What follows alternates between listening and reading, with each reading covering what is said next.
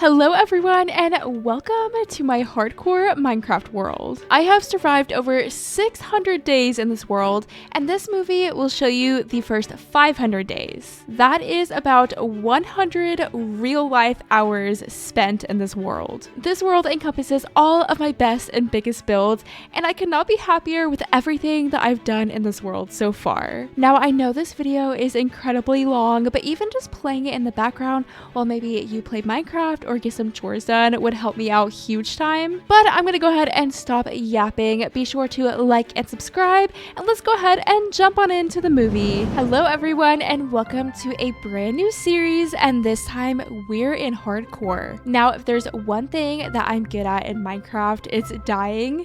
So we'll see how much I can accomplish in this world before the inevitable end. Be sure to like and subscribe to follow along with me on this journey, and let's go ahead and jump right in. There's nothing quite like a brand new Minecraft world, and it looks like we've spawned in kind of a savanna and also a forest, and we have a swamp right over here and a ruined portal. But of course, let's punch our very first tree and let's make it birch this time.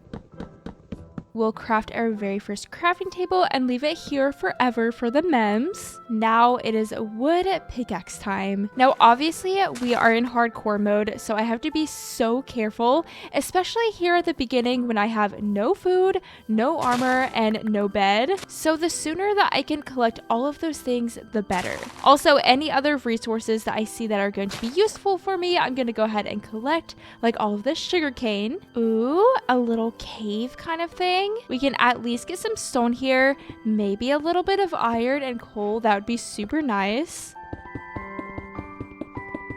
While we're at it, let's go ahead and craft all of our stone tools. Can we find anything useful in this little cave thing? Oh, I see some coal down there.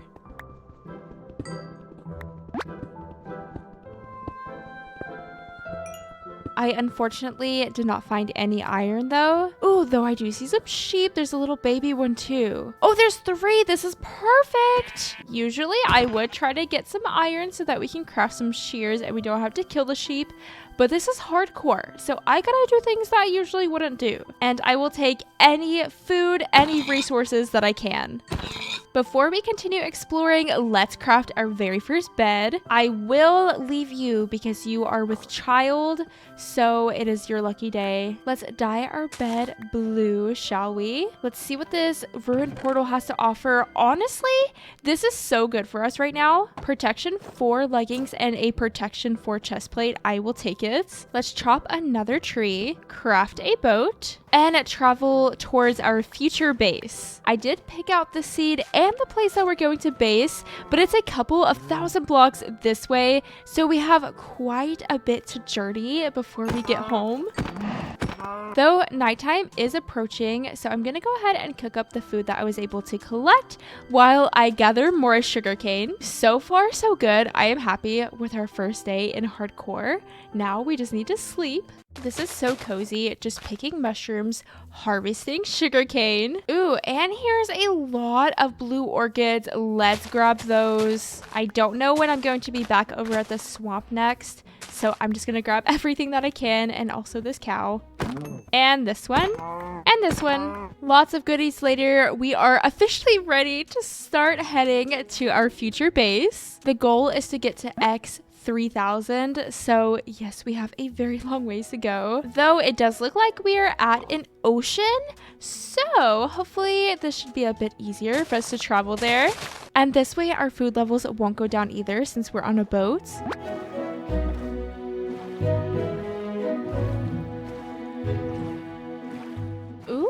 Looks like we've got ourselves a shipwreck. Shipwrecks scare me just a little bit because it's easy to drown in them, but maybe we could give it a little peek. Whoa, and the shipwreck is like completely full too. You know, maybe we should craft ourselves some doors. I know that there are doors on the boat, but what if I want more doors, you know? So let's craft a few of them. You can never be too careful in hardcore, you know? Looks like we've got ourselves some potatoes, which is so good because I don't know where a village is, so this will be a good food source. and some suspicious stew and TNT. This chest here, we have lots of paper and a buried treasure map. Oh my goodness, look at my inventory. We are going to have to make some sacrifices. Do the water bubbles go away faster now? Because I feel like they do. Ooh, we've got ourselves our very first piece of iron, which means that we can craft a shield now. I just have to figure out what I want to get rid of. Honestly, do I need suspicious stew? It's kind of fun, but I don't think I really need it. And then we'll get rid of the birch. All right, let's get out of here and continue on our way towards home. There's another shipwreck. It looks like another full one as well. Anything good here? I'll take the coal. We'll get the paper. Then there should be one more chest right here. These doors definitely came in handy. Ooh, so much more iron. This is so good for us. Some emerald, some lapis, and then iron nuggets. That may be the end of our sailing, and actually my inventory is so full. I guess we'll drop the doors. But we're on foot now, getting a little bit closer to our destination, about 1,000 blocks away. And when I tell you this is the prettiest seed I've ever seen, I'm being so serious. This seed is so cool, and that spawn would never tell you how cool this seed is about to be, because the spawn was kind of ugly, if I'm being completely honest. Just look at that mountain. That is a whole mountain. Also, with us being in the mountains, we will be able to get some really easy iron, and we don't even have to go down in the caves to get it. Just look at that beauty. That is such, oh my gosh, look at all that iron. But this is such a cool looking mountain, don't you think? And the beautiful blue water, I love it so much. And we have made it to where I want to base, at least for now. I really want to base around this little lake right here. And I mean, just look at this.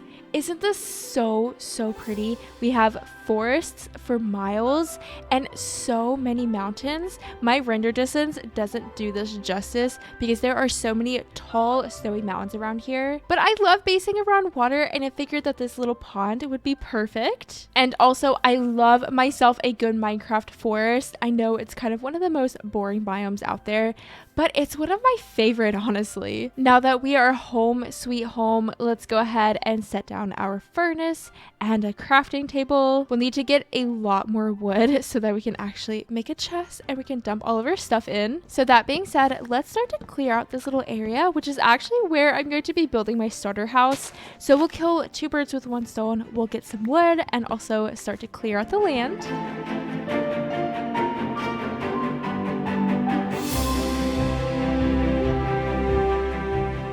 Let's go ahead and get a little wheat field started. I need to first get a couple of seeds. And while we're at it, let's go ahead and plant our potatoes. Ooh, also, I should probably start growing some sugarcane. I already have so much of it, but you know, I feel like you can never have too much sugarcane. We'll plant the wheat here.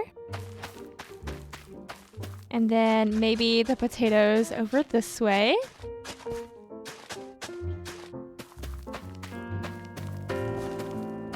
And of course, sugarcane all the way around. Obviously, this is just temporary. We will have a redstone sugarcane farm at some point, but this works great for early game.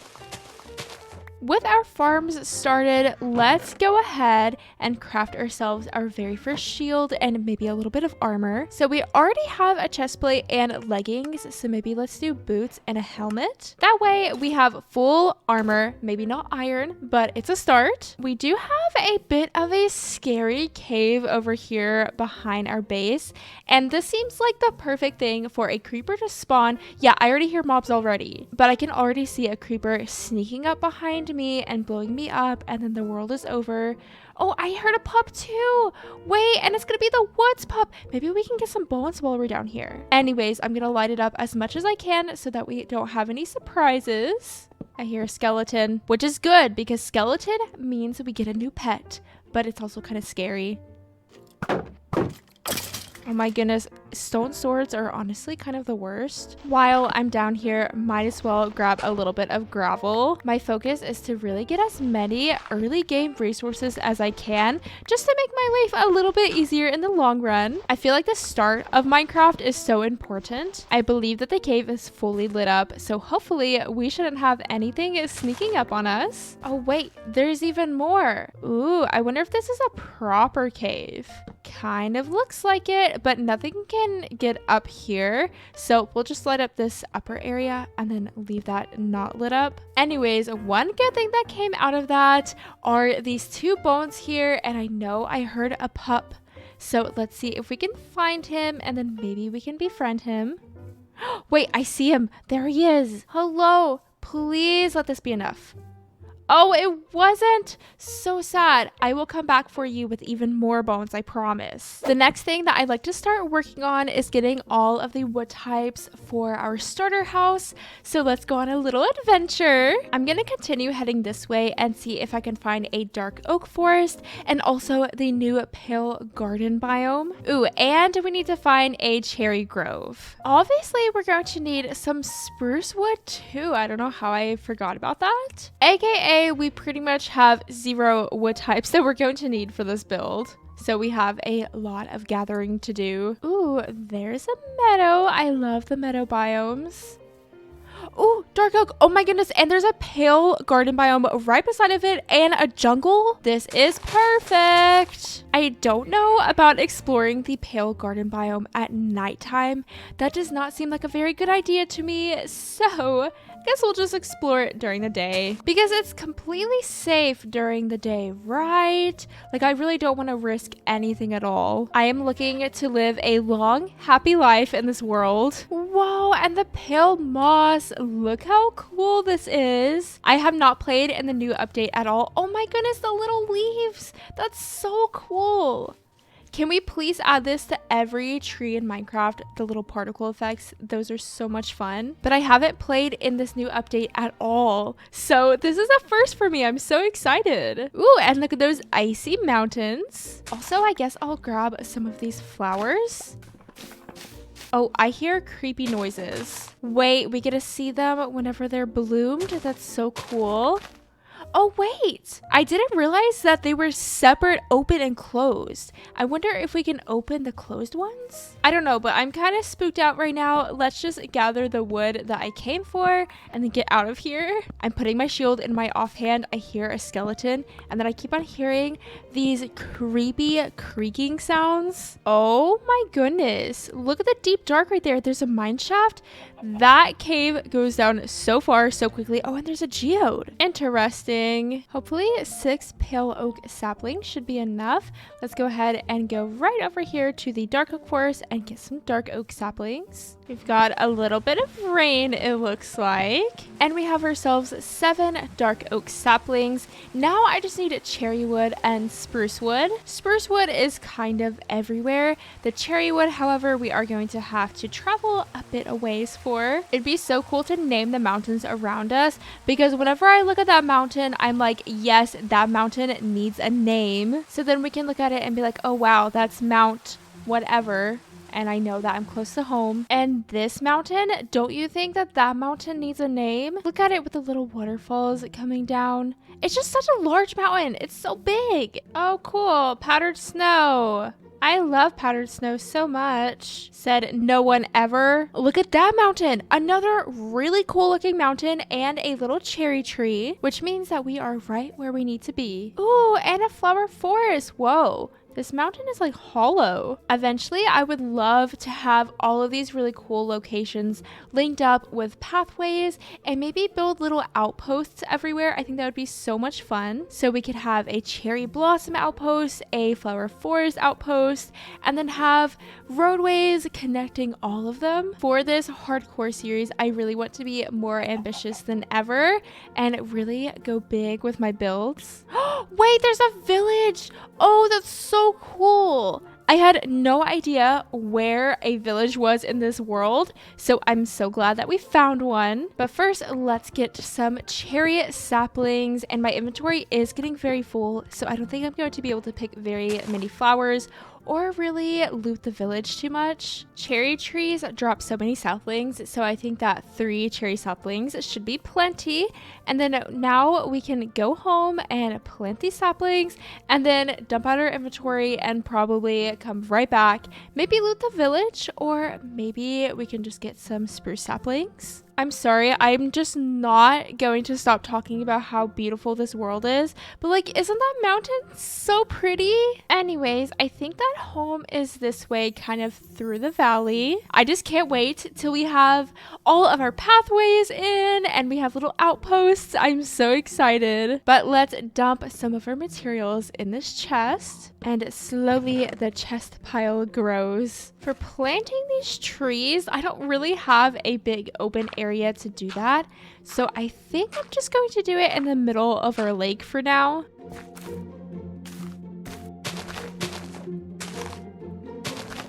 Yeah, look how cute that is. That'll work perfectly. Next up, I need to get some stone for our build and also some iron, because I do not want to build with stone tools. I would really much rather build with iron tools until we get diamond. So let's bring our furnace with us and also our crafting table. That way we can smelt up some iron as we get it. So right now on the checklist, iron, stone, and then also some spruce saplings. There's lots of spruce over here, but actually maybe I will tackle the stone and the iron first. That way we'll have plenty of iron for more iron axes. I'm going to check out these stony shores and see if I can get some iron from them. We have this one over here and then another one that way. 2 weeks and your mom invites me to her house in Long Beach. Is it casual now? So far, I haven't really been able to find that much iron. We only have 10 pieces. I did make an iron pickaxe and an iron axe. I also got 7 spruce saplings, so we're making lots of progress. But look, I found this. I think this is a completely different pale garden biome. It is near a jungle, but I don't see any dark oak, so I think it's completely different, which is pretty cool. There's so many fun biomes around in this world. And again, just think about my spawn and what my spawn looked like compared to this. You would never know that this paradise was hiding inside of the world based off of the spawn. Anyways, I saw a little bit of stone over here, so wanted to see if I could get some easy iron. I really didn't want to go caving if I could help it, especially with how many mountains are around here. Like, what do you mean? I should be able to find some kind of stony something and have lots of iron as well. Though we do have some here.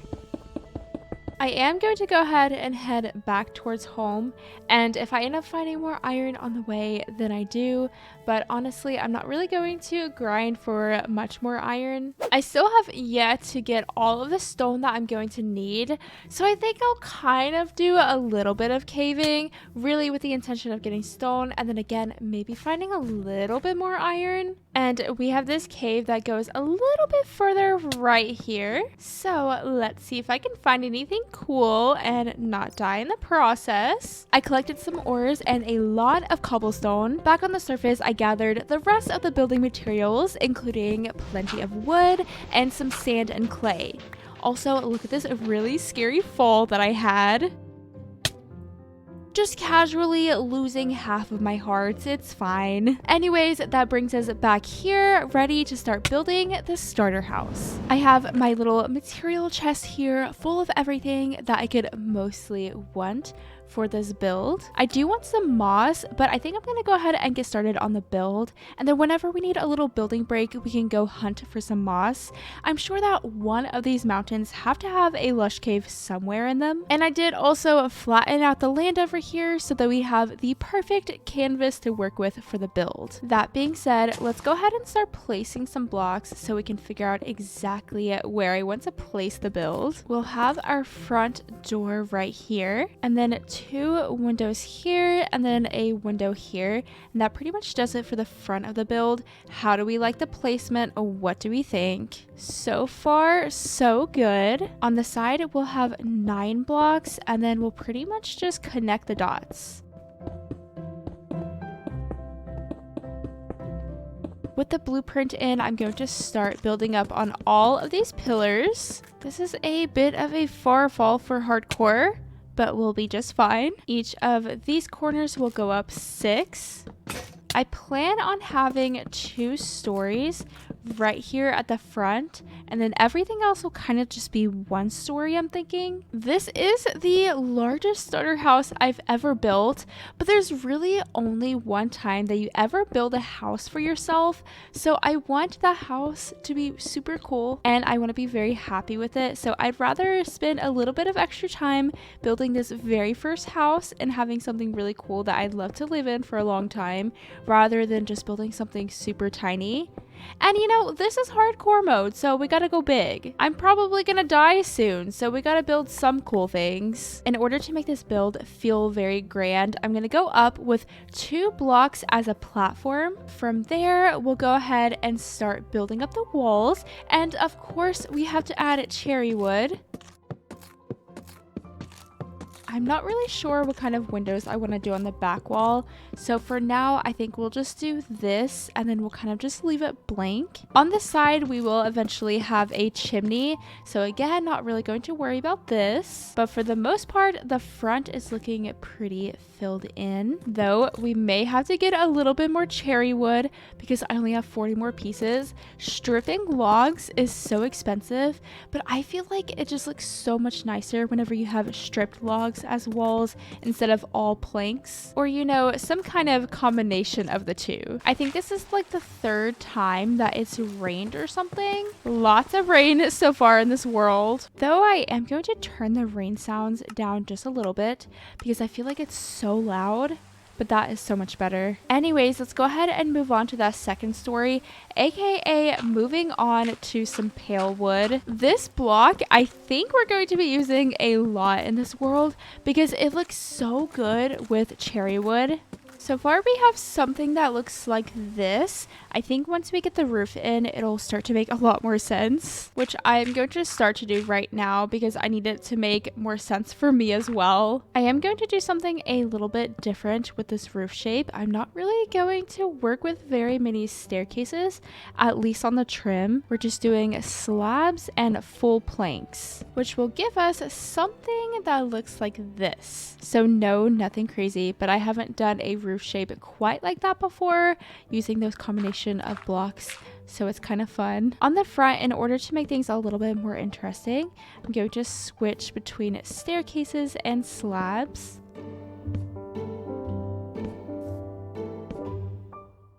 See, so cool, so interesting. Of course, we'll copy that along the back. On the 2nd story bit, we're doing that same roof design.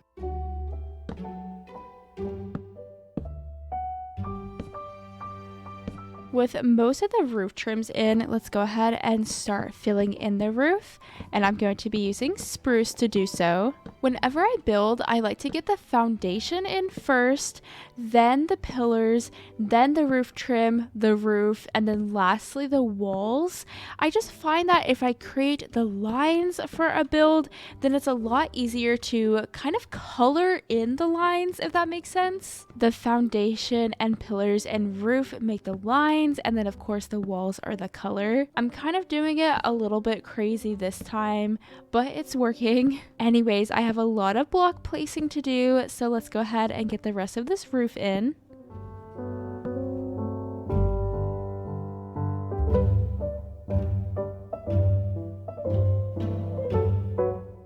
On all of these points of the roof, I'm going to add this fun little design with an upside down staircase, a slab, and then underneath that slab, somehow, we need to place a gate and open it, and then we have this cool little arch thing. For the peak, I'm going to alternate between staircases and full blocks, so we have a kind of fun pattern. We'll do that same thing on all of the points. Oh my goodness, I cannot believe it's raining again. It has rained so much. Anyways, the roof is mostly finished. I do want to add a little peak here just to break this up a little bit. And then maybe we'll add the same thing on the back. I'm not entirely sure. Before we do the walls, I'm going to get this roof in. The walls are my favorite part. I can't wait to get to it. I'm tired of doing this roof. I don't think I'm going to do the same swoopy kind of design. I think it's going to be a little bit too much on this small roof. So maybe we'll just do one upside down staircase. To fill this part of the roof in and that over there, we're just going to use a bit of pale oak just to kind of mimic the pale oak that we have on the second story over here. Eventually we'll get a little window in here, but for now let's just leave it like this. Finally, the rain has stopped and we can go ahead and start filling in the walls and detailing. I'm so excited. First up, let me just craft some random detail blocks, like obviously lots of spruce trapdoors. I did chop down another spruce tree, but honestly we might need to chop down another one. We'll need a few spruce fences and also a couple of gates. The pale door and also the pale oak trapdoors are so cool. Obviously, we are going to be using the new trapdoors and door for our starter house, and we'll do it in this 3x3 design so that it looks very grand. To kind of round off the corners, let's add some trapdoors and staircases,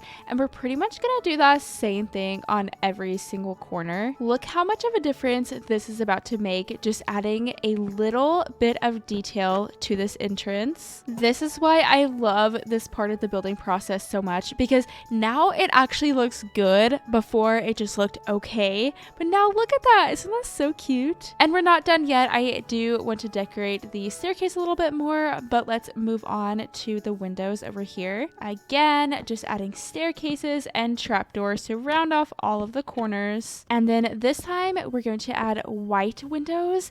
This is such a fun detail. I know it's not that cool, but in my little brain, it's so cool. We have pink windows for the white walls and white windows for the pink walls. Also, we have officially moved to stone tools because I just don't have a lot of iron. So next episode, definitely a lot of caving needs to happen because I would love to get a full enchantment setup in next episode. Whenever I have a window spot that's kind of awkward and a little bit too small to actually place a window, I'll just place slabs instead, so it creates kind of a false window. And then maybe we can stick a flower pot up there or something just to add a little bit more detail. That's the front walls mostly complete. We just need to do all of the sides and the back. Yeah, we still have a lot more building to do, but we are slowly but surely getting there. So enough yapping, let's get to building. I'm nearly done with the exterior and the chimney is almost there, but we do have some pillager friends. I heard them. I don't know where they're at now. They were just right here. I think they may have walked off. I really don't want a surprise arrow in my back, so I want to see where they went. Oh, I see one there. Okay, I mean, they're walking away. I think it should be fine. Anyways, this is how things are coming along. This is what this side of the build looks like. I just need to fill in these little spots here, but the chimney is mostly complete. The back of it, I'm not done quite yet. Again, we're gonna have like a little back garden here, so I'm not really gonna worry about the back door quite yet. And then now I need to really just get some bushes in here and kind of decorate the front with some foliage. So that being said, let me go ahead and dump out my inventory just a little bit. I've been able to cook up 56 baked potatoes, so food is going well. So with that, let's go ahead and take a break on building and start to look for a lush cave.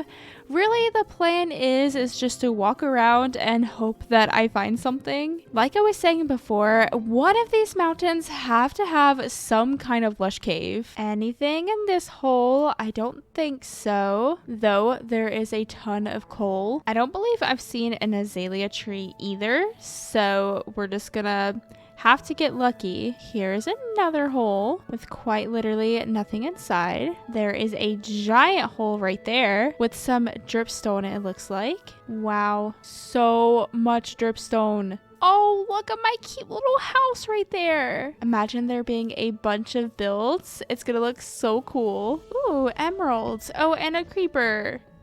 I think this is our first creeper actually. Though I don't want to get the emeralds just yet because what if I want to silk touch them?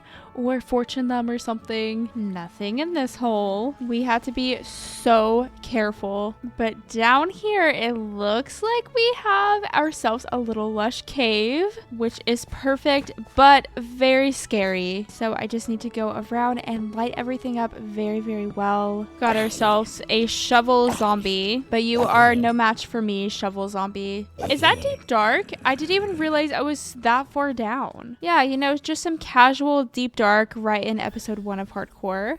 No biggie. Oh my goodness, it goes down so far. I hate this. Let's just get our moss and go.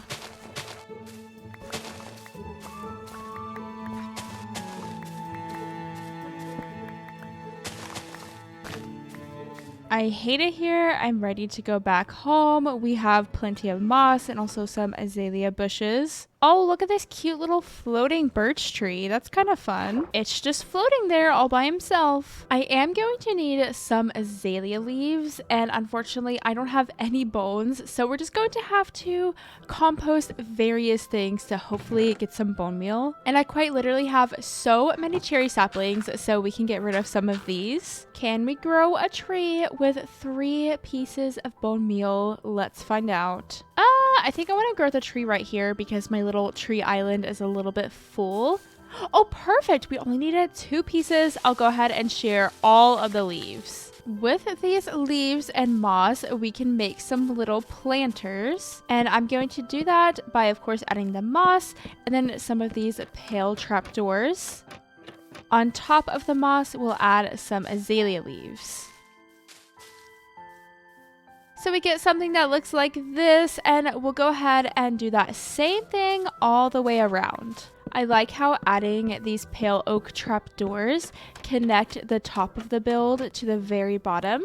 Maybe here so that we can have a little bit more support where the fences are. We can add an upside down staircase and stripped spruce wood. And of course, we will add the leaves as normal. Yeah, I think that's so cute. That's such a cool wall. Here at the entrance, I'm going to add some stripped spruce logs, and then we can add some flower pots. Maybe here and here. Of course, I want to add the new pale oak sapling and then maybe a little flowering azalea bush. I mentioned that I was thinking about placing a flower pot up here. So let's go ahead and do that. And then maybe we'll do this open eye blossom. Such a cute little detail. We'll go ahead and add that on the back as well. In order to add a little bit more light, let's add some stone walls with some lanterns on top. That is one thing that we're going to have to make sure that we are on top of in this world, is lighting everything up. For this back part, I'm just going to do a similar staircase that we did in the front. We'll just add a little cherry door here, and I will make a really cute garden at some point back here, but I'm not really going to worry about it too much right now. Really, my priority is now to get the interior finished. I don't even have a floor in here. For the interior, I decided to do it all on stream. We had so much fun coming up with different ways to decorate everything. My VOD channel is linked down below if you'd like to watch it, and be sure to follow me over on Twitch to catch the next stream. Oh, also, I nearly lost my whole world due to powdered snow, so please enjoy this clip. So I just have so much on my so much on my plate that scared me more than it should have. It's really not that deep. Oh wait.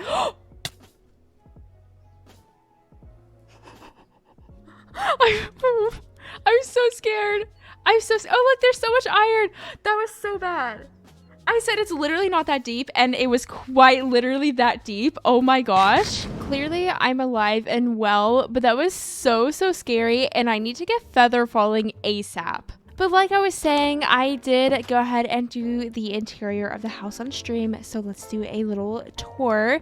Here is the living room, and we have this beautiful fireplace that I am so happy with, and we have a little iron block right there, and I was thinking that eventually whenever we have more diamonds, or just diamonds in general, we can change this block out for diamonds, and then maybe eventually netherite. I do eventually want to get some more paintings in this room. I just don't have the wool to craft anymore, so we just have one painting right now.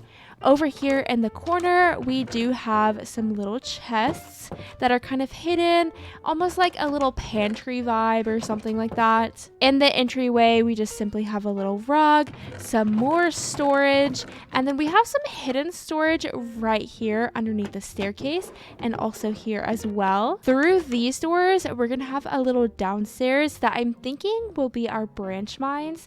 So in next episode, we will continue the staircase down and then make a little branch mine. Moving on to the upstairs, we have a little gallery wall with lots of different paintings. And then our bedroom, we have a 3 wide bed, very fancy, and lots of extra storage. My storage in this house is kind of just sprinkled around throughout all of the different rooms, and I kind of like it like that. Obviously, eventually we will get a storage building in, but for now, this will work for us. And I still haven't done anything to the backyard, but I'll get to it. I will get to it, I promise, at some point. Right now, we need to work on getting a pathway in. So I think let's just kind of like place down some path blocks right now just to figure out exactly where I want to place the pathway. We'll definitely need to clear out some trees, but I think this will kind of work. I think it could be a lot of fun to have maybe a little fishing dock here at the pond so that the pathway is actually going to something, because right now it's kind of just going to our little starter farm, which of course will be temporary. Here at this really steep hill, let's place a staircase, and then we can kind of have some little railings or something. I love that the pale oak trapdoors are solid. Don't get me wrong, I do like a little hollow trapdoor, but I feel like the solid ones were able to do so many different things with them. This is a little bit tricky, but I think it's starting to look kind of okay. For the pathways, I'd love to do a combination of packed mud and coarse dirt. Eventually, I would love to get some rooted dirt in there, but we have not found a single azalea tree yet, so no rooted dirt yet. But usually I just do a simple path block pathway, but I really want to switch it up in this world and try something different. We'll just kind of randomly sprinkle these blocks around. I don't have a ton of packed mud, so we're going to have to use it sparingly. I've also seen people mix in jungle planks with this color palette, so maybe we could try that, because right now I think it needs something else. I think just the packed mud and coarse dirt looks a little bit boring, a little bit empty maybe. Anyways, we'll go ahead and continue this path all the way down to the river. Before I continue this pathway, I think that maybe we should go on a mini jungle adventure. That way we can collect jungle wood and then finish off that. Oh, there's a pillager. No, okay, let's go around, I guess. But I just don't feel like this pathway is going to be complete without a little jungle wood or a little something else. Also, I quite literally never build with jungle wood, so this is actually going to be a lot of fun. I don't know, I'm kind of excited for it. I'm gonna chop down one of these smaller jungle trees, and then that should be plenty of jungle wood. 53 logs later, let's head home. Watch me hate this. Wouldn't that be something? I mean, I don't think it's bad. I think the jungle looks a lot better than like spruce with it or something. It kind of blends in a bit better. We'll also use it as kind of like a stair block as well.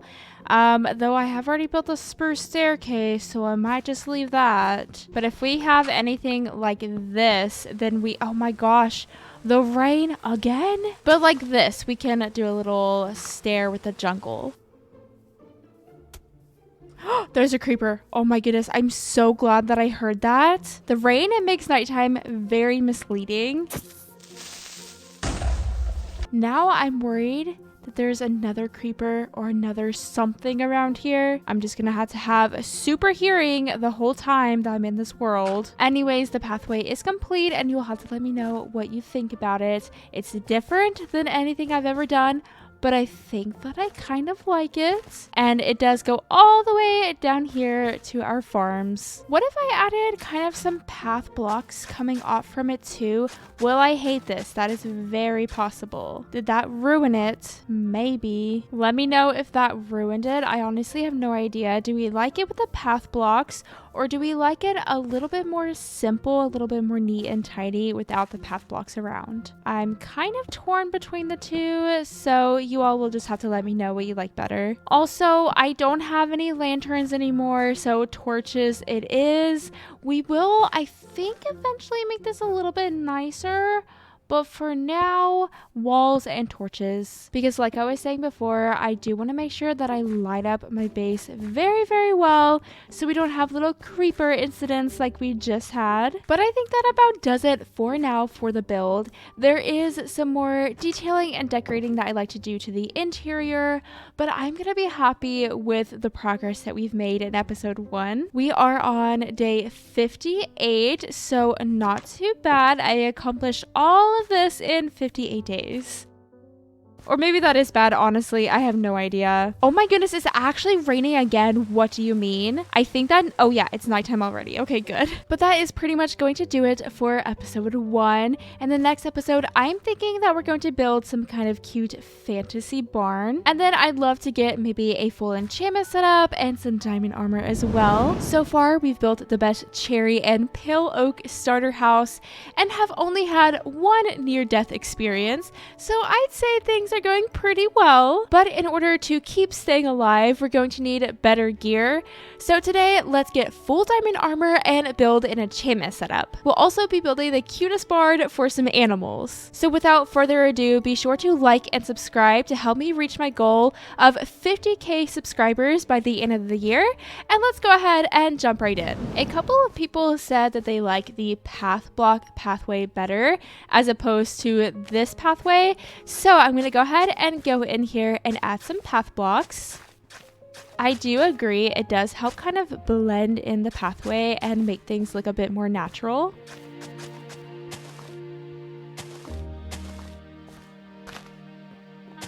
There we go. I think that's much better. Wait, I just heard a wandering trader. Hello! He's selling some sea pickles, which is kind of cool. Do I have any emeralds? I can't remember. I do. You know, let's buy a sea pickle. Why not? Thank you so much for that. Anyways, next up on our to-do list, I need to get some animal pens started so that we can start farming some cows and sheep. I am going to need just a tiny bit of wool for the barn that I have planned. And obviously, we need leather for an enchantment setup. So we'll just make ourselves a temporary pen right here. But soon enough, the little animals are going to have their very own place to live. And there's actually a cow right here. Perfect. You are the start of something so special. Now let's see if we can find ourselves 2 sheep and 1 more cow. Ooh, there's another cow right there. Now you two make a baby, and this will be our very first baby actually of the world. Look at him. He's our very first baby. Now for the 2 sheep. Hello, are there even any sheep in this whole entire world? Wait, I found a sheep. Also, just look how majestic the sheep looks right there in that birch forest. I actually love the birch forest biome so much. Anyways, we just need to find 1 more sheep. Wait, there's an azalea tree right there. That's so cool. That means that we can get rooted dirt. Note to self, come here for rooted dirt later. And it's not even that far away from our house. Here's a sheep right here. He's a gray one, but it'll do. Welcome in, welcome in. We'll go ahead and breed the cows again. We got a little light gray baby sheep, and I would like myself a lead, so let's just put these llamas in the boat. We'll do it the humane way. And there you go, llamas, you are free. With our animal pens made, we can go ahead and start branch mining. So of course, I built this little like basement thing that we will just create into a branch mine. My goal isn't to have the nicest branch mine right now. I'm just trying to get diamonds in a safe way. So we're essentially just going to build a staircase down, as easy as that. So you can find me digging for a very, very long time because we are at Y71 right now. It's gonna take me a long time to get down to where I need to be. I think it's like -54 or something crazy. Anyways, I'm gonna pop on some music and have a nice cozy time doing some branch mining.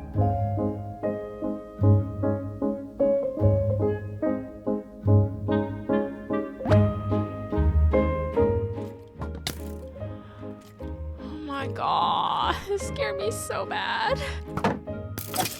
I'm still making my way down, but I did find some diamonds.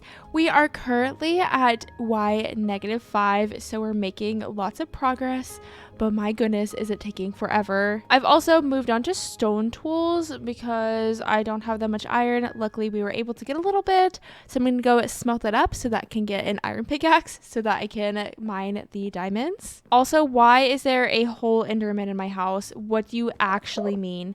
How did he get in here?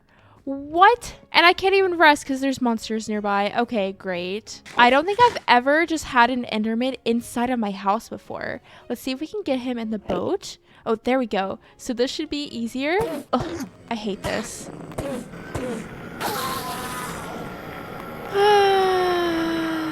Anyways, let's see how many diamonds we can get from this and also how quickly we can mine them because I want to leave this cave as soon as possible. You know, I feel like your first diamond just has to always be one, right? It wouldn't be a first diamond without only just getting one. Anyways, continuing, going down to the bottom of our world.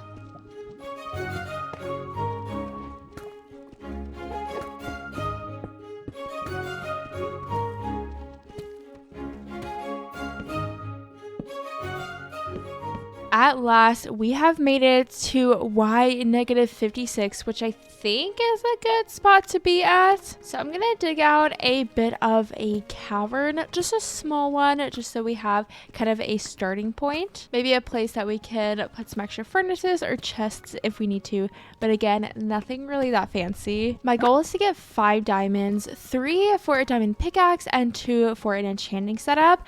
And then from there, we'll actually build the enchantment setup so that we can hopefully get fortune before we mine any more diamonds. And of course, I already have 1 diamond, so we only need 4 more. So this is the setup, our 5x5 little room here. And then we're going to have a main hallway that goes down.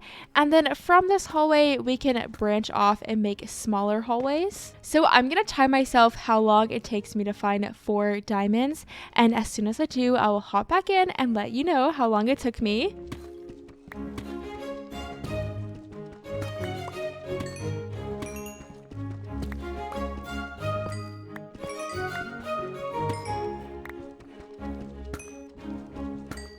Guess how long that took? We have ourselves 6 diamonds, so 1 more than we needed. Okay, you've got your guess? It only took 7 minutes. So really not too bad. I'm happy with this results. So let's see how close we can get to a full enchantment setup now. We only have 25 pieces of leather, so I know that's not going to be enough leather, though we should have more than enough sugarcane, I'm thinking. We'll be able to make 25 books, which turns into only 8 bookshelves. I saw so many cows while I was looking for those 2 sheep, so I think I'm just gonna go around and see if I can get enough leather or at least a little bit closer. Obviously, I've been down in the caves, so I haven't been breeding up the cows up on the surface.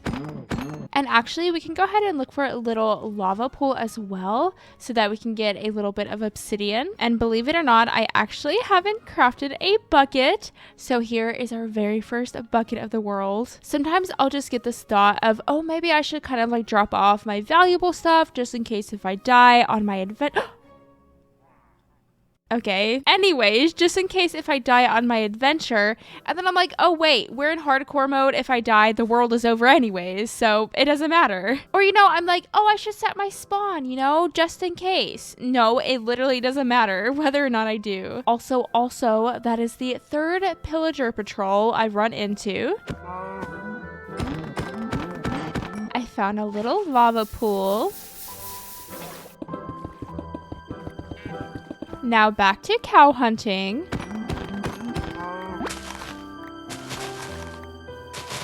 I'm just farming some trees and breeding up cows, and there's literally pillagers again.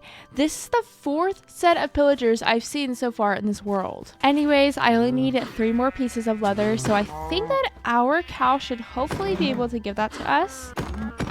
And there we go. We have enough leather for a full enchantment setup. There's the 15 bookshelves, and we'll craft the enchanting table as well. It has begun raining, but I'm going to put the enchanting setup back here actually. It's just going to be temporary just for now, but I don't really have another place to put it. So right here it goes. Clearly I don't have enough levels right now for a level 3 enchant, but I wanted to see what we'll get. Unbreaking 3, of course I'm looking for Fortune 3, so that's not quite what I'm looking for. Maybe what we'll do is we'll just re-roll until we get a Fortune 3.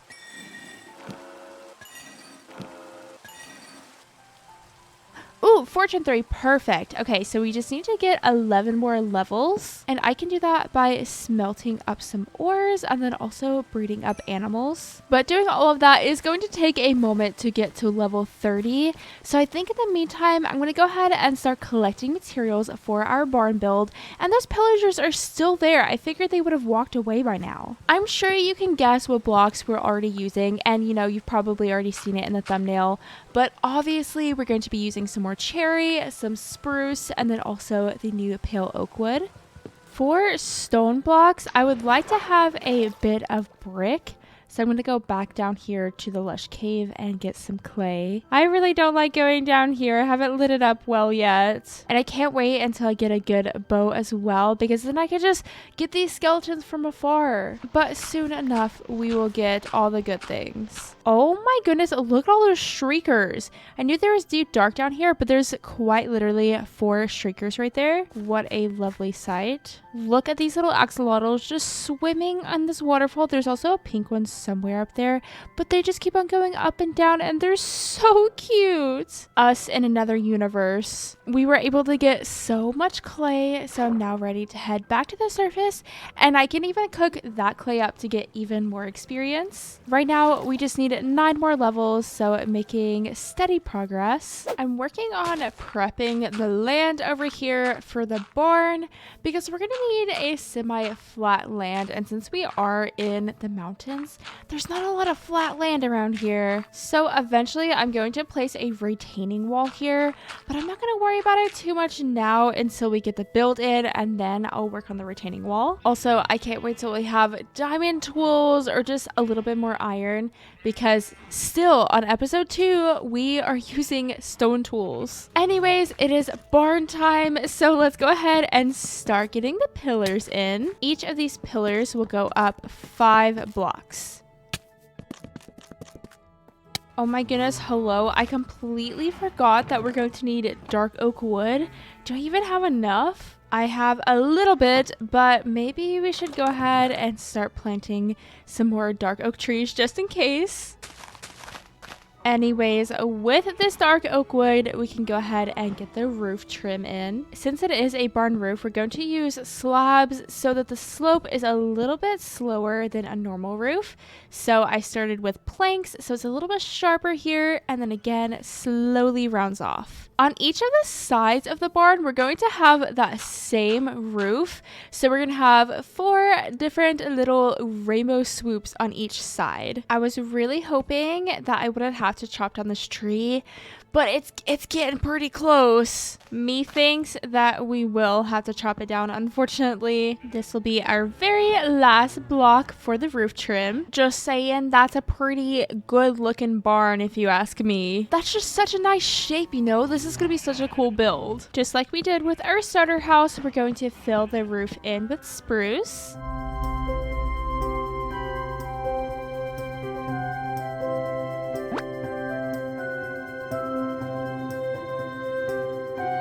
I am going to leave the middle hollow because I have plans for it. But there is the roof finished. Again, that is a nice looking roof. I like this build so far. Wait, I forgot about my little peak swoopies. Can't forget about those, of course. Much better. It's time for my favorite part, the walls.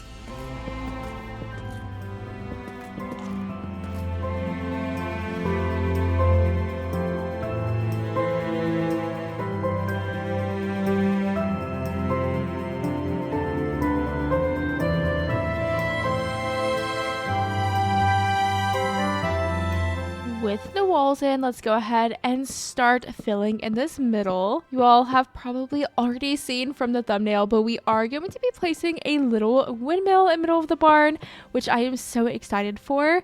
Originally, I was thinking about placing a windmill on our starter house, but whenever I got into creative, it just didn't really make much sense for the build, but it makes so much more sense for this barn. I would very much like if we could build lots of taller builds for this world, because they just look so cool whenever you look at them from afar. So lots of windmills and little towers and things like that. Oh, it is raining. I know that these might not seem like huge builds to you, but for me, I rarely build things this big, especially in early game with stone tools. Hello? Why do we still have stone tools? I have no idea. Why am I building anything with stone tools? That's a great question. Needless to say, I am loving this world so far, and I'm loving all of the things I'm building in it. Here on the top of the build, we're going to be placing a fence and also a lightning rod so that my building doesn't burn down. I have had parts of buildings burn down actually with lightning strikes. Also, I did this cute detail on the side, except I don't even want to do that. I'm not sure why I did it, but you know, go off. This is why talking and building is so difficult for me. You'd think that I would get better at it over the years, but honestly, I really don't think I have. For this windmill, I'm going to be using grindstones, which I've never actually used for a windmill before. I know that it's kind of a common thing, but I've never personally done it. And since this windmill is built on such a small scale, we're just going to have 2 pieces of wool coming off from the grindstones. And then to add a little bit more pizzazz, we're going to be placing oak trapdoors. Oh my gosh. Wait. I built the windmill on the wrong side of the build. Oh my goodness. Literally, what is happening? I don't understand. Well, don't mind me. Just going to be here fixing my windmill. Did I put a window on this side? I did. Hello? Okay, anyways, let's fix this thing. The windmill is officially on the correct side now, and the build is mostly complete. Definitely let me know what you think about it. But now we need to start working on terraforming. And to do that, I want a little bit of rooted dirt, and we did find that azalea tree earlier in the episode. So let's go over to the azalea tree and try to collect as much rooted dirt from it as we can. Also, I'm hoping to get just a little bit of iron, because if not, then I'm gonna have enough iron for maybe 3 lanterns, which is not nearly going to be enough. Oh, there we are. And we begin. I know usually you can get so much rooted dirt from these things. I think there's a cave system below us, so I just need to be very careful.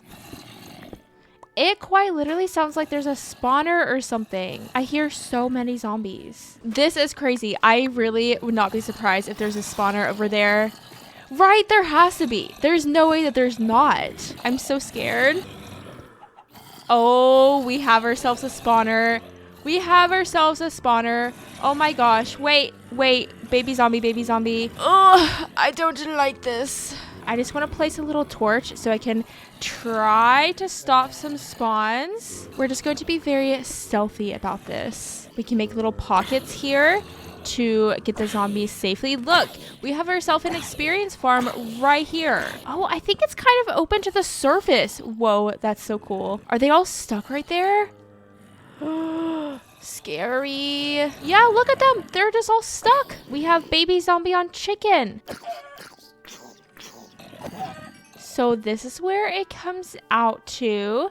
Very interesting. There are more mobs down in the hole, but I'm just gonna leave them there. We've cleared out the majority of them. We have ourselves a flame enchanted book, a name tag, and some other goodies. Okay, anyways, that is just so much fun now, isn't it? It's always so nice finding a spawner in early game, because now I know that we can actually make an experience farm. At least a spawner experience farm. Anyways, back to collecting rooted dirt. So far, we have ourselves about 1.5 stacks. I brought 4 shovels with me, and they have all broken. We have this much rooted dirt, but we still have more to mine. Okay.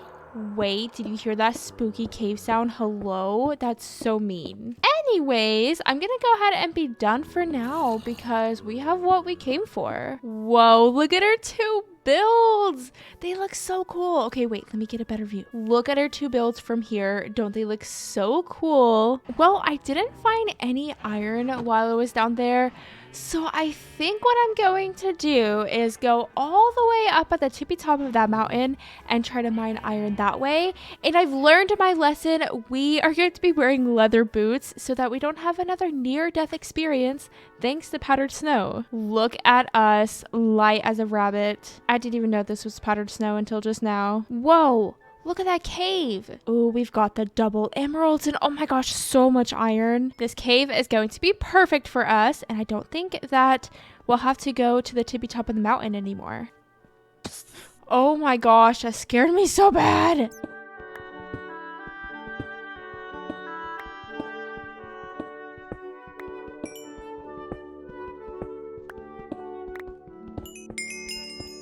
Yay, we reached level 30. Goodbye, zombie. I'm going to the outside world now. Needless to say, that caving trip was amazing. We got so much coal and then 60 pieces of iron. That means we can make ourselves over 60 lanterns. Now that we are at level 30, let's go ahead and get a Fortune 3 pickaxe with efficiency 4. Well, I would love to test out my shiny new Fortune 3 pickaxe. So I'm going to go down here all the way to the bottom of my world. Wait, this looks so goofy. Look at me. Look at me. Anyways, I'm going to try to get enough diamonds for a full set of diamond gear, and then we'll finish up the build afterwards. Wish me luck. Wait. What? Well, I guess we're not going that way. Got it. Noted. Wait, we found diamonds. That was so fast. Just to tell you how quickly that was, that's the start of the hallway, and there are the diamonds. Anyways, I'm going to pop on some chapel and continue at branch mining.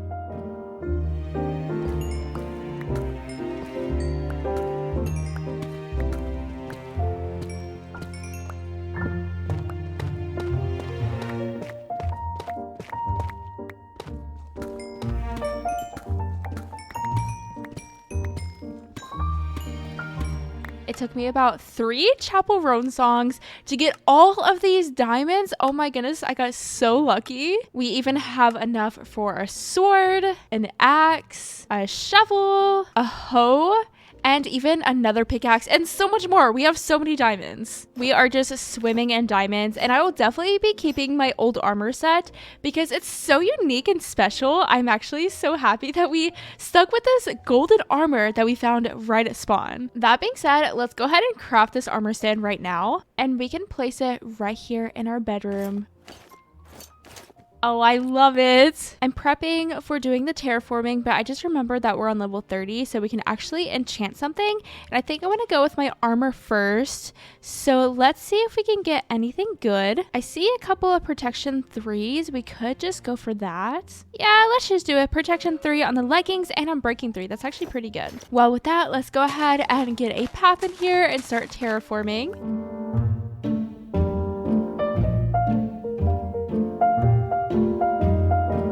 All of this just turned out so pretty, and I'm so happy with it.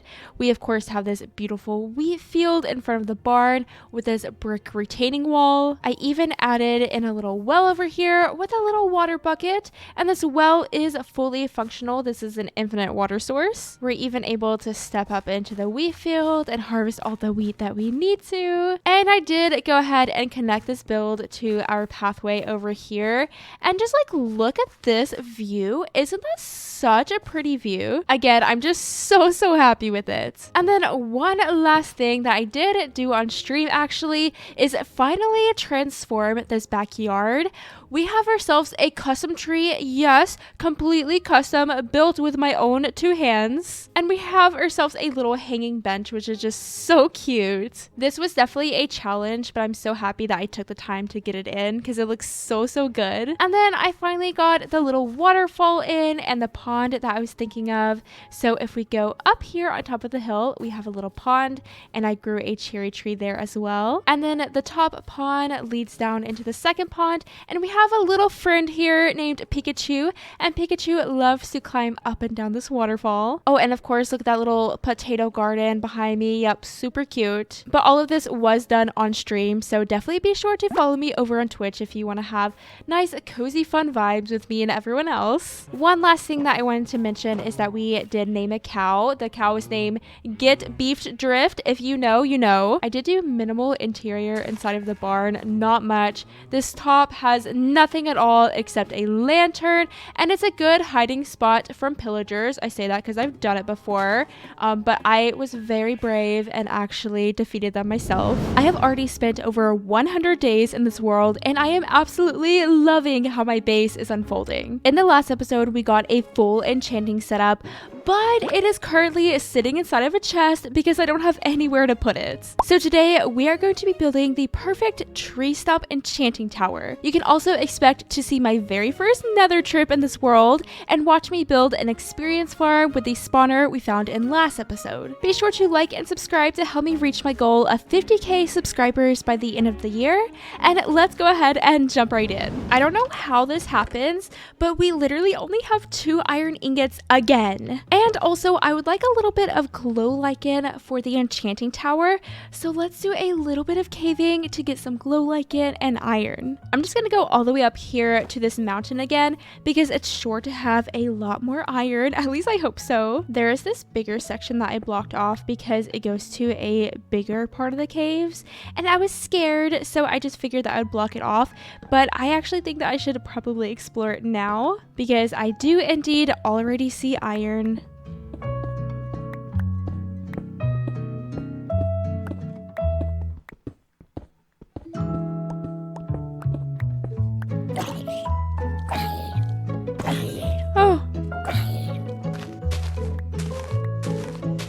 Oh no, I hate baby zombies. I literally hate them so much. Here is the caving hall. Pretty good if I do say so myself. And it's snowing. How magical. Oh, okay, just kidding. It's actually thunderstorming. Thunderstorm, snowing. I'll go to sleep. That cave has proven to be so helpful for us, and I still have a lot more to explore actually, but we're gonna have to get on the iron farm game soon. But let's go ahead and start cooking up our iron. Oh, wait, we had some iron in there and I had no idea. Oh my gosh, and so much in here. Okay, we were actually fine. Continuing on with our material grind, I'm actually going to need so many books and bookshelves for the build that I have planned, so let's make sure that we are breeding up the cows throughout today's episode. AKA, I'm going to go ahead and harvest up our wheat field so we can get plenty of wheat to feed them. Hello, hello, cows. Make all the babies for me. Oh my god! What do you mean? Why are you here? I'm just trying to harvest my potatoes in peace. Someone mentioned having iron golems around my base so that they can kind of like protect my base, you know, from all of the pillager visits that I get. However, remember that one incident from Skyblock? Yeah, I'm a little bit scared of iron golems. What if something like that happens again? I guess you all can have those potatoes. I didn't want them anyways. Anyways, with all of these seeds that we got from harvesting the wheat, I want to build one of those automatic composter things. So let me see if I can remember how to do this. Is this working? Yes, it is. Yay. Perfect. Look how cute. I can also put all of my extra wheat inside of this chest so that whenever we need to breed up the cows, it's nice and easy.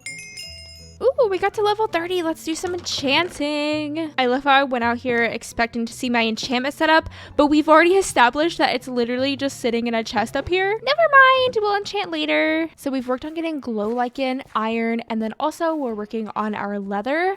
But another thing that I'm going to have to get and actually go on a wee adventure to go and collect is some pale moss. So let's do a little hop and a skip over to the pale garden biome.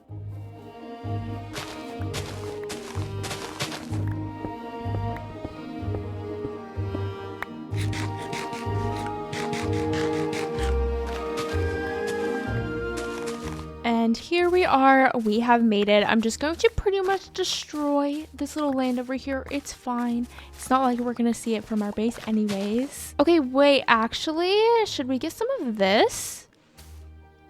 How does that work? I don't know, actually. Do I just like... No. Oh, interesting. Huh. Does that happen with all the trees? Wait, that is so cool. Does that happen with regular moss? Because if it doesn't, they need to get on that. That would be so neat.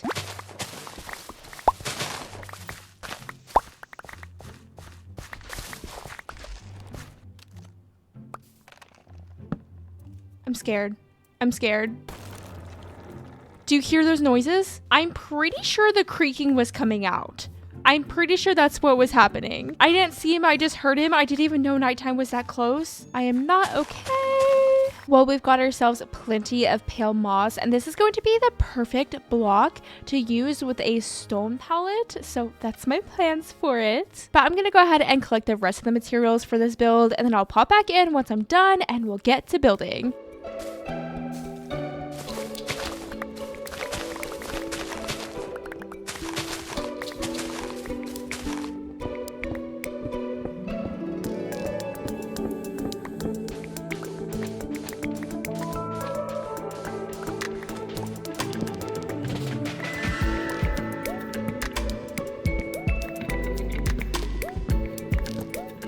Can now go ahead and start building this tower, and I went ahead and cleared out a little spot for it. We're going to be kind of placing it to the right of the starter house. Like I was saying before, we're going to be building a tower coming out of a tree stump. So first things first, we have to build said tree stump, and it is also very hard to count as I talk, so let me just do this real fast.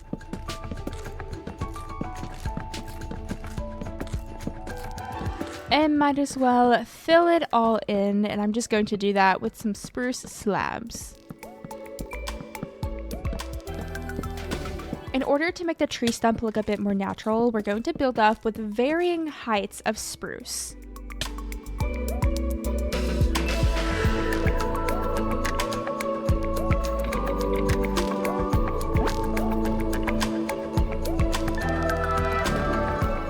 This is looking pretty good right now, but of course tree stumps aren't just tombs, so I am going to add some little blocks around here just so that the bottom flares out just a little bit. We can kind of cap off all of the oak logs, and then I could add just like a few slabs here and there. I'm also adding a little bit of dirt because I want to place flowers around the tree as well, and if we have a little bit of dirt around, then all the flowers will be on different levels rather than just one level, if that makes any sense at all. I also did break my diamond shovel. Usually I'm pretty good about keeping up with the durability of my tools, but I was not paying attention clearly. Anyways, to make the tree stump really blend in with the rest of the land, I'm going to add lots of dirt, maybe some path blocks, maybe a little bit of rooted dirt and packed mud, all of the things. The ground needs some more work, and I will work on it a little bit later. But let's go ahead and start getting this tower part in. I want the base of the tower to be really natural. So we're going to start with some little moss, and then we'll do some pale moss and then some mossy variants of stone. So we're going from most natural to least natural, if that makes sense. Or like most overgrown to least overgrown blocks. And just like we did with the tree stump portion, we're going to kind of go up in varying heights with all of the stony and mossy blocks. So some of them will go up a lot higher than others, just so that it kind of looks like we have a little bit of a gradient. And then we copy that same thing with all of the different blocks. I think I want to start with some mossy cobble, and then we can slowly start to mix in some of the pale moss, because the pale moss is a lot more gray. So again, we're going for that nice gentle gradient. Also, I'm gonna have to start to be really careful that I don't fall wall because I would probably die. Definitely whenever we start to get higher up on this tower. Who would have thought that building could be kind of dangerous? Anyways, from here, we'll move on to cobble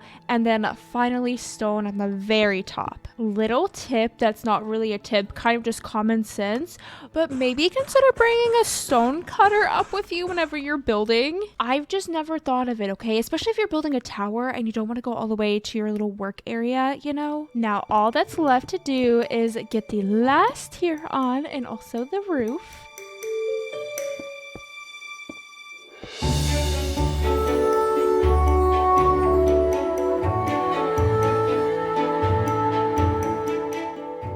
This is a very tall build. Look at it from down here.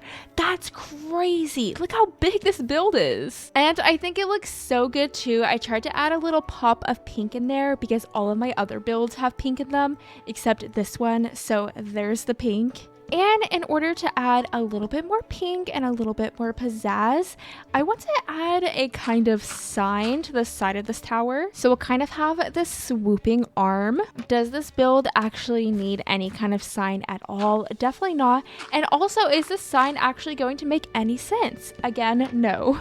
But I think it's fun, so we're going to do it. It's honestly just as simple as that. So there's our little flower sign, and don't you worry, there in the middle, I do want to add a bit of glowstone, but obviously we haven't been to the Nether yet, so we'll just place a little filler block there. But yeah, that's kind of what she looks like. What do you think? I think it's a nice, fun little touch, and now the tower is pretty much complete, other than terraforming the pathway, and of course the interior. Look at this giant tower and how much I'm gonna have to decorate inside, but I am going to go ahead and do that on stream. So here is the before and here is the after. We have ourselves a giant library with a level 30 enchanting setup. Lots of little details around. Let's just take a look at these little shelves that I made. I put some hanging signs so it looks like it's actually connected to the wall. I thought that was such a fun little detail. And if we continue going upstairs, we have even more bookshelves up here.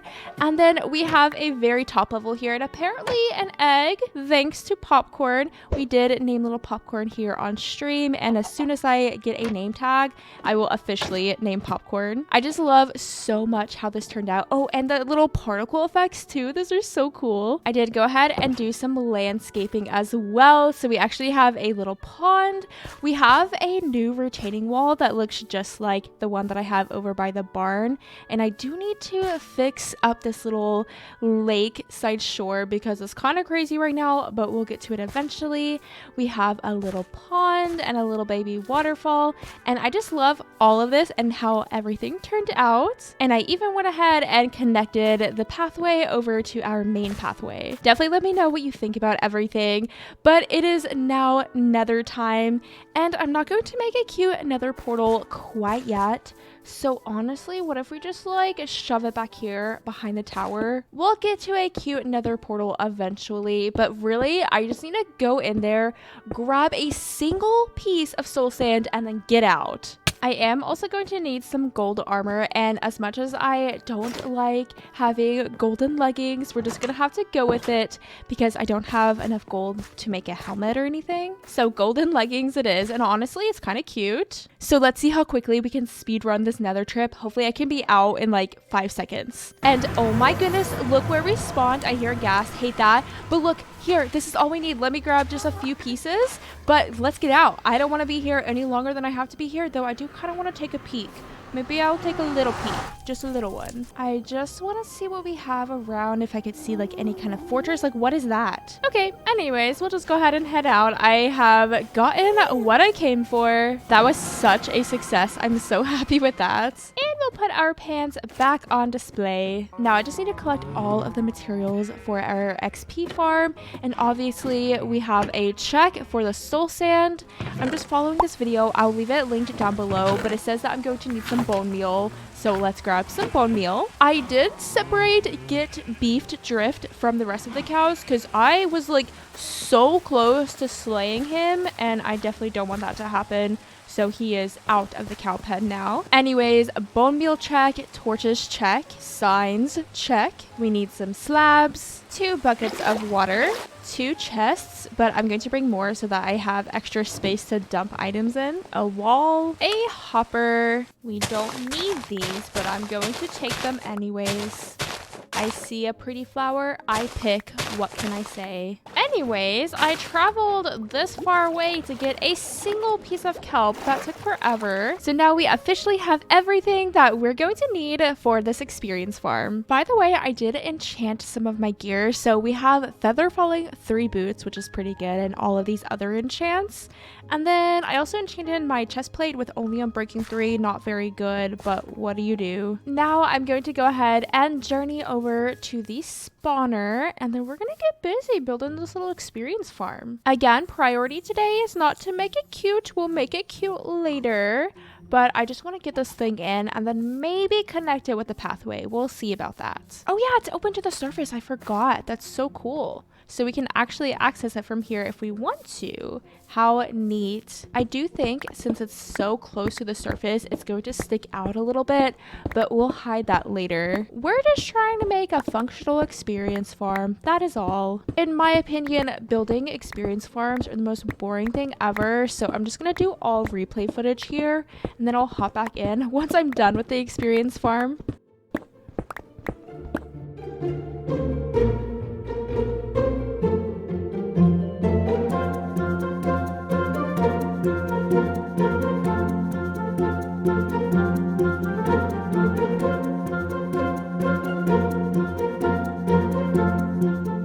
I was editing this video and realized that I actually messed up the audio in the last few clips of me going to the Nether and looking at the interior of the tower, so sorry about that, but it should be fixed now. Anyways, the experience farm is finished, and again, I'm not going to worry about making it cute.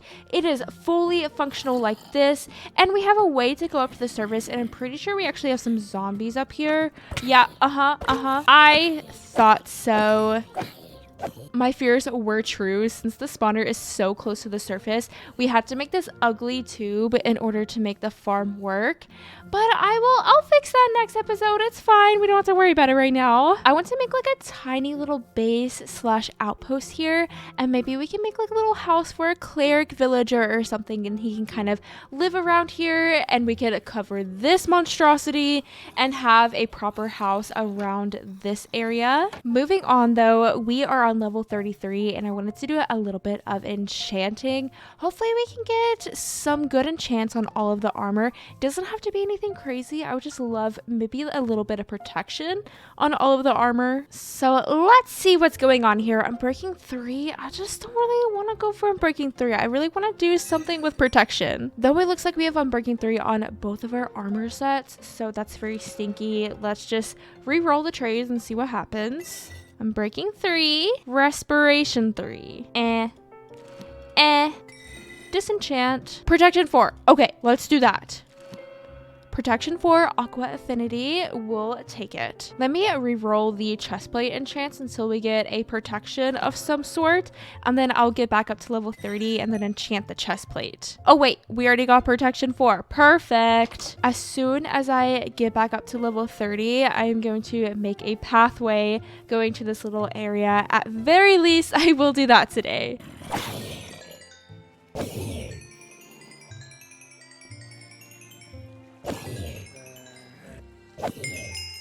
There we go. We have made it to level 30. Hopefully there's nothing waiting up here for me. I can't wait to get this little outpost in so that we can kind of protect that area. I think that is going to be the main focus of next episode, and I'm actually so excited to get it in because it's going to be like a second mini base, and it's going to be so cute. My very first little outpost, and yes, it's very close to home, but I don't know. It's kind of the start of the vision that I've seen with this world. I mentioned that I want outposts everywhere throughout this world, and specifically with special little shops and stuff that I can go to and feel like I'm traveling around my world and like going on a little shopping trip, you know? And this little outpost will have the cleric villager, so that will be exclusive to this outpost. Also, we just got protection 4, but oh, it's fine. It'll be good. You can't expect to win them all. Also, we did get a pup and I was actually able to befriend her, and her name is Poppy. Again, we named her on stream. I'm just coming over to my house to make another shovel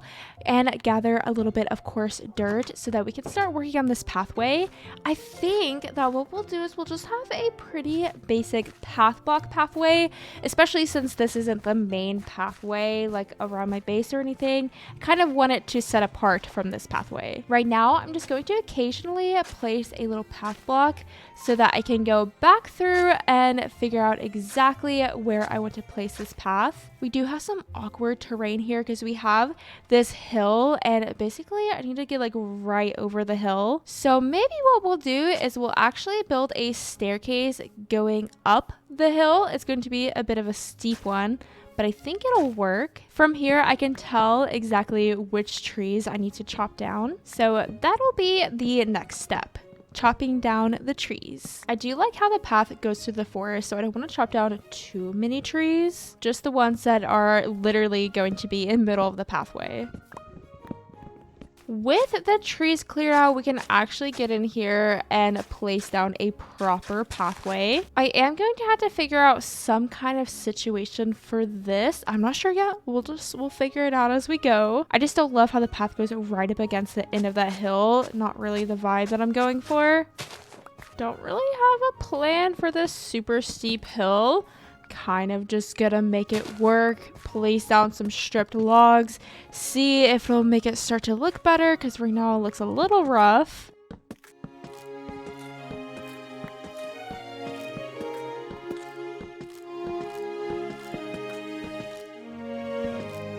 I mean, it actually doesn't look that bad. I'll take it. I'll do a little bit more decorating by placing some flower pots and lanterns around, but overall, I'm pretty happy with it. Since I don't really have too much of a plan for this area over here just yet, I'm just gonna have the pathway go to here for now. But more or less, we have the entire pathway in.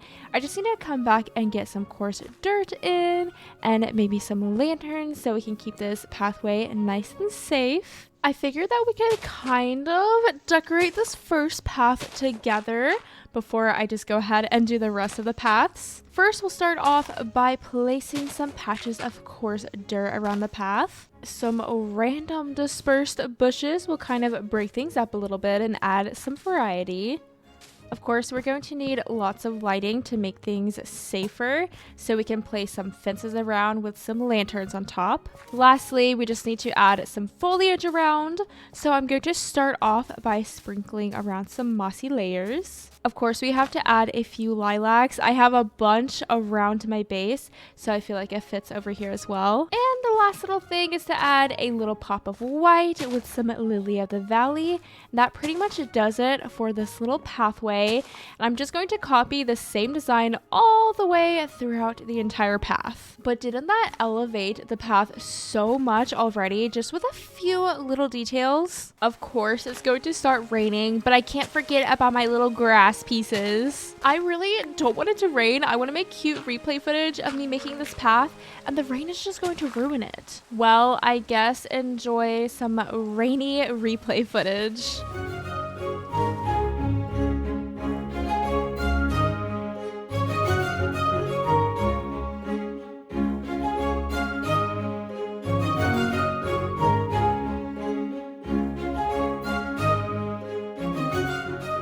Our pathway is officially finished. I love so much how it turned out. I'm glad that we have an easy way to get to and from the experience farm. But one thing that I forgot that we actually need to do is replace the single piece of moss with some glowstone. So that means that we have to go back to the Nether, which I am not looking forward to. I actually see some glowstone right there, so hopefully we can just grab it and leave. Oh, I love that for me. Is there any better glowstone?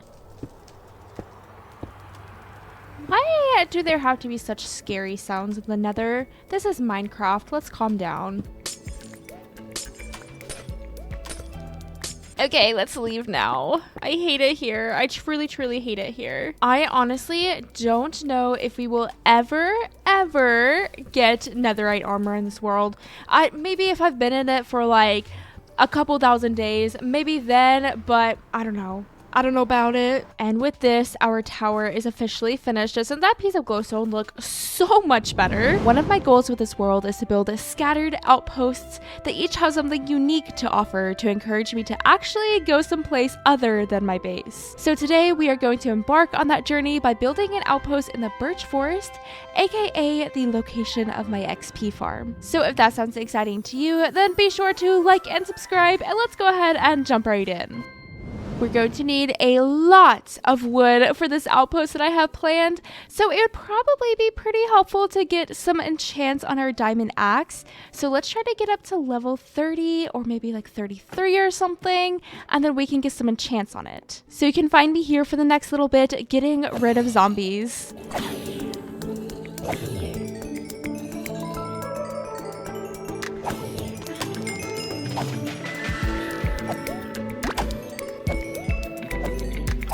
Let's see what we can get here. I'm breaking 3. Actually, that's kind of what I was looking for. Efficiency would be nice, but I'm breaking... Oh, perfect! That is a very good starter diamond axe. We'll probably have to heal it later, but that's okay. I thought it could be really cool with all of our outposts to kind of have a different block palette.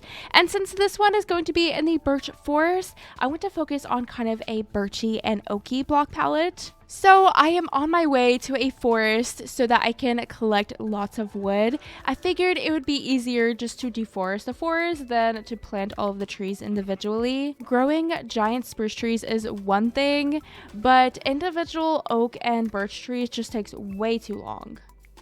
This valley over here kind of goes into a small plains, so maybe we just extend that plains a little bit and start to deforest this section. This new axe is going to make this a breeze, so let's get to chopping, shall we?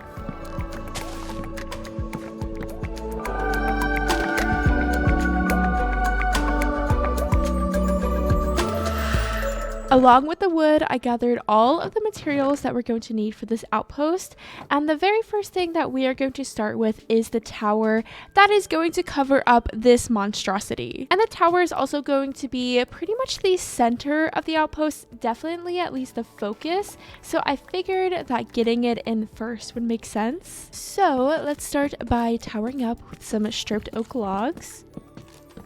This tower has to be very, very tall because this tube is very, very tall. The pillars do kind of get in the way of the tube, and I didn't really come up with a plan of how I was going to go about that in creative. So we're just going to have to figure out how to incorporate that into our design here in the hardcore world. But it'll be fine. We'll figure it out. Also, thank goodness for feather falling. That does it for the main supports of the build. And if you know anything about me and how I like to build, you know what we're going to start working on next. And of course, that is going to be the roof. I want this tower to kind of be a watchtower. And since the bulk of the tower has to be mostly solid to hide the tube, we're going to have this open part up at the top, which gives us something that looks kind of like this. These spruce blocks are temporary. I will get rid of those in a second, and all of this will make sense in a moment. Right now it just looks like a bunch of rectangles and squares, but honestly I love myself a good rectangle and square. There's nothing wrong with that. But let me focus and get this roof in, and then we'll move on to other parts of the build. Can you see the vision now? Isn't this tower already looking so good? Now we just need to get the walls in, which I'm going to be doing with birch wood. We'll have kind of patches of birch planks, but then the majority of it will be stripped birch logs. On this side of the build, with the tube sticking out, I am going to incorporate a kind of ladder design so that we're actually able to get up this thing. Because as it stands right now, the function of the tower is just to cover the tube, so it doesn't really have an interior or anything. Oh my gosh, why was that literally so loud? I think that was the sound of a zombie turning into a drowned. Oh, okay. What happened here? I'm thinking we stop the zombies from spawning and then we get in here and try to fix this thing. We have made ourselves a little drown farm though, so that's kind of cool. Not that I need that. Oh, this is why the pale oak sign got taken off whenever I was changing the tube. Interesting. That being said, I don't think that these are all water sources, so hopefully if we place this sign here, yes, it should just completely get rid of the water. Then we can turn the farm back on and everything should be working just fine. That was a super easy fix. Anyways, back to this wall.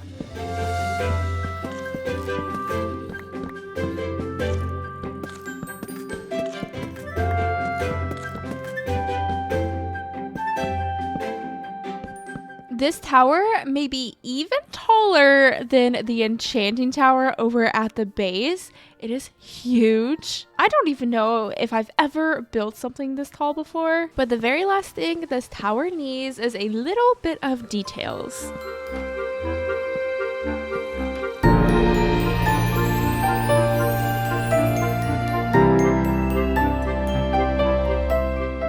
Details have been added to the tower and it's more or less complete. I don't quite have enough leather to make enough lecterns for this railing around, but otherwise it is complete. And we also get the coolest view of our base from here. Let me turn up my render distance just a little bit. See, isn't that view just so cool? I love that we can see our base from the tower and we can also see the tower from our base. I'll show you all in a little bit. It looks so cool. Anyways, we can go ahead and start working on the next build for this outpost. Of course, we're going to need a house, so I figured that could be the next thing we're going to build.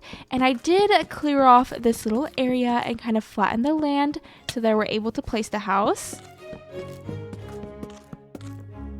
Oh my goodness, and it's literally raining again. Anyways, this house will of course hold the cleric villager. That is kind of the whole reason that I'm building this outpost in the first place, so that we have a place for a cleric villager. And obviously the tube needed to be covered up as well. But once we get the house in, I'm going to go over to a villager and we're going to get our very first villager of the world. Just like with our tower, we will have a mossy roof. Honestly, what did I even do in Minecraft before moss came? I have no idea because I use it all the time. Also, a moss farm is coming very, very soon because I've had to go deep in the caves to get moss and it's just so inconvenient. I'm just getting to the point in my world where I'm just going to need more and more farms in order to build cool things. So yes, we could just have a normal build like this, add some walls, and it could be finished. But I think I want to add a mini tower on top to kind of mimic this tower.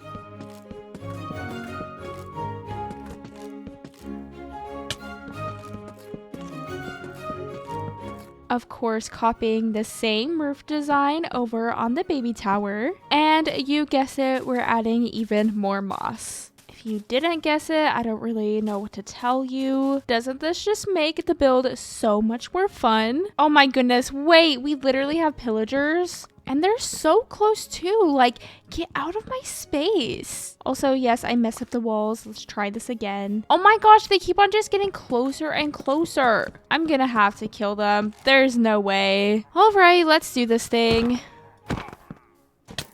Oh, I don't have my shield. That was me trying to do my shield.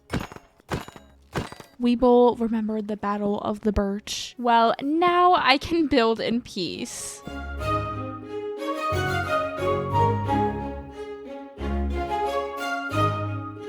So now we have ourselves a completed house and also, of course, the tower. And there is a lot more that I want to do with this space because it's not quite complete yet. But I want to take a break with building and get a villager. I'm going to craft a boat and then bring a stonecutter so that I can transport him a little bit easier. But let's be honest, transporting villagers is never easy. If I'm not mistaken, I believe that there's a villager way over this way. This is going to be so fun transporting him back. It's going to take so long. Oh my gosh. Why is there a baby zombie just like in the middle of nowhere? Okay. Now I'm burning. That is why I keep my shield in the hotbar. You just never know what's gonna happen. And sure, I could hold it in my offhand, but I don't like how much screen it covers up. So, you know, we're just gonna put it in the hotbar. Maybe that will be the death of me, who knows. We have arrived to the village, and let's see what little villager we can snag. We have a bunch right here. I do kind of also need to find a brewing stand because I haven't found a fortress yet, and I don't really want to find a fortress. So if I could find a brewing stand here, that would be amazing. If not, honestly, I'm not sure what I'm going to do. Ooh, 2 saddles. Wait, that's so cool. Oh yeah, and I wanted to take this bell as well because I want to put it on that little house that I built, you know? I do not think that there's a brewing stand here. We're going to need a brewing stand. The whole reason I wanted to get a villager is so that I can make a cleric villager. And if we don't have a brewing stand, we don't have a cleric. So I guess with that being said, we're going to go on a little adventure and see if we can find any more villages and perhaps a brewing stand. I really don't want to have to go to the Nether if I can help it. And let alone find a fortress in the Nether. Absolutely not. Though we did find ourselves a saddle, so we can actually get a little horsey friend maybe. Ooh, are you good? I feel like you're not that good. Let's try again. Are you good? Oh, I think this is much better. We'll choose this horse. And of course, we immediately get some water. I guess I'll take the saddle back and then we'll go on a boat ride.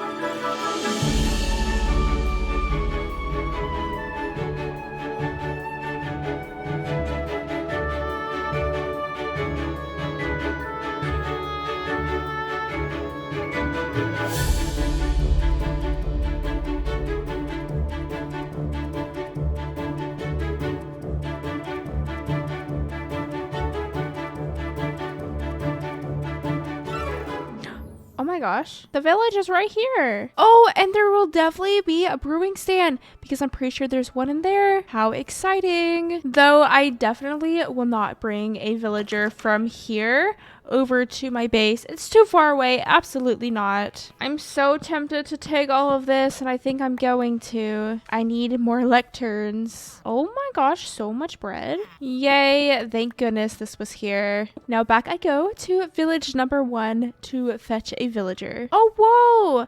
There's a little outpost too.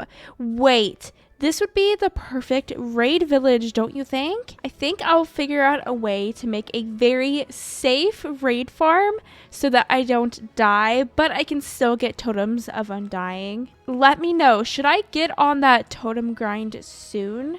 Or do you think I should wait? I don't know. I don't know what I'm waiting on though. I just don't want to accidentally die by getting a totem. Anyways, let's head back to that village. I don't want to talk about how long it took me to get to this village. I got a little lost, made a couple of wrong turns, but we've made it, so all is well. And I guess this will be our lucky villager. You know, this really isn't that bad. It only gets bad whenever they try to go back home or whatever, and it's not work hours. But whenever they do want to accept a job, it's not that bad. We're doing it. This thing is happening. It is very tedious, but also, have you tried to move pandas before? I would rather move a villager over a panda any day. This is what I'm talking about. See, like, what is he gonna do? Go up that mountain? Hello? Okay, he's in the boat. All is well, and now we pretty much just have to wait until the sun sets. I think that there's a little window of time that he could accept some more jobs, but I think I'm just gonna wait here. Technically, it's social hour, so he's trying to socialize with his friend, but for now, I am your only friend. So you're just going to have to socialize with me. Good morning. Let's continue this. Okay.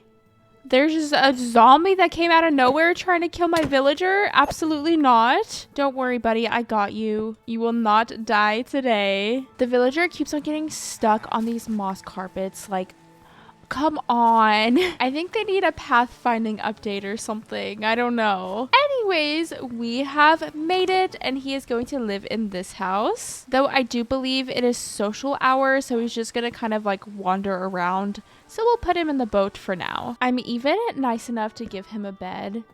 I know. Now that he's all set in his brand new home, let's kind of fix up the interior just a little bit. We'll place a crafting table in the floor, and we'll need a little lantern as well. We are going to be trading this villager rotten flesh, of course, so maybe we can make a little shelf so that we can store some extra rotten flesh.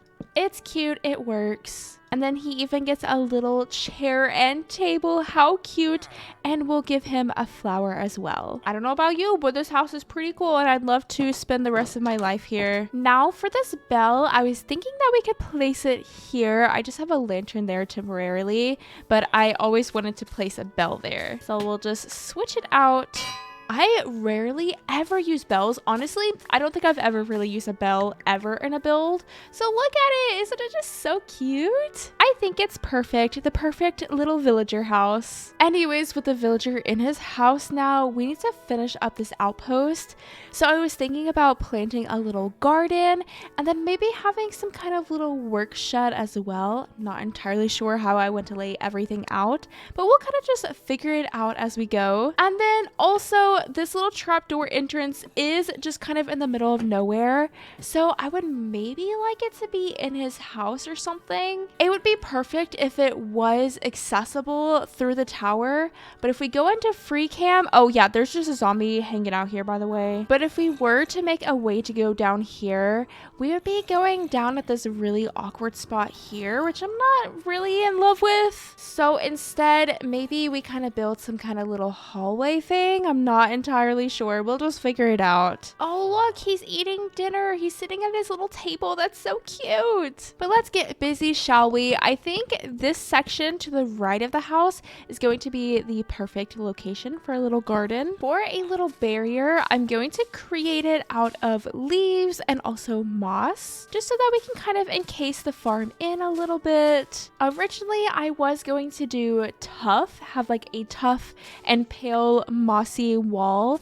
It just didn't really match, didn't really fit the color palette with the rest of the builds around here. You know, maybe I should start trading this rotten flesh as I'm working around the outpost. And then also I went to grab some carrots so that we can plant a carrot farm. Hello, buddy. Eventually we will zombie carify him, but we just don't have the means to do that right now, so I'm not going to worry about it. Oh, I didn't think about that. Interesting. It's okay, we'll make it work. All right, let's get to planting. Living our best farmer life. After planting the carrot field, I knew I wanted one more build in the outpost, so I decided to go for a barn kind of thing. I built it on a diagonal just to add a little bit more variety, and overall, even though that it's super simple, I think it made for a good addition to the outpost. Here at the entrance of the farm, I want to create a kind of archway and little sign thing. So we'll go up with fences.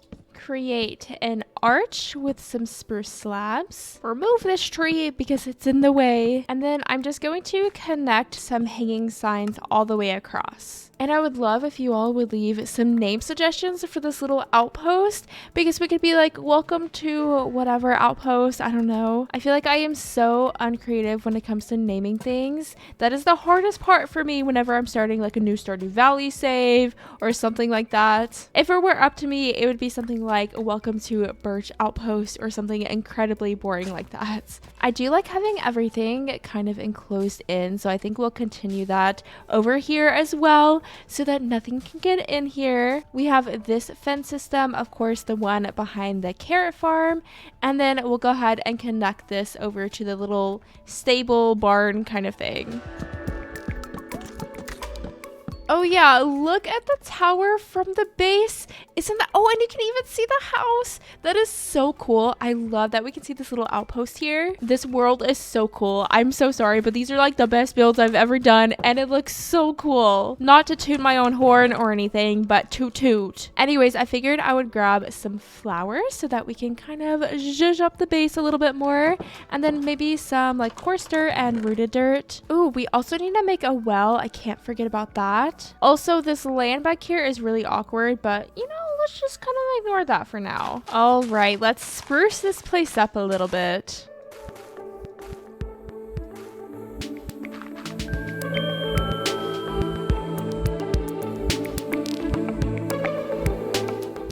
the birch outpost is pretty much complete, though I do want to get some animals in here because we have this little field that I was imagining could be the perfect place for some animals to graze. And then of course this little barn thing. So maybe we can get some sheep and some pigs. I've definitely seen some pigs around. We'll bring the little pink piggy as well. I dyed this one back in episode 1, so he's just been kind of wandering around. Welcome home, little animals. I guess technically they will be able to get out, but I'm just gonna hope that they decide to not get out.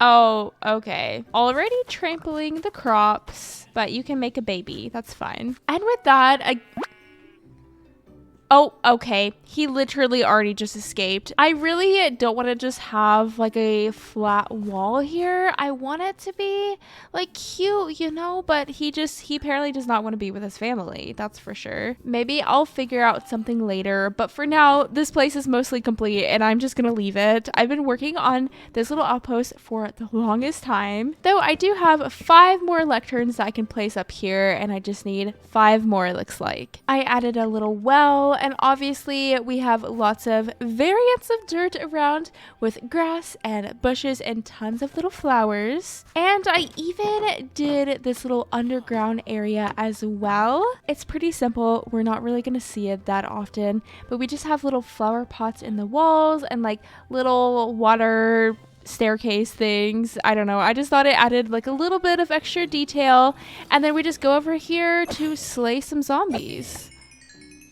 But this episode has been so much fun to record. This outpost is so cool and I'm so happy with how it turned out. Is he about to escape? I think we're fine for now. We have our cow friend for just a little bit longer. I'm thinking maybe we'll get into some redstone projects in next episode. I'm not sure. I'm still kind of planning everything. We have officially hit 200 plus days in this world, and noting how much I like to fall off of things, I think that's cause for celebration. So today we are going to be building a castle. That's right, a whole castle. This will be my very first castle build, and I'm so excited to finally have built one. We have a lot to get done in today's episode, so without further ado, be sure to like and subscribe, and let's go ahead and jump right in. A couple of quick housekeeping tasks first.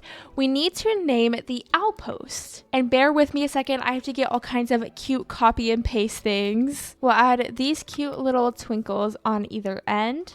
And then we will name the outpost Moss Reach. So there's our little signs. We have the sparkles. Welcome to Moss Reach and more sparkles. Obviously, I have to add cute little sparkles and hearts to all of my signs. And also, that name is perfect. I love it. It's so whimsical, so cute. I think it's perfect. The last thing that I want to do before we actually get started with today's project is move Get Beefed Drift over to the outpost. And while we are bringing him along the path, let me talk about what I was up to in between episodes. I did do a bit of caving because we need some lapis, because I want to start enchanting at the beginning of today's episode. We're going to need some better tools and gear for building this castle. There's no way that I'm going to be able to do it with busted diamond gear. Needless to say, I went caving to get some lapis and I found another zombie spawner. I really wish it was a skeleton spawner, but I guess a zombie spawner is still cool. And we got this golden apple from it. And then I found an ancient city. I knew it was going to happen at some point, but yes, we have finally located one. Also, stinky enderman putting that dirt block on top of that tree. Also quick edit to the sign. I like the 2 beside of welcome instead of underneath it. Welcome home, Get Beefed Drift. I hope that you like it here. You actually don't have that many friends because they all left you. I'm so sorry about that. Maybe I'll just get some leads and I can even hide them in the ground. I can put a fence here and then like a little mossy layer. Maybe that's how I should go about it, because I don't really want to make this place animal proof. It's just a lot of work and it's not really the aesthetic that I want to go for. Anyways, like I was saying, oh look, that's probably our piggy. Oh, and look, there's our pink sheep. Anyways, we are going to need some better gear. So let's go ahead and start focusing on that right now. One thing that I'm really going to need is a silk touch pickaxe for all of the stone that I'm going to gather. And then also I would love to have maybe like 2 mending books. So step 1, let's see if we can get a silk touch pickaxe. second enchant. Okay, let's see what else we get. Okay, I'll take it. Though I really need efficiency too, because mining all of that stone without efficiency is going to be so unpleasant. So let's make another diamond pickaxe. Efficiency 4. Perfect. Why am I trying to put diamonds in the enchanting setup? We got fortune 3, efficiency 4, and unbreaking 3. That's better than my first fortune 3 pickaxe. So what happens if we do this? Yes, that is what I want. Perfect. That is task 1 complete. So now for task 2, we need to get mending. We'll need a little bit of leather so that we can craft some books. I did also get looting 3 on my sword because I was trying to grind for some emeralds, and I went in looting for the zombie farm, and that worked wonders on the cows because we got 9 pieces of leather for like 3 or 4 cows. And speaking of grinding for emeralds, I was able to get 61 from our cleric, and I already had 35 back at my base. So now we can head over to the village that we went to in last episode, kind of by the cherry grove, and try to get a mending villager. Ideally, at some point, we will have some special mending outpost, but for now, we're just going to do it the quick and easy way. Hello, villagers. Did you miss me? I'm just going to place down a lectern and see if a villager comes over. We may have to get rid of some of those cauldrons because all the villagers are over there. Oh, and then this guy. There's this guy as well. I think he's stuck. Let's save him. There you go. Oh, we're so nice. We'll get him inside of this house and then lock him in and just re-roll the trade. I did not mean to do that. I just pressed the wrong button. I'm truly so sorry. I'm sorry. Ooh, mending. Okay, it should be 18 emeralds, but of course, I hit him by accident. So I think I'll wait until he forgives me, and then I will get the mending books. Come on, buddy. This happened like a day ago. I'm so sorry. So his prices are still up technically, but they've went down. I didn't even know that that happened, but I'm just gonna buy these dang books. I'm tired of waiting. I think 3 should be enough. We can put 2 on each of the pickaxes and then 1 on the axe. So let's go ahead and head home so we can put these books on our tools. Now we officially have mending on 3 of our tools. I'm going to run over to the experience farm and heal up my axe, and then we can go ahead and start gathering some materials for this castle.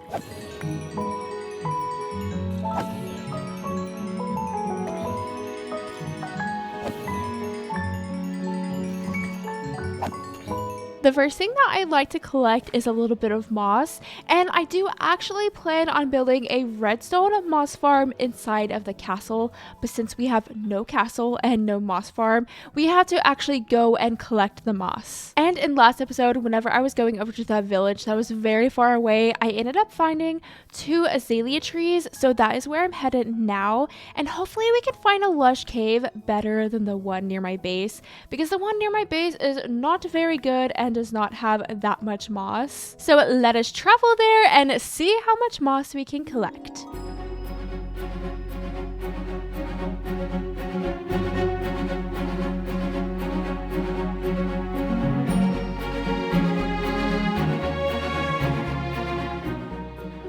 I'm back home, and here's all of the moss that I was able to collect. I have no idea if this is going to be enough, but I guess we'll just find out. And I went ahead and planted some trees that I'm going to need right over there in the middle of the pond. So I think what I'm going to do now, obviously I'm going to need so much stone. This is going to be a castle after all. So I think I'm going to gather stone somewhere in like a little hill or a cave close by so that the trees can still grow, and then I can just gather stone, gather trees, gather stone, gather trees. I didn't even mention this, but I am going to be building the castle right up here in the mountain. Let me turn up my render distance just a little bit because you can't even see the full scope of the mountain without the render distance turned up. But I am going to be building the castle in the mountain. I think actually right here maybe. But I will be getting so much stone, and it's nighttime. I will be getting so much stone from the mountain itself, but I will need just a little bit to get started. So maybe down here in this little cave right beside of my base, I'm just going to gather so much stone.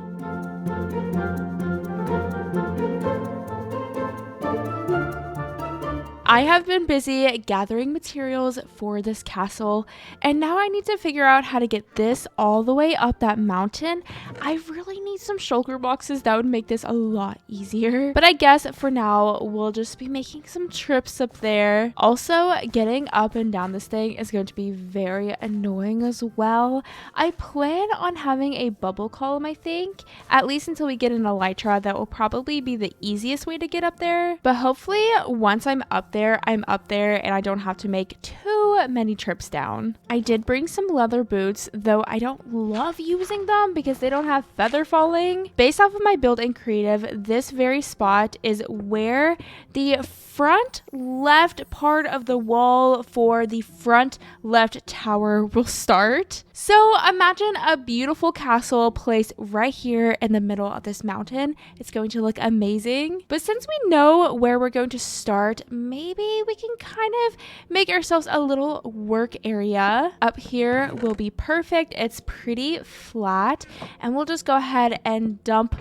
lots of chests. We're going to be making so much mess up here. Also, what if I just like place a water bucket here so that we have a waterfall to get up and down? I'm not sure if this will make my life any easier, but I imagine that it would, right? Getting down at least is very easy. It's like a little water slide. Wow. Yeah, we'll have to get rid of that eventually. That is so ugly. But I'm just going to continue my material transfer, and then we'll get started on this thing. I'm also going to start growing some bamboo so that I can get some scaffolding crafted. I only have 24 pieces, and that would definitely make my life a little bit easier if I had a bit more scaffolding. Now to start mapping out this thing, I think what I want to do is to go ahead and kind of make an outline of everything, just like I would with a regular build. And then I'm gonna have to start clearing out a lot of the mountain to actually be able to build. And based off of my creative build, the floor level was actually right here, aka all of this needs to be flattened out. So if we can make the outline on that level, I think this will make it a lot easier for us. So let's build up to 185. And then we already established this is going to be the front left corner of the front left tower. So we know where we're going to be starting. I've never built anything this big, so honestly, I don't even really know how I should go about it. So this whole process is going to be very interesting for me. Again, I think mapping it out like this is going to be the best way to start with it. I do wish that we had some wool though, so I didn't have to use my precious resources to map everything out.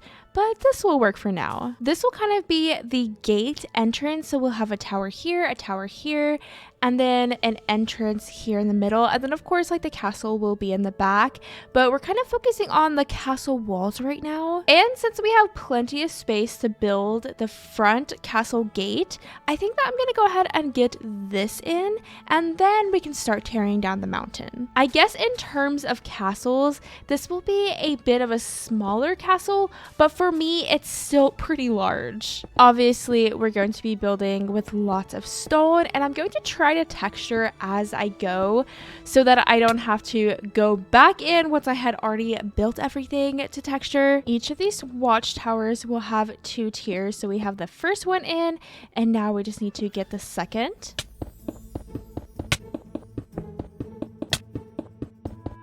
So we get something that looks like this, and now I just need to fill in these hollow parts with cherry wood. I had a hard time figuring out a block palette for this build because usually I build mostly with wood blocks, and then whenever I was doing that I was like, wait, this is a castle? It doesn't look like a castle whenever it's built out of mostly wood. So here we are with a very stone heavy block palette. Despite the heavy stone block palette, I of course had to figure out a way to incorporate some cherry wood. Our little cute floating tower is coming along, but I do need to get the little roof portion on, and then I'm pretty much done with it. Of course, I do need to bring it all the way to the ground because it won't be floating forever, just for now. Also, I'm going to need so much more wood. It's not even funny. I didn't even get close to enough. Not that I thought I did, but I don't even know if I'm gonna have it. I definitely won't actually have enough cherry wood for the second watchtower. So yeah, we'll definitely have to go down there and chop some of our trees. Also, look at the base from here, and you can clearly see the little outpost as well. How cool is that? And we will obviously be able to see the castle from our bases too, which is so cool. To make this look very castle-esque, we'll kind of come out with the roof, and then I'm going to place some chiseled stone bricks on top of these upside down staircases.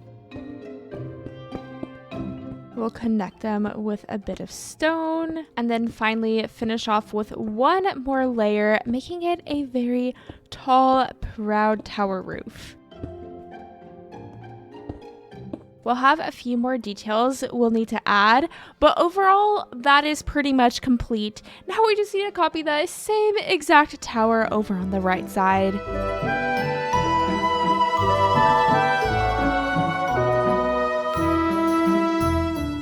With the two towers finished, we can go ahead and start working on this gate. I am very quickly beginning to run out of resources, so this is really going to be the last thing that I can build before I'm going to have to start carving on the mountain and therefore getting more stone. We'll have archways on either side of the gate and then a little door in the middle. So one archway there and then another here. Of course, this will eventually be a moss farm, so I do want to add little mossy elements throughout. So we'll have some planters here, and then of course we do have these little flower pots hanging from the towers, and I'll probably add that detail throughout the tower as well. Instead of cherry wood, this time we're going to use some pale oak. And then the door will be nice and grand, made out of spruce.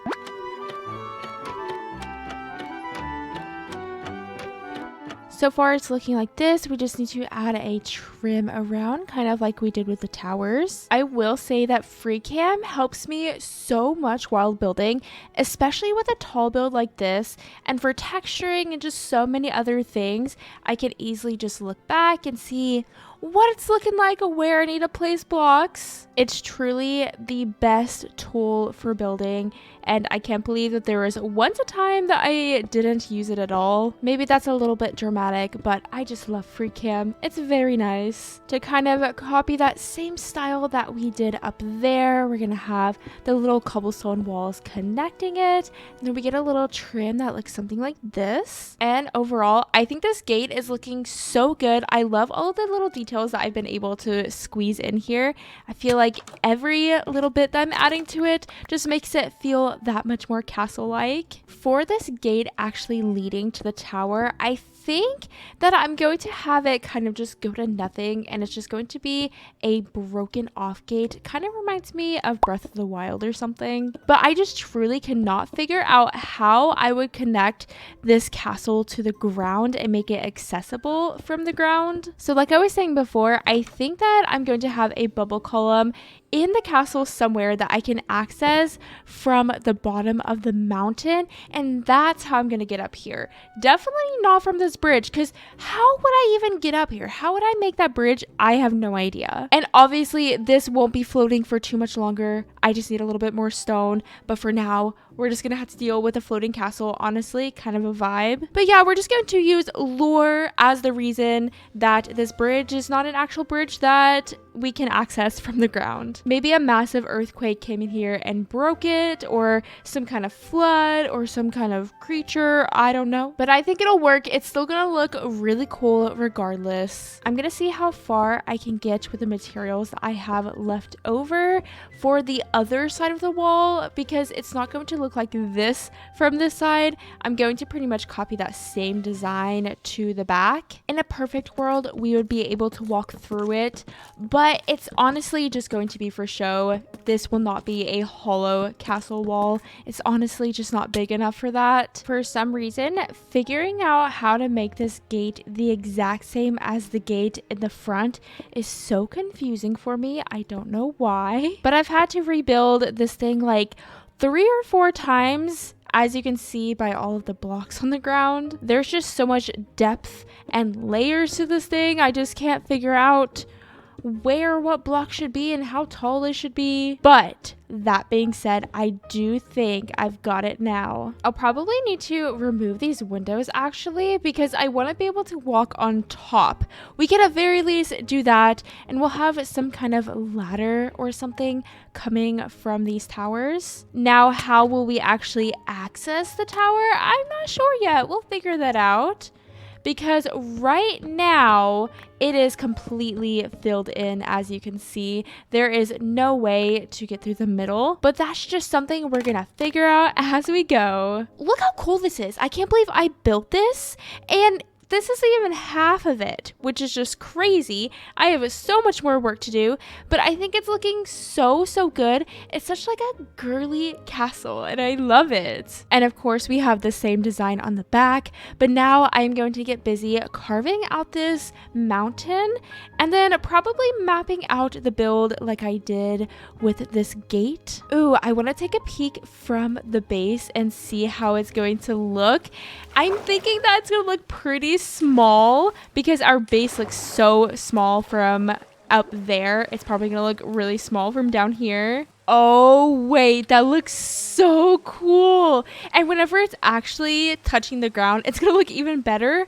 But wait, that looks so cool with it all lit up too. I was gonna say it's kind of unfortunate that it's raining, but it's actually kind of cool because we can see the glow of the lanterns. Just wow, that looks so cool. Yes, it does look really small from up there, but it also looks so neat too. And again, the details, I did so good with the details. I'm very proud of myself. It's gonna be so cool to have a castle looming over this land. I love that. And maybe we can kind of continue to expand it out too and add other builds around, so it's not just like a random castle plopped in the middle of the mountain. But I need to get busy carving out this mountain and mapping out the rest of the castle.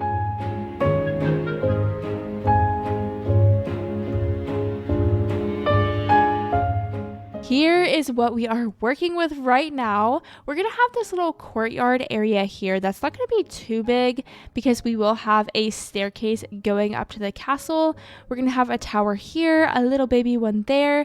And then of course we will bring the castle walls all the way to connect with the towers. So that being said, let's get the staircase in. We're going to start with a bit of spruce.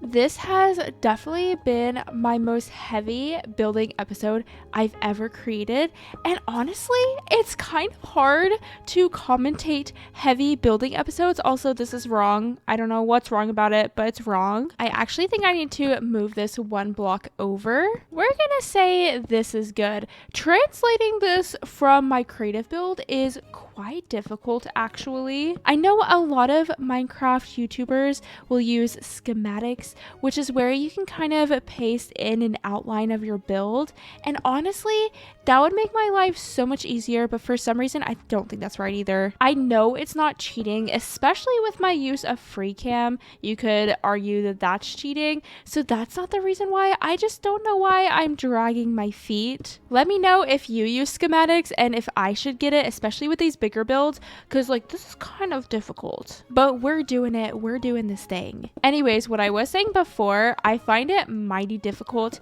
to commentate heavy building videos because usually I'll just do like a little replay footage, but obviously I don't want to do all replay footage for this because this is a big build and I really want to capture the moment of me building it. So it's been quite an interesting balance. I am learning things. Things will hopefully get better from here. Also, I still have not figured out this staircase. What am I doing wrong?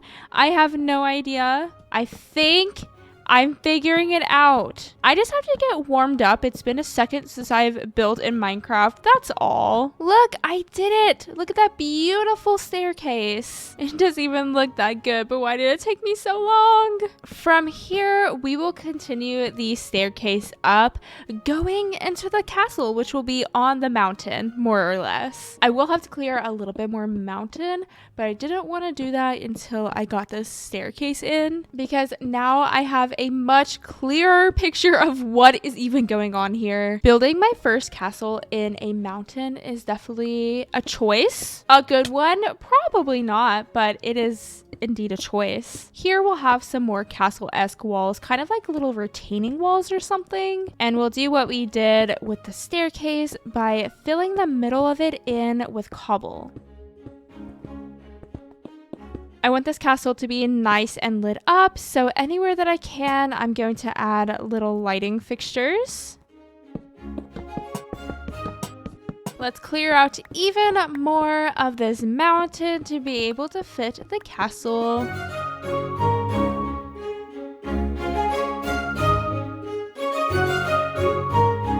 Now for the main part of this tower, of course, we have to use a bit of cherry wood. I want a pink castle in my world. I figured that we could go ahead and get the actual castle in, and then we can start finishing up the castle walls and the tower. And for today's episode, I'm not going to worry about an interior. We're pretty much just going to do the front of the castle, and then eventually we'll get on to the interior. Right now, it's literally just going to be a dead end into the mountain. So there is the entrance, and now we need to get these two bits in. I did have to take a break and chop down many a cherry tree because we're going to need so much cherry wood for this part. There is a stack of cherry wood already gone. Oh my goodness. Chances are that we'll have to go collect even more cherry wood. A build that I'd like to do soon is some kind of lumber mill or something like that. A dedicated place that we can go to chop down trees so that I'm not just using my little tree island here. It works technically, but I want a bigger place and just like a dedicated build for it. Oh, look, it's snowing. How lovely. Honestly, I don't kind of mind it because the square will get nice and snowy, which is kind of cute. I mean, this is a castle in the mountains after all. A little snow would make sense. I don't know. It's kind of cozy. I do think that I need to get in here and texture a bit more because it's kind of blending into the mountain, but I think I'm going to do that a little bit later. Let's actually get this castle part in, and then I'll texture. I know that is the complete opposite mindset that I had with the castle wall, but I don't know what to tell you. I'm just kind of all over the place. Up here, I thought it could be really cool if we added a clock. There was just this big open area, and it seemed perfect to place a little clock there. So we'll use some of this here pale oak wood for the clock face. I don't know why it bothers me so much if my build is slightly different from my original build in creative, but this was one block bigger in creative than it is now. Right now it's just 2. It was 3 blocks long in creative. And why does that bother me? Like, I don't know why. Clearly it's gonna be okay. It's still gonna turn out good. Maybe that's my problem. I just need to like calm down just a little bit and be okay with my build looking just a little bit different. Anyways, there is our clock. Now time to get this roof in. Also, are we so shocked that I didn't do the roof first and I did the walls first? Honestly, I'm sure that you're not, but I am, okay? We'll use spruce wood as the roof trim, and then we'll have kind of a sharper peak here above the clock. You know how sometimes in Animal Crossing New Horizons, people will build these like castles, but it's really just like panels that they do. So if you look behind it, it's just literally nothing, but the front of it looks really pretty.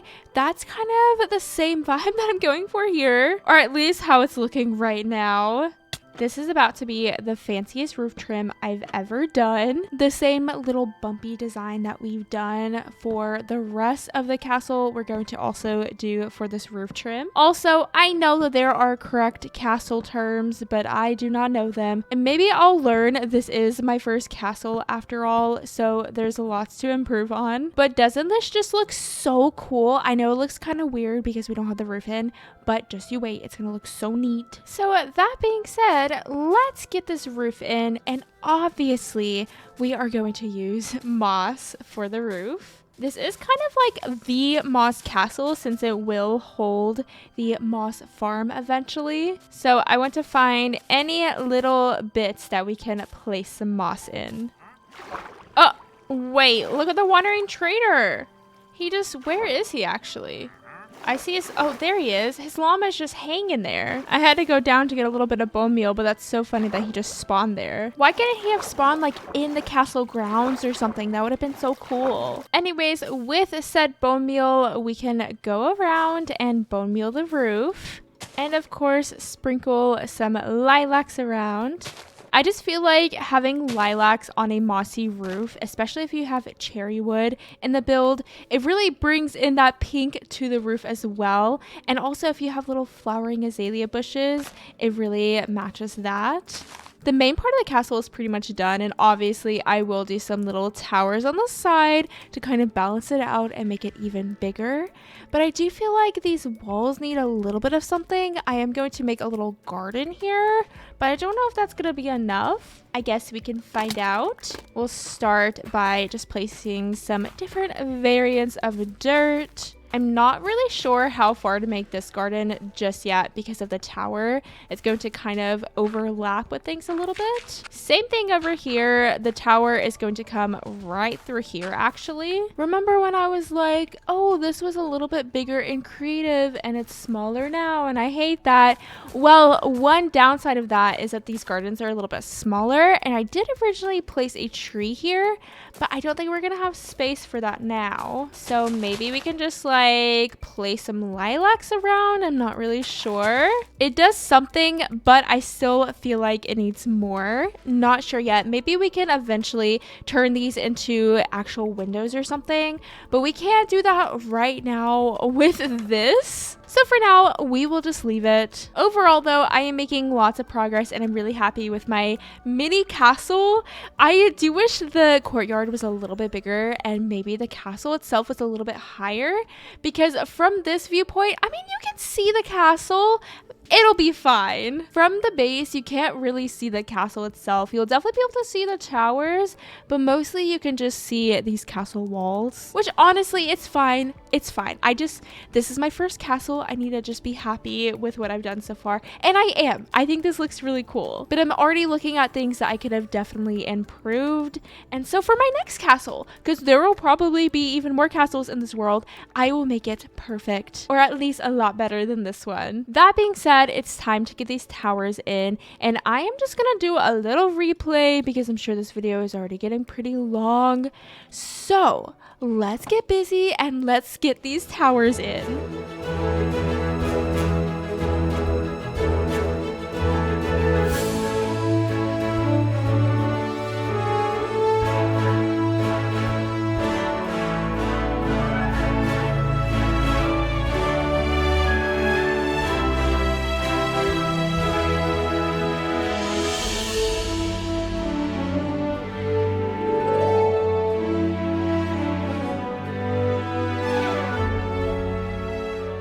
I have made so much progress since we've last talked, so let's do a little free cam tour, shall we? We have a big tower off to the left and then the smaller tower off to the right, and of course I had to add little flags on top because this feels so castle-esque to me, and it just gives it a little bit more height and we can see the flags from our base, which is so cool. I also went ahead and expanded the tower all the way down to the ground so it's no longer floating, though this bridge is floating, and I'm not sure if I should make a pillar down to the ground, or even simply I could have a broken pillar, so I could have like half a pillar here and then like part of a pillar connecting to it. I'm not entirely sure. Let me know if you have any thoughts or ideas. The castle walls are also done. We have one off to either side, so we have a fully enclosed courtyard.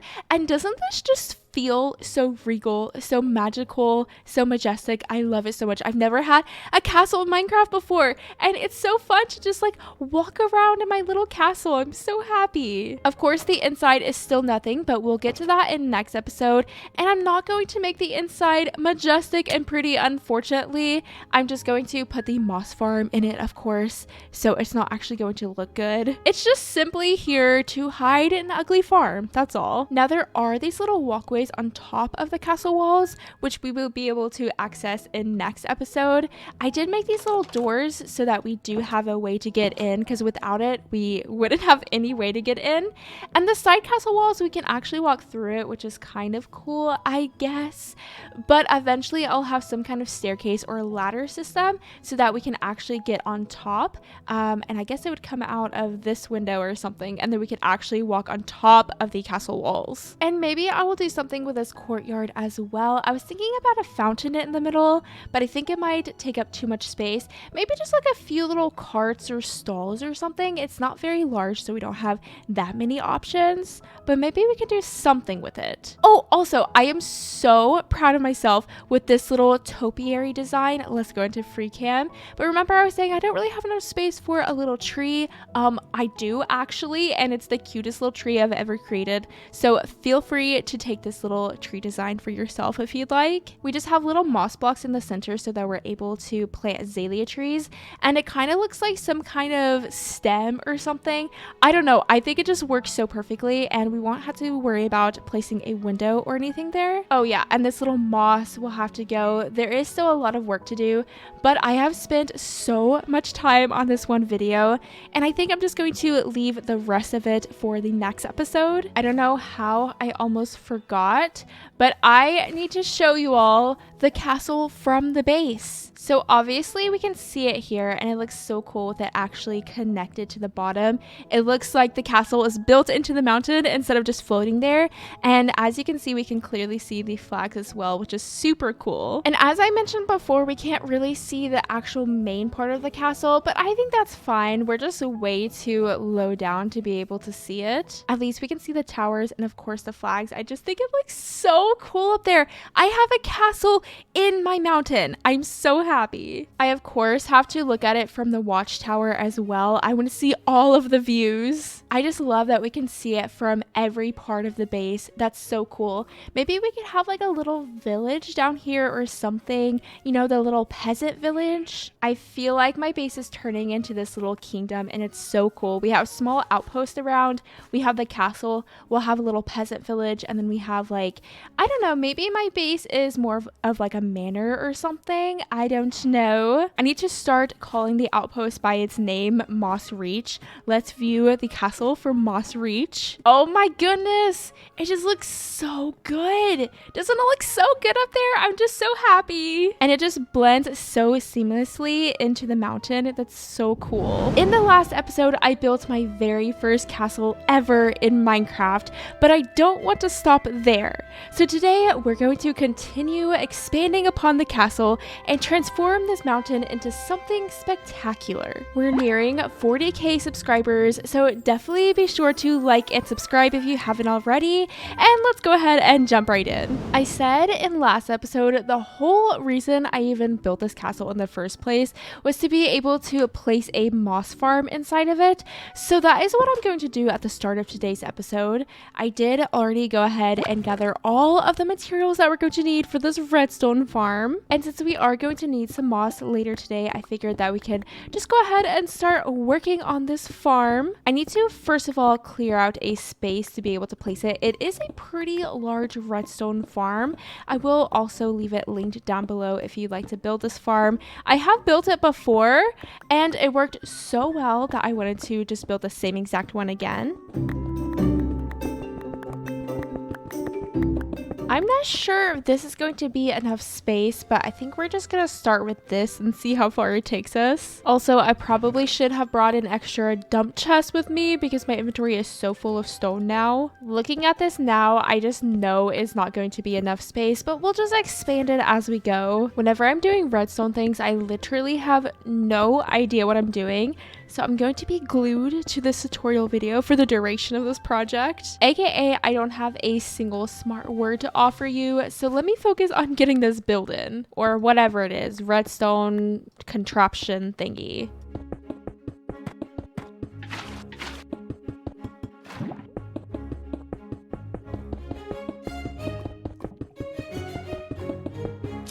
things have been done and we're going to put it to the test together to see if they were done correctly. First things first, I need to put some bone meal inside of this dispenser, and then we pretty much just have to flip the lever and it's gonna do the thing, and hopefully it's going to do the thing correctly, because the first time I built this farm a long time ago, I had to fix it so many times. So let's just flip it and see what happens. Okay, wait. I think it's working. So usually there will be, not usually, but if it's broken, then you'll see cobblestone generating here, and you don't want cobblestone to generate. You need it to say stone. And oh wait, I think that's fine. I mean, it's working, right? And then here in this chest, we'll get all of our goodies, and look how much moss we are already getting. So as you can see, I am out of bone meal and I don't really have that much.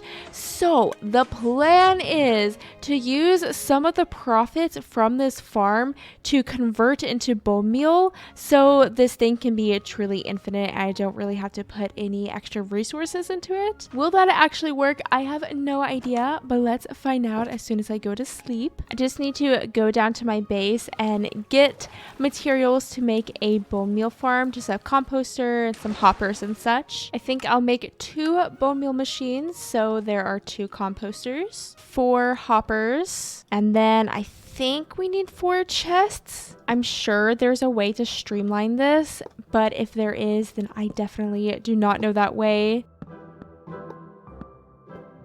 We'll just do it like this and it'll work just fine. Now, if I take some of these wheat seeds and moss carpet, and honestly just the moss, I can go ahead and start turning it into bone meal. I'm just not sure if the bone meal profits are going to be enough to actually run this farm, but I guess we're gonna find out. If not, then we'll have to figure out another way to get bone meal. I put 12 pieces of bone meal in the dispenser, and now I'm putting, what is that, 13? So we've profited 1 piece of bone meal. This honestly might not work. Maybe the next thing we'll build will be a bone meal farm, but let me run this a few times and see what happens. A few moments later. It looks like we are indeed losing bone meal as we go, so we'll probably be taking a trip over to the Nether later in today's episode so that we can get a little bit of bone meal, which just sounds pleasant, doesn't it? I can't wait for that. And later is now, so let's go ahead and go to the Nether. If you remember, we spawned inside of a soul sand valley, which is kind of stinky,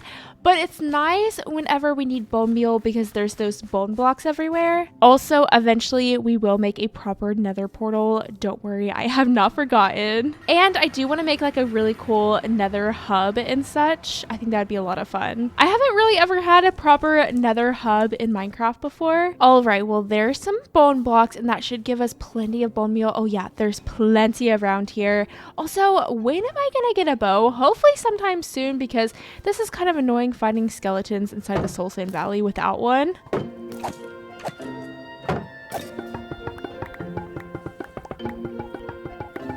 We've got ourselves over a stack of bone blocks, so I think that's plenty. Let's go ahead and head home. And of course, it is nighttime.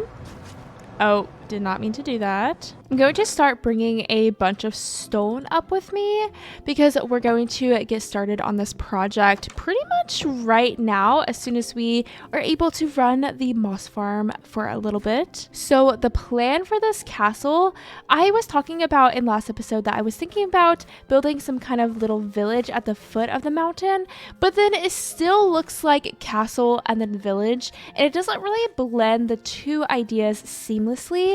So I found this picture on Pinterest and it really inspired me for how I would like to address this castle. So as you can see from this picture, there are some retaining walls on this mountain, and then within those retaining walls you can see some little buildings as well. So we're going to be building even more castle walls today, and then on top of some of those castle walls we're going to have some buildings, so that way it looks like a fully fledged kingdom and not just one castle.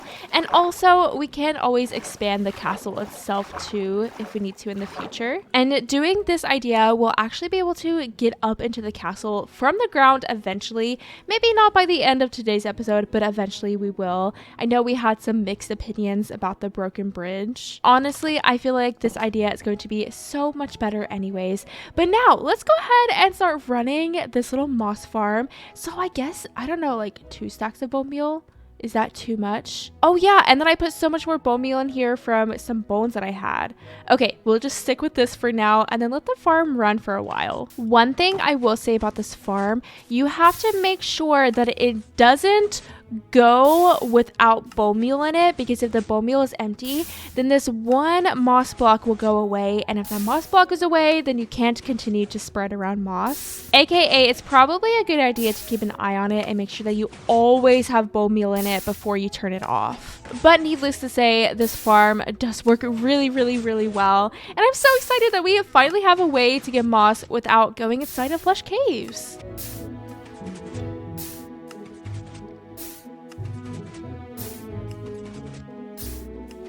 So about 2 stacks of bone meal yielded us all of this moss, and it's still coming down from the hoppers. Oh my gosh, look at all the azalea bushes. I will say that the tutorial is a little bit tricky to follow, but maybe that's just because I am such a redstone noob and I have no idea what's going on. Anyways, I'm going to go back and forth from my base to the castle about 1,000 times so that I can get all of the build materials that I'm going to need for this castle expansion. One thing that I think I want to do different from last time I built the castle is bring a little bit of dirt with me and some saplings so that I can grow trees while I am building. Materials have been gathered, and I think that I'm going to go ahead and start mapping out exactly where I want to place this build.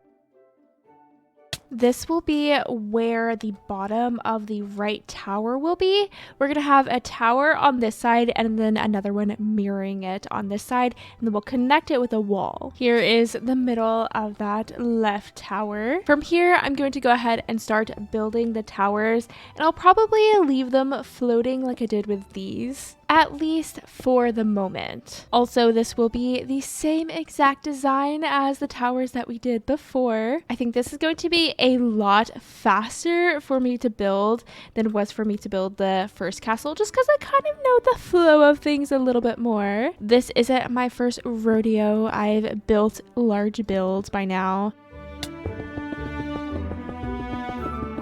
The tower is nearly finished, and it didn't take long at all. I would love if we could have like a bigger hotbar in Minecraft, because I have so many different kinds of blocks to sort through. I think it could be kind of cool if they did something like Stardew Valley and you can kind of cycle through your inventory. I don't know, just something to make it a little bit easier to build. But with that, that is our very first floating tower.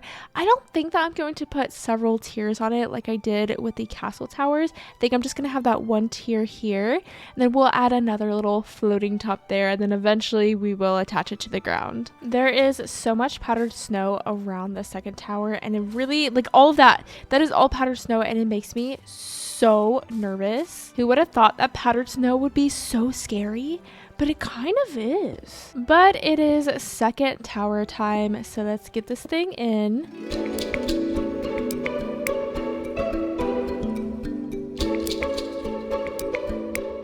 With the second tower in, I'm going to connect these two towers, and we're going to have kind of a rounded bridge kind of thing. I am kind of winging this. I honestly don't have too much of a plan. The wall will kind of curve out and then come back in, and I'm thinking about placing another baby tower here in the center.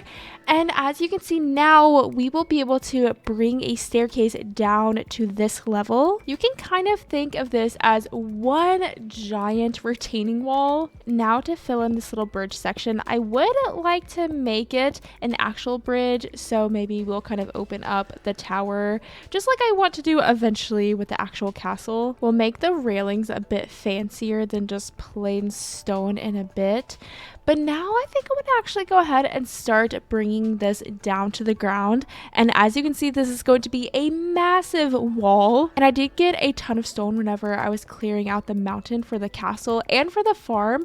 But honestly, I think we're going to need even more stone today. Also, I have been growing a lot of cherry trees here in the courtyard, and it's going nicely so far. I am getting plenty of cherry wood from it because actually one of these towers, just this little section right here, takes 1 stack of cherry logs, aka I have to chop down like 4 to 6 trees in order to get that. Oh yeah, and we have to get this middle tower in as well. It's just going to be a little baby one, and actually the middle of this is even dimensions, so that is going to kind of change things a little bit, aka it's not going to be a square tower, but I think it's slightly going to be a rectangle. I don't know, let's just see what happens. I figured for this one we would leave it kind of hollow so that we're able to walk through it. I think it's gonna look kind of cool. Hopefully it's looking a little bit short and stubby, but I think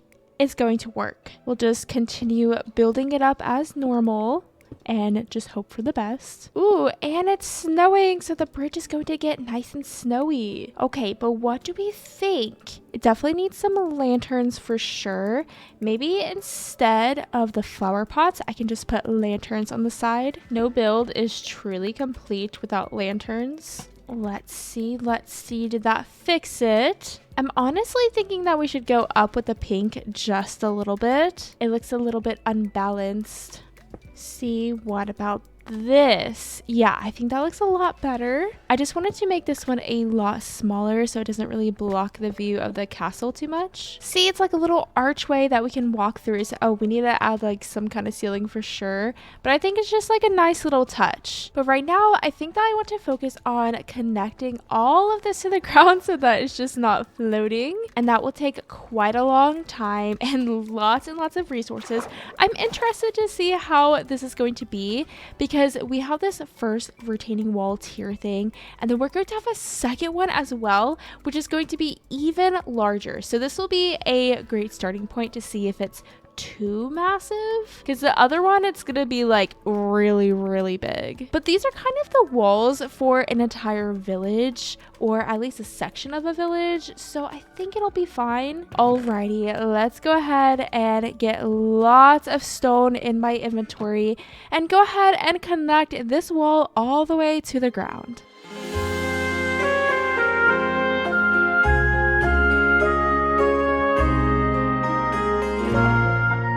With the wall officially touching the ground now, I went to work on this trim, and I think this time I want to do it out of spruce wood instead of just doing stone, just to add like a different color. You could say that we are just sprucing things up.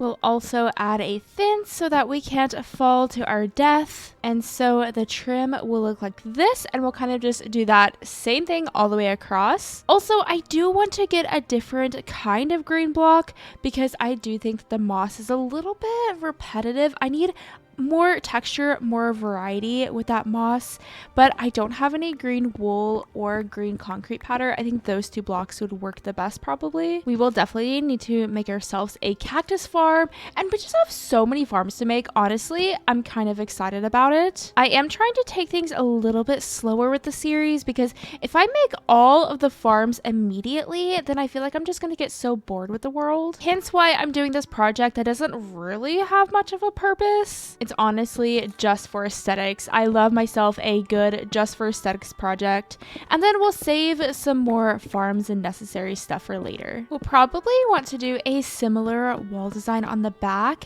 but I really want to wait until we're able to connect this all the way to the mountain to kind of figure out what I want to do with this. We won't really have that much room to put build here, but we could make it kind of like a market square, kind of like we have with the little courtyard up here. Maybe we can do some little shops and such. But now we have this trim complete, and I think that looks so much better. But I want to add just a little bit more variety with this wall, just break it up a little bit more. So we're going to add some little archways here, probably probably should have done that while I was doing the wall, but I didn't think about it until now, okay? Building on such a large scale is honestly difficult. Like, how am I supposed to get all the way down there? What do you mean? Thankfully, I have feather falling 4. Also, I got some leather boots because I was just like fighting for my life over there in the powdered snow. So I'll just keep them in my hotbar and I can just like quickly change over to my leather boots if I need to. I would literally change from feather falling just to fall from a far distance and then immediately change to my leather boots. So anyways, here I was thinking that we could carve out a section of the wall and then we'll make it into a little archway. And on the flip side, we'll do kind of like we did right here and fill it in with some pale oak wood. Also, like we did over there, I want to place some little planter boxes and we'll cover them in spruce trapdoors. I need to go get some azalea bushes and lilacs as well. We'll place some lilacs on the side and then some azalea bushes here in the center. I love seeing the glow for my base. So obviously I have to make sure to add plenty of lanterns around. And then we'll do another little lantern guy over here. I am slightly in the way, but this is how it will look. And now we just have to repeat that same thing on all of the walls.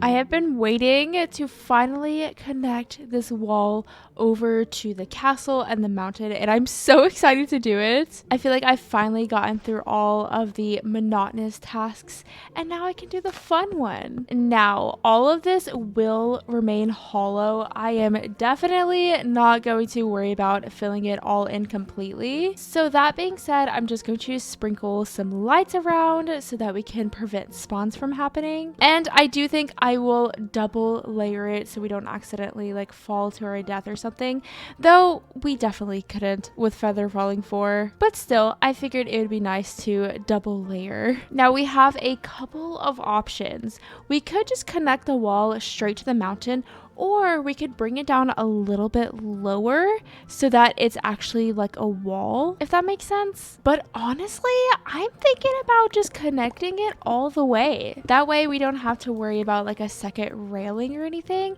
And I think it'll feel really cool to be able to just like walk up and look around, you know? Ooh, and we will also need to connect some kind of wall here because right now, clearly there's nothing. So as soon as I'm done connecting the wall all the way to the mountain, I guess I'll start working on the sides of it. Also, this is pretty much all of the stone I have, period. I don't have any more stone anywhere at all, not in my little workstation on top of this bridge, definitely not in my base. So at some point we will be getting some more stone, though I have been working on this for a while and it's taking a lot of work and a lot of resources, and part of me is thinking, what if we do the second wall in the next episode? I'm not entirely sure. I don't want this one project to take forever, but also it just kind of be like that, you know? If I'm going to be doing these massive projects, I definitely can't expect for me to get them all done in 1 or 2 episodes. Though I might take a little break from it and work on something else for a little bit.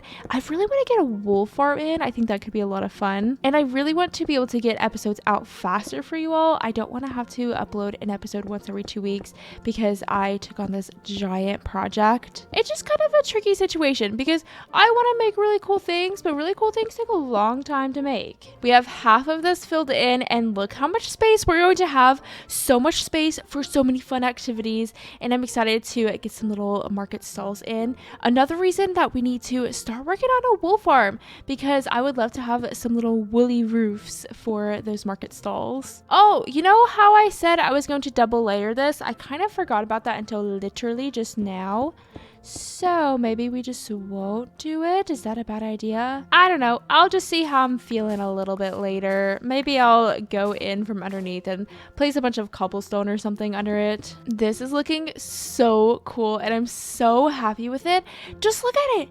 Can you believe that I built that? I built it and it looks so neat. I'm so happy. I would love to know your all's thoughts about making a second tier. I'll pop up this photo that I did in creative. So this is kind of my original plan with everything. But as you can see, that wall is going to be even more massive than the one that we just did. Do you think it's too massive? Do you think I should just end it here?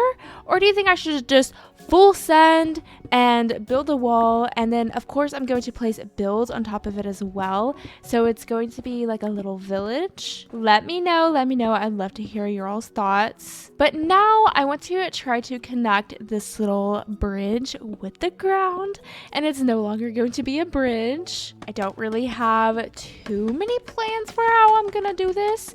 I'm just kind of winging it at this point. Wait, it's snowing. I love when it snows.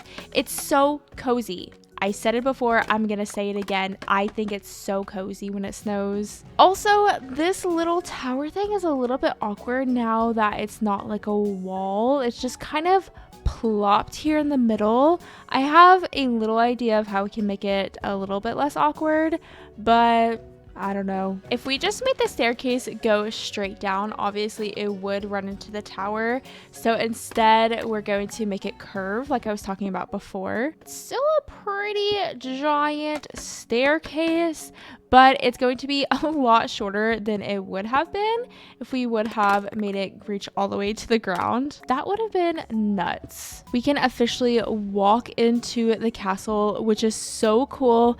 But now we have to figure out how we're gonna actually make the staircase look good. And a couple of people had an idea actually with the staircase inside the courtyard to add like a little fountain or a little pond in front of it. And I think that is a genius idea. So maybe I'll still add it here. I think that would be perfect actually with this just little mini courtyard, just to make it feel even more magical and even more peaceful. But what if we also did that idea here? We could have some kind of really cool pond situation, you know, and we could actually use this little tower here as a way to get around the pond, because if we have a pond here, then there's really no way to get to the other side, except we have a way right here. I literally made an archway just for that apparently. So let's start by just placing some blocks down, see if we can make like a cute little like circle pattern or something. Oh yeah, I just remembered that this is built on an even number of blocks right here. That's kind of annoying, but like you can barely even notice. It's fine. All right, what do we think about this so far? Obviously, I need to texture it, but I quite literally have 4 pieces of stone left, so I don't really have the blocks to texture right now. I just want to get the base of it in. It kind of turned into a bridge, and it's no longer really a fountain, but it's still maybe kind of cute. Maybe? Though we could still probably do some kind of fountain design. Like what if the water came out of this little section here? We'll place the water bucket here. And then we'll also have to place a torch so that the water doesn't freeze. We can do that same thing on this back side. And then pretty much just fill in the pond. I think it'd be so cute to place some little lily pads. And also there's this cute little lily pads that you can do with pieces of coral. I don't know where a warm ocean is yet, but we'll definitely have to do that at some point. Maybe we can also place some little floating lanterns around, or some lanterns right on top of the pond to hopefully prevent some freezing from happening. I think some freezing is kind of cute. It's kind of a vibe, but I don't want the whole thing to freeze. But I am going to have to take myself a little material gathering break, because I do need to finish the walls around here, and then obviously need to texture this new pond thing. And I can't do that without stone. So let's get geared up and ready to go. I also need to run by the XP farm so that I can heal up my Silk Touch pickaxe. Probably should get some food as well. We definitely need to take a bit of a building break. Okay, but wait 1 second. Look how cool it looks up there. It looks so massive. And I'm gonna ask you again, what do you think about that second wall? Is that gonna be too much? Should we just end it here? I just don't know when to stop. So anyways, definitely let me know, but let me get busy.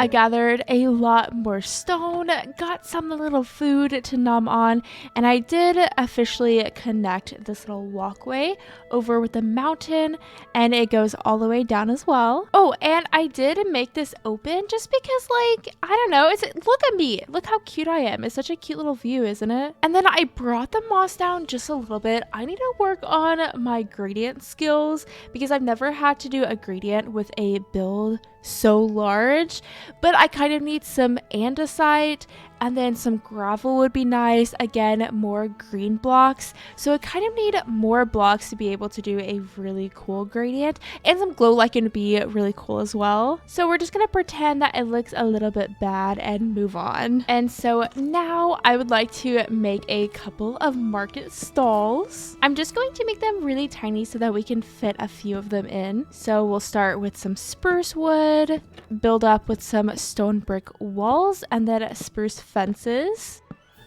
We'll connect the side spruce fences and the back with some spruce gates. Oh, and I did do a little bit of sheep shearing, so we have a few colors to work with. That being said, we'll add some spruce trap doors and slabs to the top of this so that it creates kind of a little arch, and then in the middle we can add some of that wool. And isn't this just the perfect little baby stall? I will add some things just to detail it, like some item frames and flower pots and chests and just things like that to kind of clutter things up. But now let me figure out some placements for some other stalls.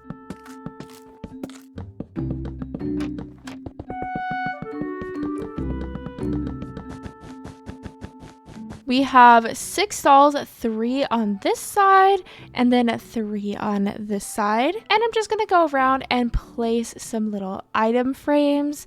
So each little stall can sell like flowers or fruits and veggies. Not that I have that many items to actually put on these stalls, but I'll do what I can. Maybe eventually we can actually get some villagers in here. That could be kind of fun. We'll add some chests around so that the shopkeepers can have a place to store their goods. And of course, some lanterns to light things up. The stalls are already looking so lively and so colorful. I love it. I have some little pumpkins that we can place. I want to get even more pumpkins and some melons and other little things that we can just kind of like sprinkle around. Even some crafting tables could be cool as well. I just honestly don't have that many things. That's what happens whenever you build a castle so early into a world. I just don't have the necessary blocks or farms to be able to do everything that I want to do, but we are still making it work. I think it could be really cool to eventually decorate with some banners around. Maybe there's a festival or something happening, like we could hang some banners here. How much wool do I have? I might have a wool for a few banners. I'm gonna go ahead and make as many as I can, at least the light blue, purple, and pink. Again, all signs are pointing towards me making a wool farm in next episode.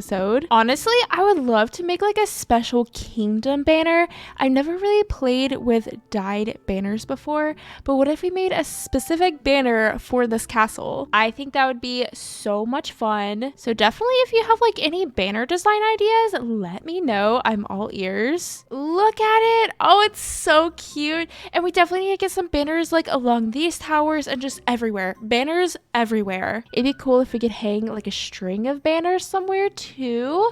I'm getting so many ideas. So wool farm definitely in next episode. Anyways, last thing that we need to do is work on this little pond. Again, I want to add some lily pads and then these little floating lanterns around to hopefully make it to where this ice won't freeze, or rather the water won't freeze.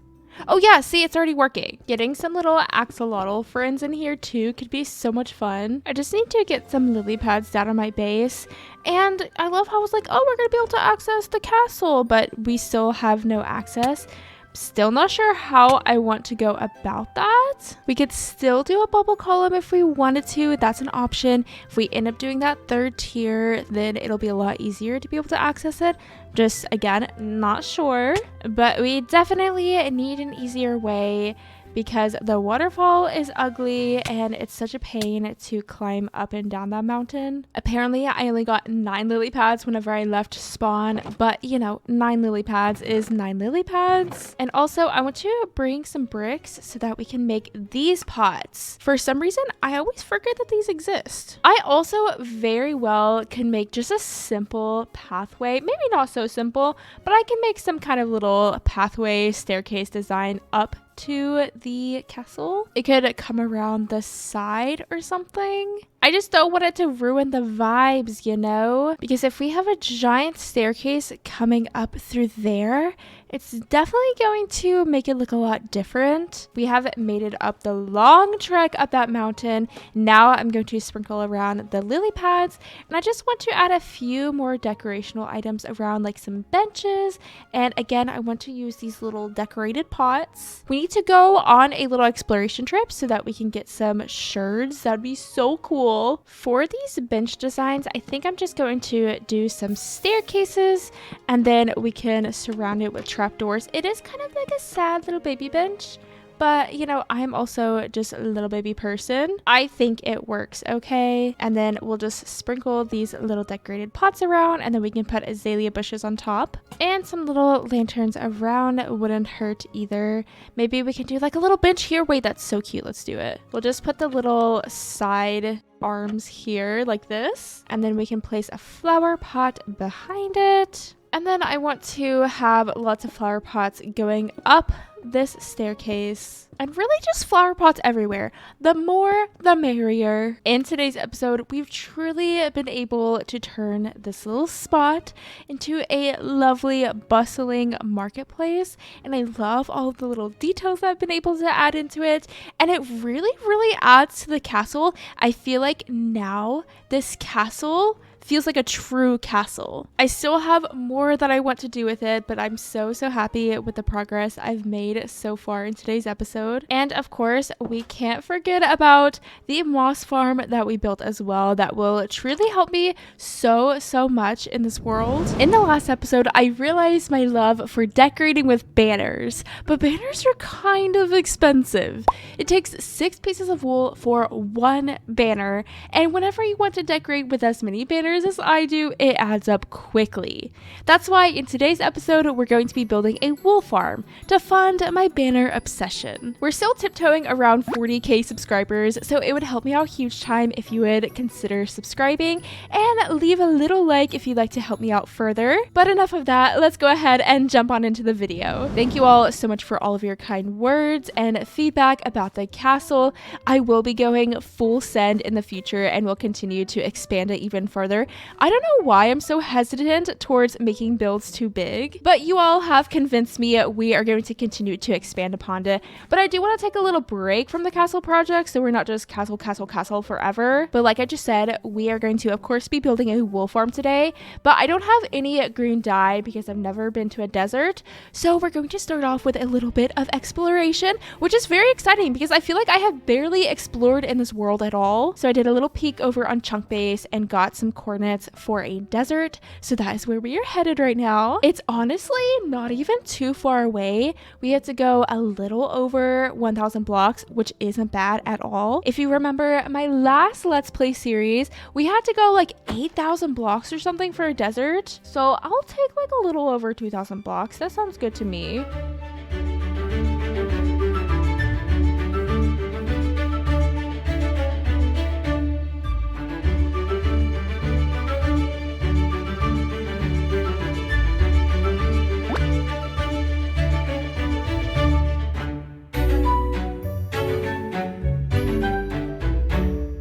Whoa, we just like snuck up right on the desert.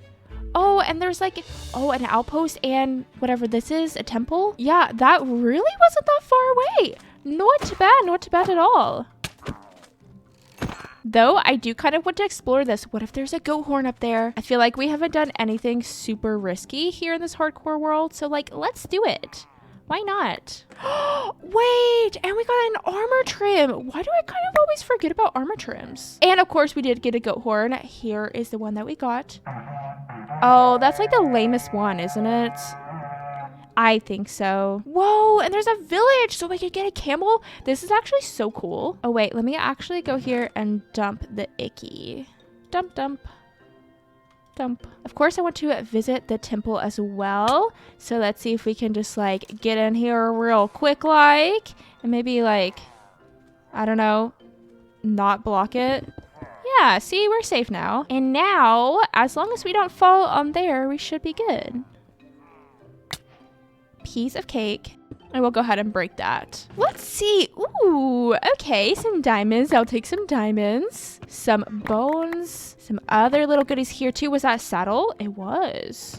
Mending. Hey, that's so cool. And another saddle. I haven't even got any cactus, and look at my inventory. I'm going to set a chest here and just dump some of the things I don't really...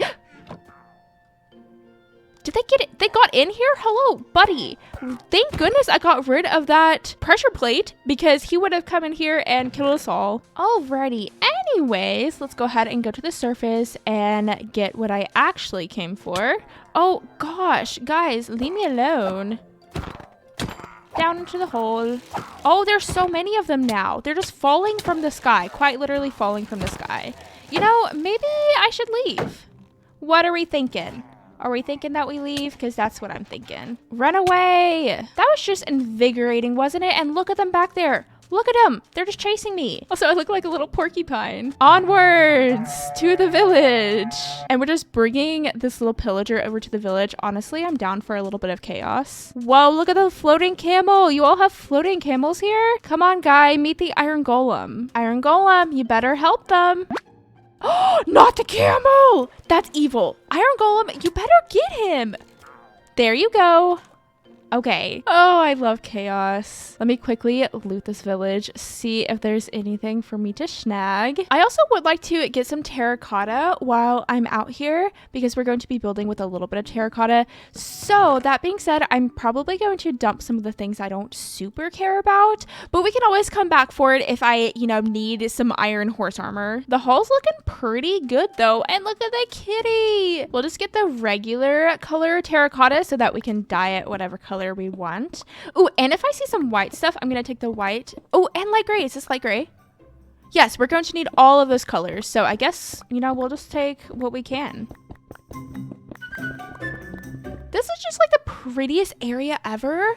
It's so cool too. There's so many different structures. There's a little village, little villagers just running around. Where is he going? An azalea tree. Oh, and is that a warm ocean? Wait, maybe we should get a little bit of coral. I was saying that in last episode. The only problem is my inventory is very full, but I'm sure we can get a little bit. We have one inventory space, and that's perfect because I just want to get one kind of coral. We'll definitely have to come back here and maybe bring a brush. I'm sure that we could find some sniffer eggs and lots of other cool things. All right, let's try to find the piece of coral I want. Oh, this one. I like the pink fan. What is it called? Brain coral fan. That's the one I want to look for. 8 pieces is more than enough, I think. Again, we made out so good. So now it is time for us to head home. Wait, can we do this? Oh my goodness, imagine how cute it would be if we could put these little coral pieces on top of the lily pads. Why can't we do that? I'm angry. But let me go ahead and sprinkle these around a little bit. I think it's so cool to go around in my world and then get like a special little goodie that I can bring back to my base and continue to add to my builds. It makes my builds feel alive and ever changing, and not just like, oh, I've done a build and I'm never gonna touch it again. I think I'm gonna go ahead and sprinkle the rest of these around in the water, because why not? Alrighty, and that is the little pond upgraded just slightly. And now I need to start working on getting all of the build materials for this wool farm, and I actually have to go to the Nether because I need some crimson wood.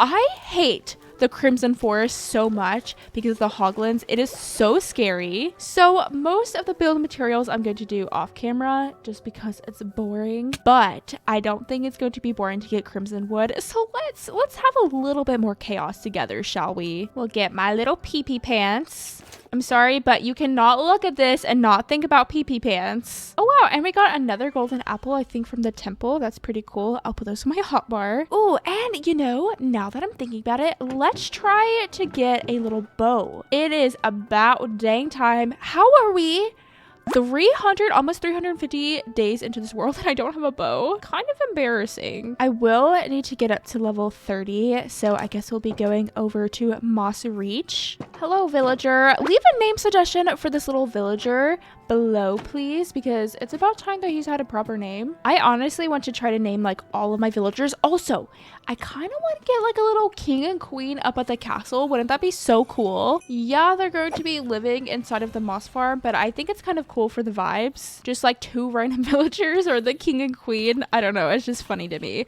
Okay, anyways, let's get some experience.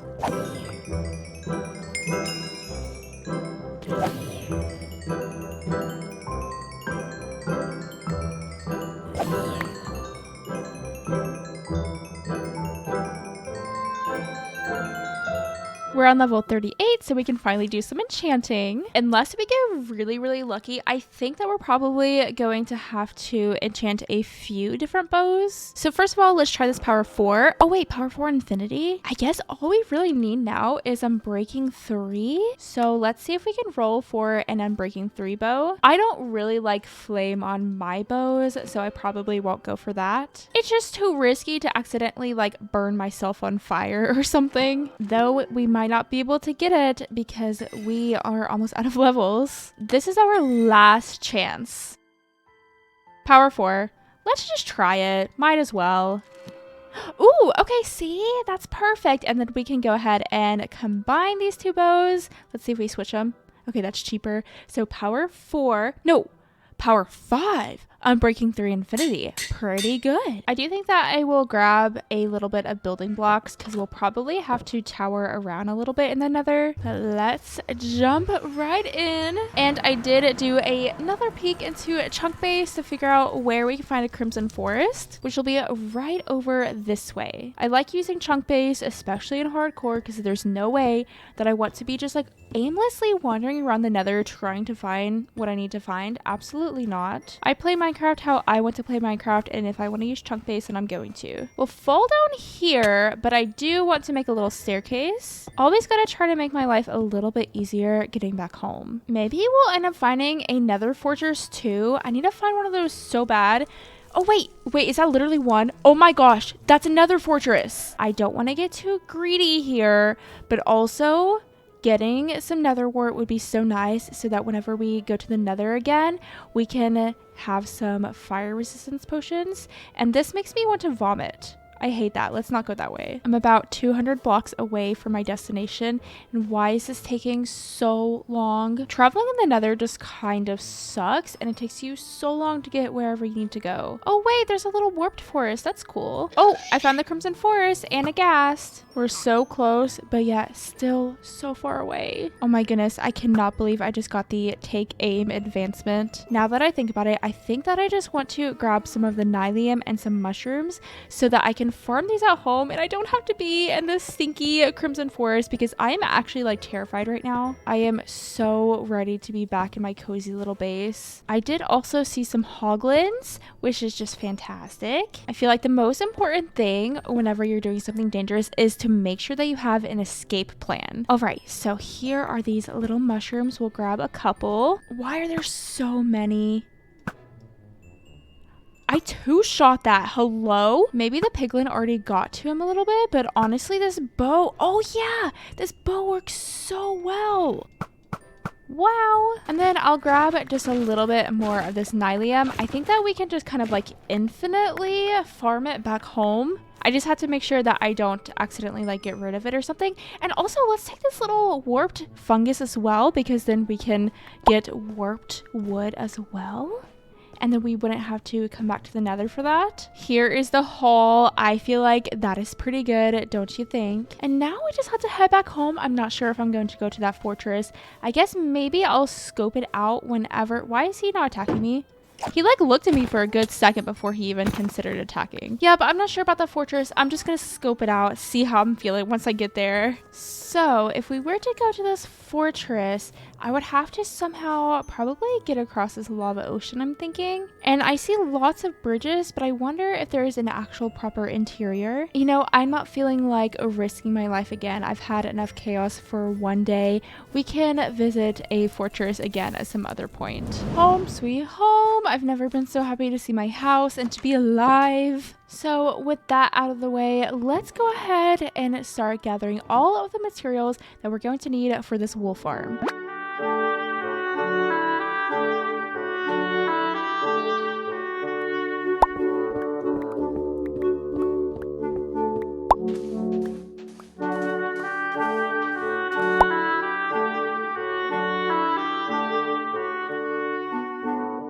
So I think how I want to go about this build is to, of course, get that outline in as per usual, but then I want to actually get the farm in before we build the whole thing. Also, why am I digging right there? That's not even where it's gonna go. We'll start on this right corner and go over 4 blocks.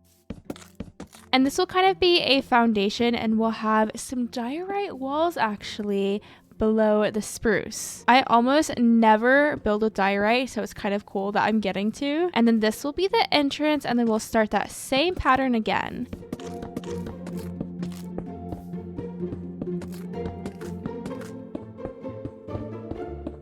Let's take a little step back and see how that placement is. I think it looks pretty good. We'll probably have like a little staircase going up to the entrance as well. On the side, we'll do a section of 3. Then a section of 5.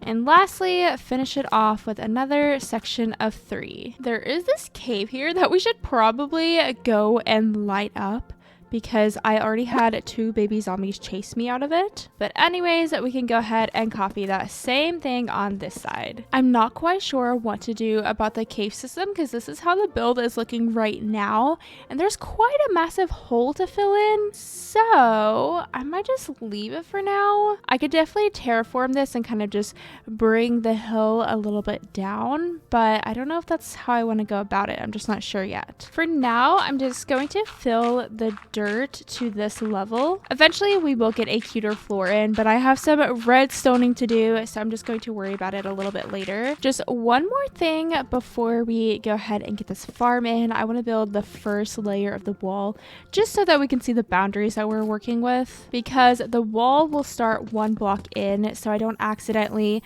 want to start the farm on this level, if that makes sense. Also, methinks that I didn't collect enough pale oak wood. It's true that I don't know much about redstone, but I do think that I can create a simple wool farm without a tutorial, which is kind of exciting. So I think we do it like this, and then we can surround this part in glass, and that will be the first little stall. And then we'll just repeat that process over and over again. This is probably one of the easiest redstone farms that you can build. We'll have 4 colors on each side. So 4 on this side, this side, this side, this side, which will make 16 colors, which is how many we need. This is the easy part. The hard part is getting the little minecart rail system in. It's just tedious. It's not really difficult, it's just kind of annoying. I hear a zombie somewhere. I have no idea where he's at, but we're just going to proceed. But now I think that I need to go ahead and clear out 2 blocks underneath the floor. Oh, I just heard one of the observer and dispenser things work. So that means I did it correctly, I think. Yes, this whole time I was second guessing myself. This is the part that confuses me just a little bit, but I think that we need to build the rail on this level, and then it'll need to be 1 block in front of the observer, because that is where the sheep will be standing. So I think we just do like a giant circle thing, or I guess it's a rectangle, right? Maybe. Is it really just that simple? I'm thinking in the back, that's where we will put our chest. We'll have the hopper going into that, and then somehow we'll figure out a way to actually be able to access it from up there. We'll obviously need to power some rails so we can actually have the minecart go by itself. So I think I'll just make some redstone torches, and then we have powered rails here. If we do this and then place a torch here, will it power the rails? It looks like it's not. Maybe if we place it underneath. Yes, there we go. Let's see if the minecart will be able to go now all by itself. If I build a line of stone bricks and then place a trapdoor here and then flip it, I should be able to make the minecart go. We'll be able to push it, and now we can see if it's able to just continuously go by itself. And I think, yep, it is definitely good. Perfect, perfect. Cool beans, we've done this thing. Now let's try to get some little sheep in here, and then we can go ahead and be getting wool the whole time that we're building. Of course, we're going to need lots of shears, so let's bring some iron with us as well. And then I have a couple of escapee sheep around, so let's go ahead and bring those sheep over to the farm. I'm not really going to care about what color of sheep we're attracting. Oh my goodness, can you stop spinning on the trapdoor? Let's go. We have things to do. Anyways, I'm not really going to care about what color of sheep we attract over because I have all of the dye just sitting in a chest anyway, so I'll just re-dye them whatever color I want to. Alrighty, in you go. And it'll go ahead and start doing its thing, which is so exciting. I think we'll probably start with like red and then move along in the rainbow. Wait, it just did the thing. Wait, let's see. Oh wait, I don't have any shears in there. Oh my goodness. Let me get some shears going. Shears are in. Now let's get the rest of the sheep in. Boop, boop, boop, boop, boop, boop, boop, boop, boop, boop, boop, boop, move, boop. And last boop. The sheep are all officially in, and this is how much wool we've gotten so far. Actually pretty good. Look at all of the colors. This is so exciting. I can make so many banners now. So now we can go ahead and start getting this build finished. For this build, I really wanted to use some same elements that I used with my starter house and also the barn, because I feel like it's been so long since I've used those themes in my builds, especially with this build here. Our castle, obviously, these are all different color palettes, so I really wanted to go back to the basics. So we'll start with using an insane amount of stripped spruce logs. On the first layer of the wall, I want to do a little fun staircase detail, so we get these little, like, I don't know, holy designs. I don't know what else to call it, you know, because there's like little holes in there. See, isn't it cute? The rest of the way up the wall, we'll just fill it in with pale oak logs. Again, this is so expensive, so in order to cut down cost a little bit, on the parts that you can't see from the outside, I'm going to build up with planks. And then on the other side, it looks cool. It's like a fun little detail, I guess. And I'm just going to have a little bit too little of the pale oak wood. This is what it's looking like so far. We will add some little details around the walls like we did with the starter house over here. I know it's a lot of white and spruce, but don't you worry, because whenever we start getting the roof in, that's whenever it's going to start looking really special. I had a lot of fun trying to design this roof. Before we go ahead and get the details in on the wall, I'm going to start on this roof trim, and then we'll alternate between upside down staircases and slabs. Again, just like I did with the starter house, we'll have a little peak up at the front, so it'll look something like this. I'm thinking maybe for today's episode, I'm just going to leave the back an ugly mess. Let me know what I should do with it. Should I just like cover it up? Honestly, that's what I'm leaning towards. I just can't imagine how I would creatively incorporate that into the build or creatively terraform it. Now for the side peak, it's going to be kind of interesting. Honestly, I don't even know how to explain it. I'll just show you what it looks like whenever I'm done. Also, these days have been just flying by. Nothing is faster than a Minecraft day whenever you're in build mode. So this peak looks a little bit like this. It'll look a lot better whenever we actually fill it in, but I really like the shape of it. I think it's a fun shape. And since this build is so wide, if we went up like a normal roof, it would just look kind of clunky. So I kind of like how it looks a little bit disconnected. It makes it look a little bit thinner, a little bit less awkward. I am so... that scared me. No, leave me alone. We have to light up this fence. Oh my goodness. Fence? Cave? This cave? I'm stressed, okay? Where did he even come from, honestly? Anyways, I am so excited to get this roof in because it's going to be so colorful and so pink, and I'm so excited. So with the trim in, we can go ahead and start this. And let me set out this gradient for you. I'll go ahead and pop up the video that I got this gradient from. I did not come up with it by myself, and I will link it down below as well. But these are the blocks that we are working with. I have never done a gradient like this, hence why I'm so excited excited. We're starting with Nether brick, and then we're going to end with some white terracotta. So now you can see why we went on a wild goose chase around the world trying to collect all these blocks. Also, this build will have like a tiny little tower in the middle, kind of like we did with the little cleric villager's house, but I'm going to ignore that for now because it kind of hurts my brain trying to figure out how to do it before I get the roof in. So first, let's get the roof in, and we should probably get that little middle bit into the roof as well. I'm going to have it dip down here a little bit so that it's not just going straight across. And methinks this is going to be a little bit tricky to figure out how to do. That seems pretty good to me. In order to not get confused with this gradient, I'm going to work on all 4 sides at the same time and in rows, if that makes sense. So we will start off with the nether bricks on the sides, and we're just going to do a little bit of it. It's just kind of like a little bit of shading on the edges. We'll also do it on this top edge as well. The lightest part of the gradient will be perfectly smack dab in the center of the build. So we're not going from lightest to darkest all the way across.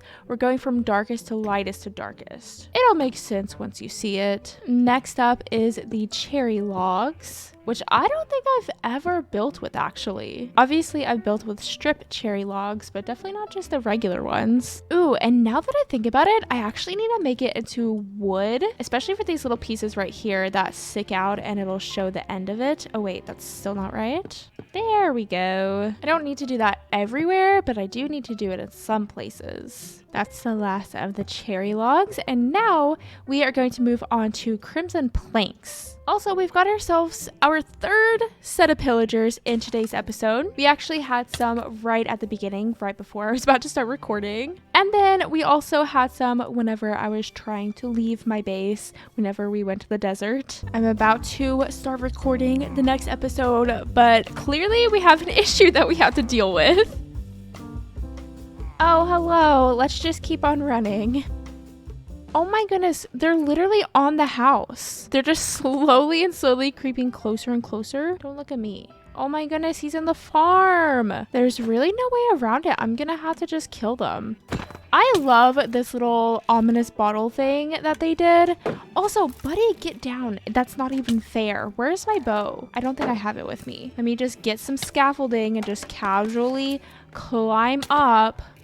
Anyways, I love the ominous bottle thing that Minecraft did because now I can just like freely kill the pillager patrols and not have to worry about it too much. Alright, anyways, back to work. We're still working on these crimson planks. Oh, there's another one. Hello? That's the last of the crimson wood, and then now we will move on to a little bit of stripped crimson stem. The stripping sound, I will say, is pretty satisfying.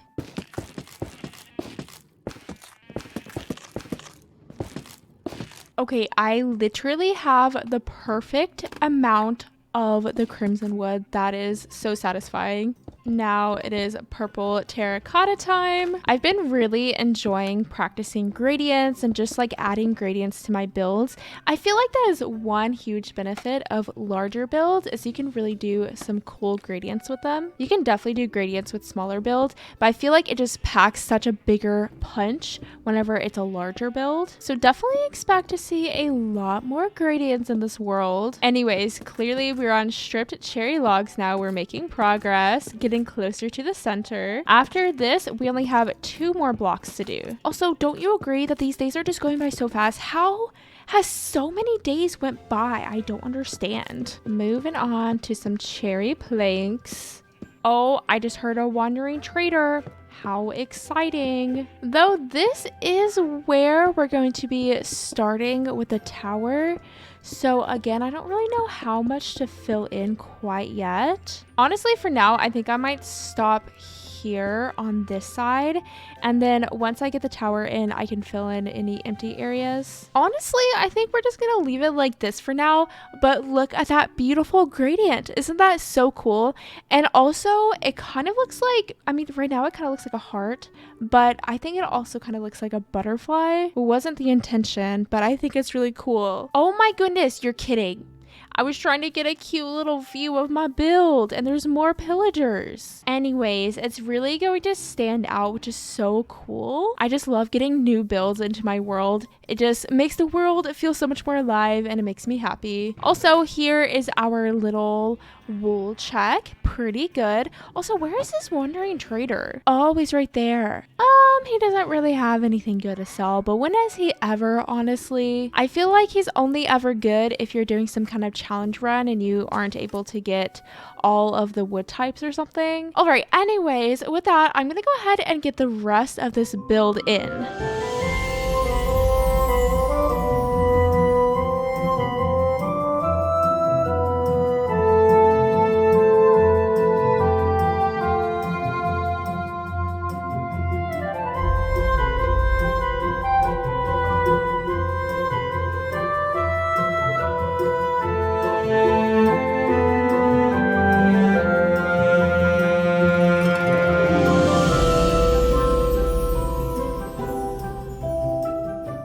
Have ourselves a completed build, so let's take a peek inside and see how things are looking, shall we? So this interior was pretty hard for me to figure out how to do, and I think it was because I didn't just want to hide the ceiling because it's so cool and colorful, so I still wanted to showcase it, but just leaving the ceiling completely unfinished, it looked very unfinished. So I added some support beams across, which I think really tied everything together. And then we mostly left the ceiling just completely empty, though I did fill in this little area in here. And then I had to figure out what I wanted to do with this tower. Part of me just wanted to completely hide it and pretend it didn't exist, but it looked so cool up there. So I figured that I would kind of just like finish off the ends and then make this little ladder thing so we can actually go up into the tower, though I didn't really do anything up here too much, just a lantern low enough that we can see it from the outside. And then I figured that we could honestly just like line chests up and we could store all of the excess wool here because we already have so much wool, so I think we're going to have to use that excess storage sooner rather than later. And then I wanted to leave plenty of grass around to hopefully encourage this grass to grow quickly. And then we have some little wool colors here to represent what color the sheeps are. And yeah, that pretty much does it with the interior. So let's look at all of the details of the exterior. The biggest thing that I want to note is this little sheep sign. Isn't it so cute? I really wanted to incorporate a sheep somewhere in the build, and I feel like the sign is the perfect way to do it. And then we have these little rainbow banners as well. I was going to do a whole rainbow roof, but it was just too much rainbow. So now we just have a little touch of rainbow instead. Just a little touch of rainbow. And then lastly, I just did some little landscaping around. I grew this little wheat field and I plopped down a beehive just for the vibes. Grew some little azalea trees around, and I hung some little pots from them just because it's cute. I don't have another reason, honestly. And then we have lots and lots of flowers, and I feel like this area came together really nicely. Oh yeah, and then we do have this little retaining wall as well, because in the middle of it, it's just hollow. Because if you remember, it was kind of hard to get up into this wool farm, so I kind of just brought the hill out a little bit, and therefore had to make some kind of retaining wall, unless I wanted to continue bringing the hill all the way to the river, and I did not want to do that, or rather the little pond thing. But honestly, with that, that's about it for today's episode. I hope that you have enjoyed it. Definitely let me know what you think about the little wool farm up there. I also completely forgot to mention that I did make this path go all the way to the front of the barn, which is pretty cool because now this back door actually has a path to it, because it didn't before this path. Whenever I need to chop down trees for a build, I just use a spot in the middle of my pond since it's open and podzol won't spread everywhere whenever I plant giant spruce trees. And while this does work, it doesn't look very good. That's why in today's episode, I'm going to be building a dedicated lumber yard for all of my tree chopping needs. Be sure to like and subscribe if you haven't already, and without further ado, let's go ahead and jump right in. First things first, we have a villager to name. our cleric villager will officially now have a name, and his name will be named Cornelius. Cornelius, your forehead is looking mighty massive today. Looking good, buddy. Looking good. We can only strive to have as impressive as a forehead as Cornelius has. Now to start collecting the build materials we're going to need for our lumberyard. We're not wasting any time in today's video. So first, this is kind of my little decorational chest. Let's grab a few things from it, like some campfires and lanterns, probably some flower pots, obviously our scaffolding. For wood, we're going to need a whole bunch of spruce wood, and I was busy in between episodes just gathering some extra wood. I don't know how much we're gonna need. Let's just grab this much. We'll also need a little bit of pale oak, definitely not as much pale oak. We'll need the tiniest bit of cherry wood, and then also a little bit of oak. I'm gonna go ahead and start dumping the build materials inside of a chest near our build location. I want a ton of space for this lumberyard so that we can pretty much grow any kind of tree here and not have to worry about clearing out any space. We're gonna do all of the work now so that in the future we don't have to do any extra work. Also, look at the little wolves, so cute. And the wolves are actually marking where we're going to be placing this build.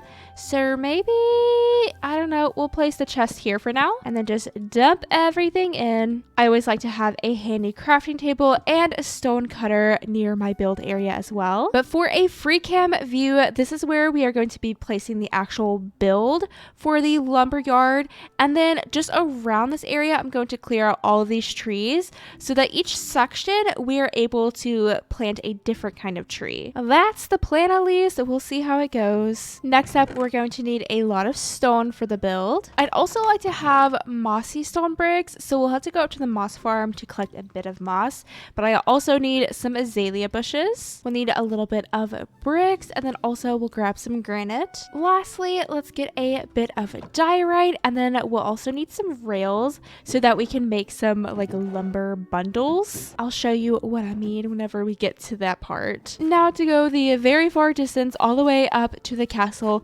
Don't worry, I will definitely be making an easy way to get up there. Hello, beautiful castle. It's been so long since I've been inside of you. Honestly, this is more than enough moss, so we won't have to worry about running the moss farm. I think we're good to go for now. Look at that cute little wolf farm from up here. I love it. I remember when Moss Reach felt so far away from my base. It did truly feel like its own little outpost all the way over there, but truly, Moss Reach is closer than the castle is. This world has just expanded so much so quickly. Alrighty, now we need to clear out literally so much space. I need to flatten all of this land. Just this little section here still is going to take a hot second. And then I want to clear out a bunch of trees. I don't know if I'm going to clear out all of the trees that I need to right now, but I'm at least going to clear out a big number of trees. Also, we'll have to do a little silk touch of this bee nest, maybe whenever the bees go back inside of it. But anyways, let me quit yapping and get to chopping.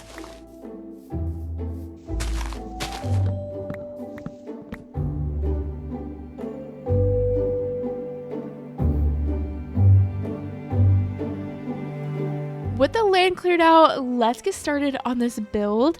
And I did go ahead and outline it a little bit because it's hard for me to like outline and count and talk at the same time. And I'm actually going to have to do some more counting, so bear with me. 6, 7, 8, 9, 10, 11.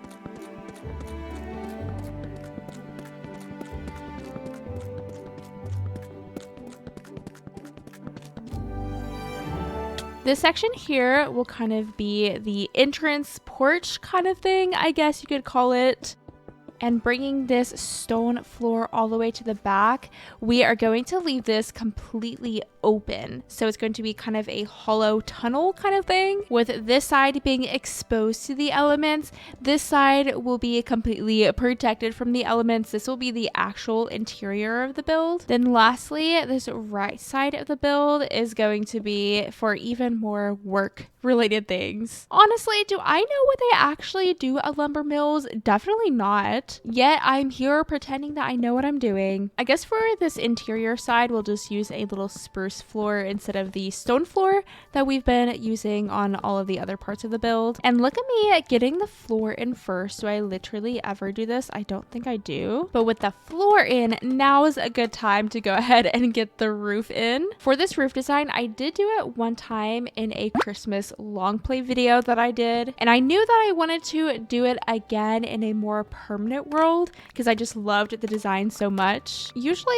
whenever I build roofs, they always overlap one block from where the wall is. See, they always stick out just a little bit. Same thing over here. You can see that the trim is just out one block, except for this roof design, it is going to be level with the pillars. So is it really that different? Definitely not, but it's a little bit different, okay? I've been having fun trying to come up with new build techniques or just get inspiration from other builders and try to add those techniques to my builds. It's easy to get stuck in a building rut and just like do the same things over and over and over again, and technically there's nothing wrong with that, but I do like to just switch things up a little bit, you know, like making my roof trim come in one block. I know we're doing crazy things over here in this world. Now to actually move on to filling in this roof, which we'll do with some oak wood. And again, this roof is going to be a little bit different than I usually do.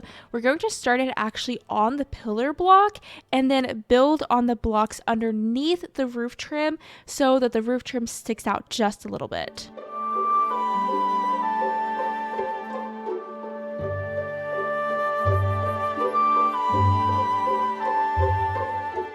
Roof is in, and I am going to add a separate little section up here.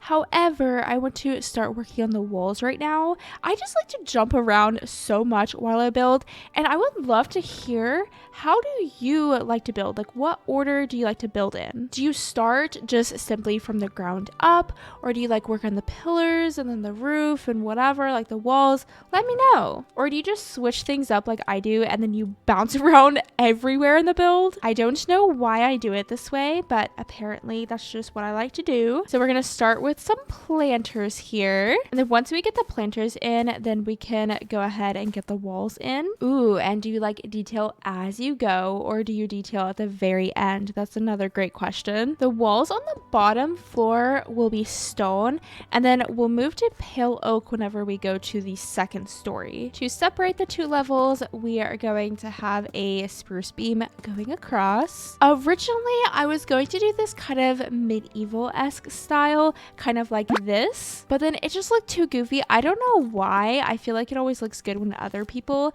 kind of have that upper section be larger than the bottom section, but whenever I try to do it, it just looks so awkward. So that is why we have these pillars going down on the side. I just couldn't do it. Anyways, moving on to this top floor, which again will be done with pale oak wood. We'll add some stripped spruce wood pillars throughout the walls. And then for these windows, just because we're kind of tight on space, we're actually going to use some slabs. So technically it's a full block, but also not a full block. And then we'll do the windows like this. So from this side, it very well does look like a full block, but it isn't, if that makes any sense at all. Though on these side walls, we will go ahead and have like normal sized windows. And on this section right here where we can see the piece of oak sticking out, what I'm actually going to do is just turn the staircase so that it's this way and it'll hide the oak. Just a super easy fix, and it's gonna look really cool too. See? Ooh, ah, how cool. Of course, we'll add details, but that's pretty much how the side of the house is going to look. We'll move on to details in just a bit, but I do want to go ahead and get this next part of the build in. Believe it or not, there's barely any cherry wood in this build, but we're going to add just a tiny bit here up top. Of course, we're going to have that same style of roof. I had 3 different versions of this build. For some reason, I could just not figure out how I wanted to do it. I'll go ahead and pop them on screen just for funsies so you can kind of see my creative process, or maybe not so creative process. Originally, I wanted to do a water wheel, but we don't really have any like large bodies of water around us. We have like a little bit over here, but I didn't want the tree farm that far away from my base. And obviously we have the pond, but we don't really have space to build like an entire tree farm around the pond. So therefore, no water wheel. One of these days I will build a build with a water wheel. So instead, I opted for a windmill. Kind of similar vibes like we did with our barn. It's just going to be a little baby windmill. I just felt like this place needed something to like power all of the saws that were going to be going. I don't know, it just seems fitting. We'll add some fences to this windmill and we'll get something that looks a little bit like this. And one last thing that I want to work on before we finally get the details in this place. Like I mentioned before, this is kind of going to be a little outdoor work section. It's going to have a little overhang. We'll start off with some staircases and then go a little ways up with some slabs. And then it'll just flatten out at the very top. To fill it in, let's use some oak slabs. That'll pretty much do it for this little section. I do need to add a kind of wall over here, and then we'll have like a little archway here, a little overhang at the entrance. But with the bulk of the build-in, I'm gonna go ahead and get busy detailing and finishing things up. Look at me also, just like a cute little builder with my little wood block and axe. So cute.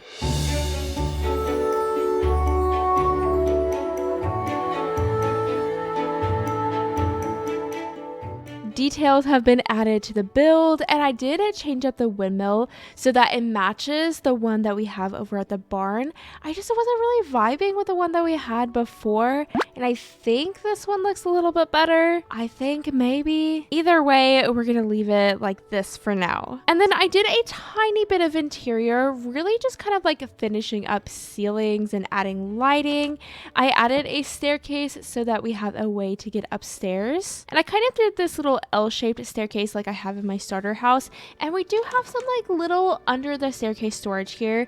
We could bring it down under the ground if we wanted to, but I don't think I'm going to. But yeah, you know, we have the option, I guess. And then upstairs, we literally have so much space in this build, and actually it goes like even further up because of course we have that separate little story up top, so we have so much space in here. Though I do think that I'm just going to keep the ceiling like this, and I'm not actually going to make the top section accessible. But what I was thinking is it would be super cool if we could have this little lumber building be kind of a storage building too, and specifically only storage for wood related blocks. I don't know, I kind of like the idea of having little dedicated storage buildings all over my world rather than just one massive one, because what will end up happening is if I have one dedicated storage building, I will spend most of my time in Minecraft inside of that storage building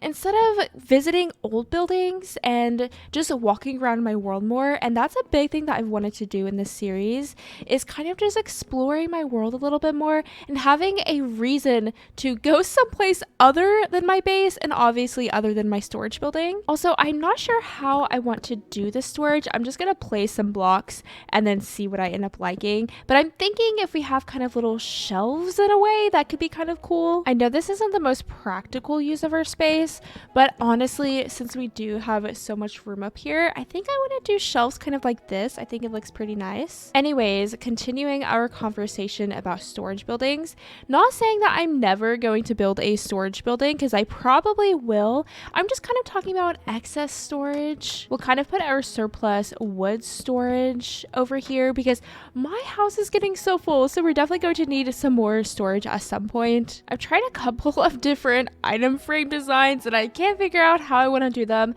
so I think for now I'm just going to place them here. I really don't want to get rid of these trapdoors because I think they look so nice there. I'm going to go ahead and copy this design a couple of times so that we can have plenty of places to store our chests.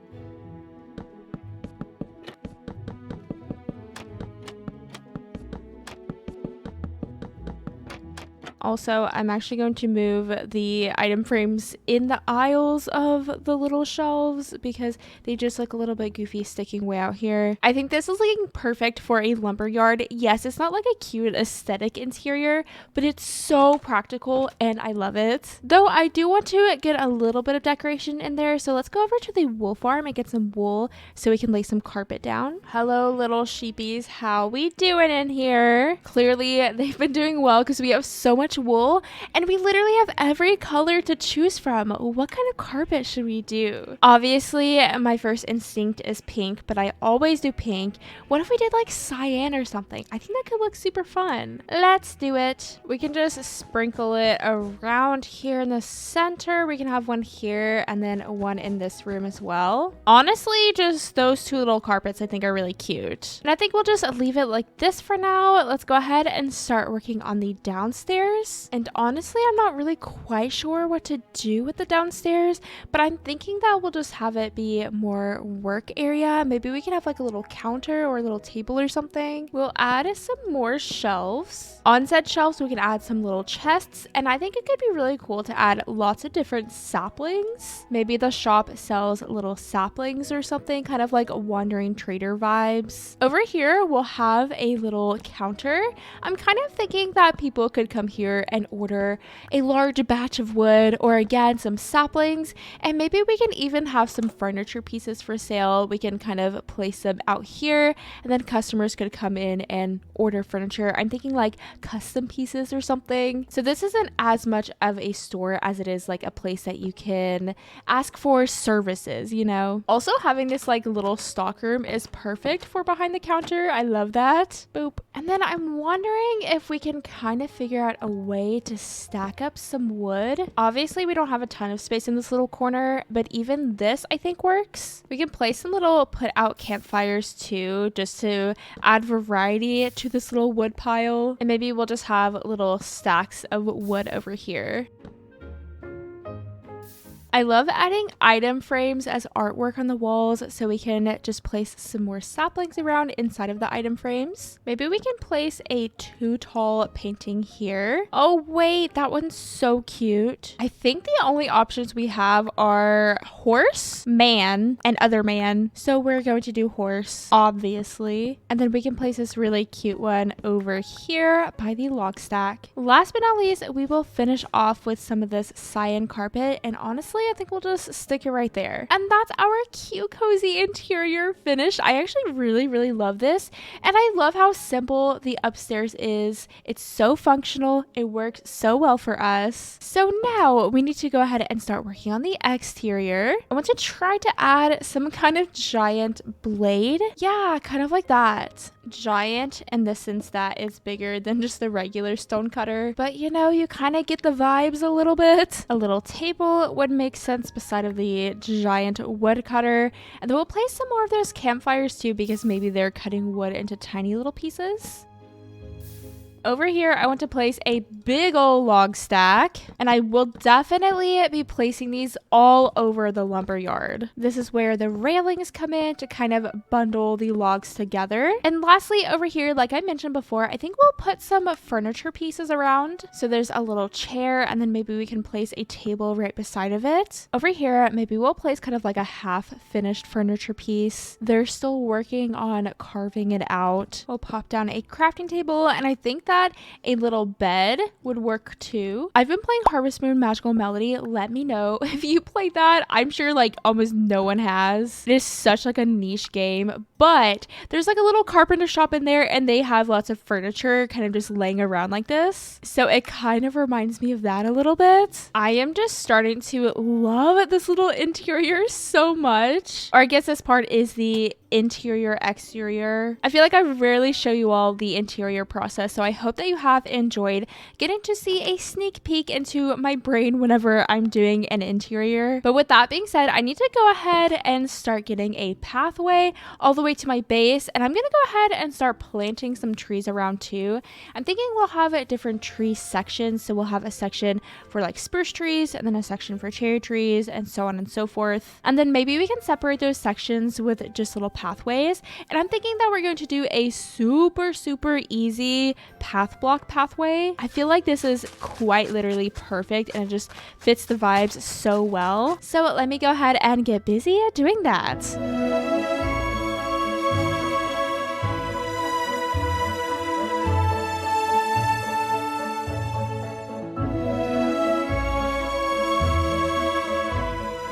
These are like the first words I've said all day, so sorry if I sound a little bit eepy. Also, I was editing and realized that I didn't place trapdoors here and it was bothering me so bad. So don't you worry, we have trapdoors there now. This place looks so different with all of the trees around and I really love it. So we of course have a little oak bundle here and spruce. We have a little bit of pale oak and then also cherry.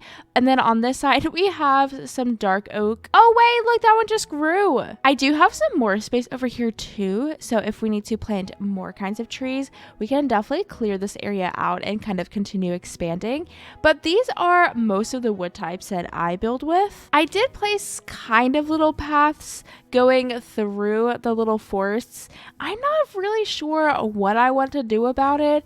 I don't love it, but I'm not sure what else I want to do. I also don't want to place like a stone wall. I've tried doing that and I don't think it looks very good. So anyways, the little pathways will stay. Of course, we have this pathway going all the way over to the barn, which is very exciting because at one point behind the barn had literally nothing and now it has so much. It leads to the wool farm and of course now it leads over to the lumber yard. And then lastly, I just place a bunch of these lumber bundles around, which I think really like spruces the place up nicely. I do think it could be really cool to befriend those wolves that were here whenever we started building this. We kind of like destroyed their forest and kicked them out, but hopefully they're around here somewhere. Oh, wait, they're right here. Hello, wolf friend, come here. Hello, please. Okay, there we go. And then might as well befriend the other one. Goodness, these wolves are hungry. There we go. Okay, now we have 2 wolves. But what I was trying to say, I just think it could be so cool for whoever runs this little lumber yard to have 2 wolf friends. I think it's fun telling stories with your builds and really think about like what the people living here are up to, and maybe they have 2 wolf friends. We'll place 1 here and then we can place 1 inside. Apparently he runs the shop because he is not being cooperative and he just wants to sit there, okay? But of course, I am going to need 2 wolf names down below so that we can name these little wolf friends. And that is pretty much going to wrap it up for today's episode. I need to get on to some castle expansions for sure. Trust me, I have not forgotten. I've always wanted to get a totem of undying early on in this series. I want that extra protection ASAP, and also if I die via a raid farm, it's better to just get it out of the way sooner rather than later, right? So today we are going to be building a raid farm and also adding an extra tier to the castle. I placed over 10,000 blocks in this video alone, so I'd love if you would subscribe and maybe leave a little like. But without further ado, let's go ahead and jump on into the video. We have 2 dogs that are in the need of names, so let's name this one Maple and this one Bark. You all really came through with all of the tree themed names, so thank you for all of the name suggestions. I figured at the start of today's video, we could start building this raid farm. If this is going to be how I end up dying in this world, let's just go ahead and get it over with now so that I don't waste a bunch of time building a castle that I'm not even going to be able to live in. But hopefully this will not end in our death and instead we'll get lots of totems of undying. Also, I'm going the weirdest way ever. I found a pillager outpost that's in a plains biome and it's pretty flat around it, so I figured it'd be perfect for a raid farm. So that is where we are headed right now. Only like 2,000 blocks to go.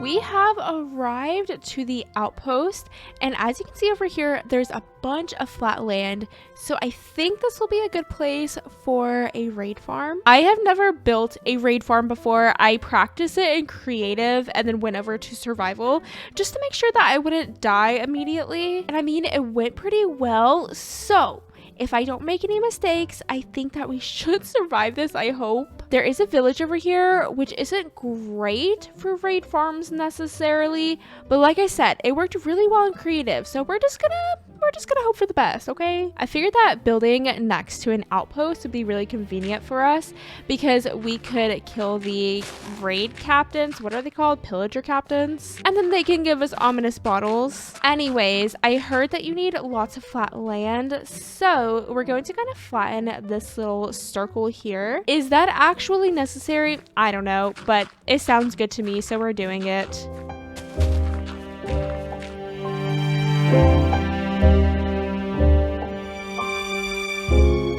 I'll definitely leave this raid farm tutorial linked down below because I definitely have no idea what I'm doing. Also, my shovel broke, so yes, I am digging by hand. But if we dig a 5x5 hole and build up with some stone bricks, place some little slabs on top, and oh yeah, I need some lava. That's annoying. We'll place a sign, a bucket of lava, a water bucket on this corner, and then dig down here. Also, I'm doing this all by memory. I know I'm doing such a good job. We'll place a slab and then kind of dig out a little room here. Oh wait, I did it wrong. Dig out a room here. We'll place a composter, a sign, another bucket of water, a bed, and obviously it has to be pink.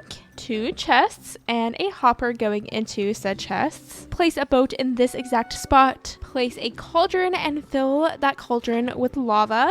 Build a way up to the surface. Oh, sorry.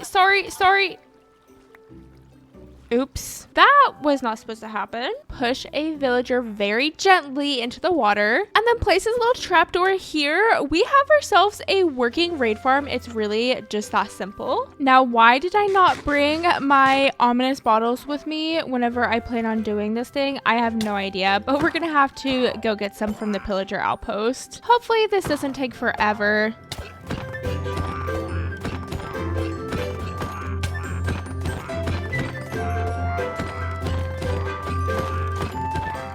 Oh, here's one. Yay. Again, I have practiced this a few times. Maybe that's cheating, but I've never done a raid farm before, and you expect me to do it for the first time in hardcore mode? Nope, we're doing it in just some random survival world first. So all we have to do is stand right here on the chest and drink the bottle. For the most part, this can be done pretty much completely AFK. The little pillagers and such will just die right here in the boat. And really, it's just as easy as that. The only tricky thing is if they get stuck somewhere. And if you've done a raid before, you know that happens pretty often. This is wave number 2.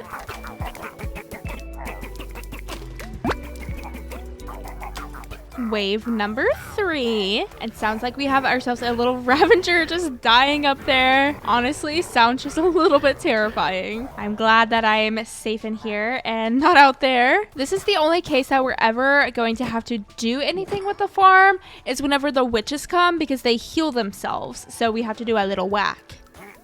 That's wave 5 done with, and no one's gotten stuck yet. And look, we have our very first totem of them dying. I'm so happy. And I am putting that immediately in my offhand, and it's not leaving until I accidentally pop it. This is going so smoothly, knock on wood, because we still have a little bit more to go. And we got another totem. I love just seeing that bar go down that fast. It is so satisfying. I think we're on wave 8 now. Honestly, I can't imagine doing this by myself for real. Is this the last one? I think it's over. We did it! Oh, I'm so happy. And we had no mishaps. No one even got stuck. And look how many totems we have. A total of 6. So let me just dump these flowers and take all of my totems. Look at me. I can't believe we did it. I'm so proud of myself, honestly. Just a cozy little gamer doing my little raid farm. Hopefully I won't ever have to come back to the raid farm, and this will be enough totems for the duration of this world. I guess we'll just just find out, but I'm gonna go ahead and head back home with my goodies. We are back home sweet home, and I feel like a real hardcore Minecraft player with my little totem in my offhand. But I want to get on to some castle projects, so I went ahead and gathered a bunch of materials. We'll start off by grabbing some stone, a little bit of moss, and then also a little bit of cherry wood. Now that we have this totem, I definitely think that I'm going to be fighting the dragon soon because I need shulker boxes. It would make building so much easier for me. But anyways, I did some mapping in creative, so I need to get to the right coordinate for the middle of this left tower. We need to get to 30, 25, and then 362, so this block. From here, we are building up to Y127. And I guess since we're way up here, let's go ahead and get this tower in. I am a little bit rusty. It's been a second since I've built these towers, but I think I've got it for the most part. I'm just using my other towers as a guide for me, and actually it's going pretty well. Ooh, I would love to hear if you've played hardcore Minecraft before and you've died in your world. Let me know how you died. I feel kind of invincible now that I have a totem, but I know that so many people die with totems. That being said, also let me know if you had a totem whenever you died. You know, just to give me a reality check so I know that I am not invincible. I do truly plan on playing this world until I die, so I'm just curious of when that's gonna happen, you know, because I don't think I'm going to be in this world for years or anything, but I guess we'll find out. With these stone walls in, that's finished for this top part. We just need to get the cherry wood in on this bottom part. Also, like, do I take my totem off whenever I'm stripping wood? Because I am in no danger right now of death just stripping these cherry logs. At least for the most part, you know? Danger is pretty low at the moment. So I feel like it's just more convenient to do this and then put the totem in my offhand whenever I'm done. I don't know the strats yet. Well, that is that first tower done. I do need to add lanterns. Oh yeah, and I guess like windows and stuff too. How did I completely forget about the windows? I didn't even bring any glass with me or any of the window supplies. We'll also need to hang up some of the little azalea bushes in the flower pots. But I mean, that's it other than the details. AKA, it's done for now. Yes, it would make so much more sense to like add the details as I go, but I'm just not going to do that right now. Anyways, let's find these coordinates for the right tower. And again, build up to Y127. I'm very curious to see how many builds we're going to be able to fit in this retaining wall. I do plan on curving it out, so we'll definitely be able to fit a couple of builds. I'm really thinking just mostly the shops and such. We probably won't have too many residential buildings just because we don't have the space for it. But we can always build the town kind of around the walls at the base of the walls. I don't honestly have too many plans right now. I'm just kind of winging things and seeing what happens. I'm starting to think that I didn't collect enough stone because how do I only have one row left? I think that we will have to take many a break to go back and collect more stone. I need to get on with that beacon grind too. I just have so much stuff to do. Anyways, second tower time. Let me get this in and stop yapping away.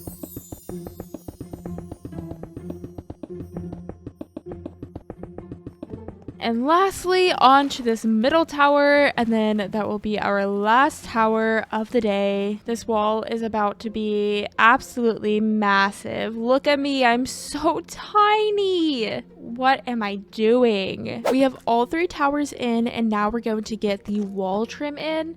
I know it's kind of a weird order, but I don't know, it just makes sense in my brain. That way, once I do get this trim in, I can have a guideline of where I need to be placing the wall. Clearly, we're just going to go for that same roof trim design that we did for this wall. I mentioned, of course, that I do want to fight the dragon soon so that we can get shulker boxes and also an elytra, but I kind of want to fight the wither soon too, because I would love to have a beacon so that we can have haste whenever I am collecting materials. It would be so cool too if we had a permanent beacon over there by the lumber yard so that we can just chop super quickly. And I have actually fought the beacon in hardcore mode before.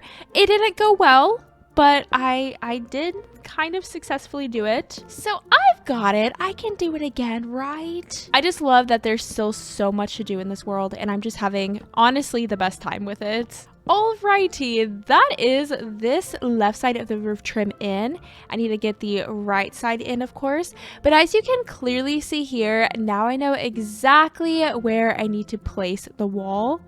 And the wall is going to be absolutely massive. Like, I just have no words. I've never built anything this big before, and I've never placed this many blocks. I'm going to be placing literally so many. And this wall will go all the way over to the mountain, and I feel like we're going to definitely be able to place a few builds, which is exciting. Wall trim part 2. And I'm kind of getting a flow, let me just say. I'm in my building flow. Building is so satisfying because I'm done with the wall trim and I feel so good about myself now. I just feel so accomplished whenever I complete build tasks. Probably why I like Minecraft so much. I'm just a tasking kind of person. I love myself a good task. Obviously, the next step from here is to bring the wall all the way to the ground, but this is how much stone I have left, which is just insane that I've already used so much. So that being said, I'm going to take a bit of a stone gathering break, get that totem back in my offhand. This cave behind my enchanting tower has been my stone gathering place. And see, wouldn't it be so nice to have a beacon so that I can mine so much faster? And I do need to get efficiency 5 as well. And also actually mine with my pickaxe. I was already down here earlier in the episode and I filled up an entire inventory full of stone, but I guess we're going to be filling up yet another inventory full of stone. So let's do this thing. Let's gather a bunch of stone. It's actually kind of cute how I thought one inventory full of stone was going to be enough for the whole wall. I ended up filling up about 5 inventories worth of stone. But anyways, getting onto this wall, I decided to start the bottom of the wall with a tiny bit of green wool. It doesn't make the biggest difference, but I still like it. Once I get a better source of bone meal, I love to go back in and add glow lichen to parts of the wall to help blend the gradient a little bit better. Also, sorry for doing most of this off camera. I just figured since you've already sat through me building the other wall, it wasn't necessary for you to sit through this one as well, so I hope you don't mind. I have finally finished building this wall, and it feels like I've been building it for the entirety of April. And I'm so glad that I'm finally done with it. I haven't decided if I want to add the pale oak bits. They're going to be about this size. Let me know, should I add them or should I just leave it how it is? I can finally go ahead and start getting the floor in here. And again, I'm just so excited to be working on something different other than just the wall. But I do think that we should probably remove all of these waterfalls because they're quite literally in the way. And no, I'm definitely not going to be building the entire village or even any builds today. But I do want to figure out some kind of staircase and pathway situation. I am tired of fighting for my life climbing up this mountain. It is so annoying. I believe we have one more waterfall. There were a total of 3.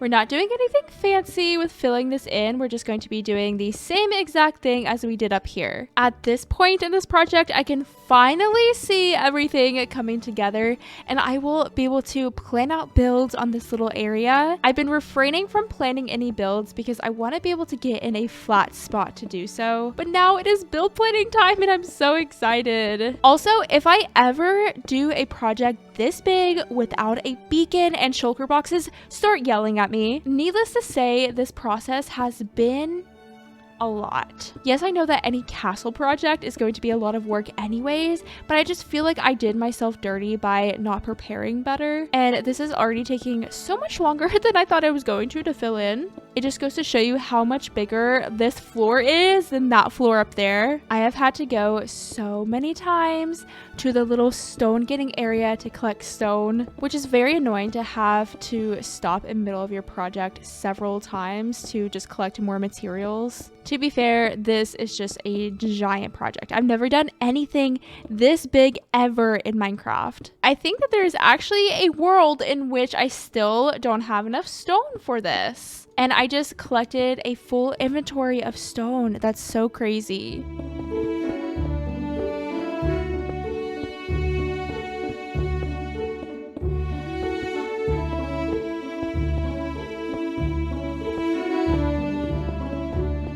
I'm completely out of stone, and this is how much I have left to go. So quite a lot, but it's fine, really. Like, no, I'm totally fine. Don't worry about me. My pickaxe is breaking, but I'm fine. Truly, I'm doing swell.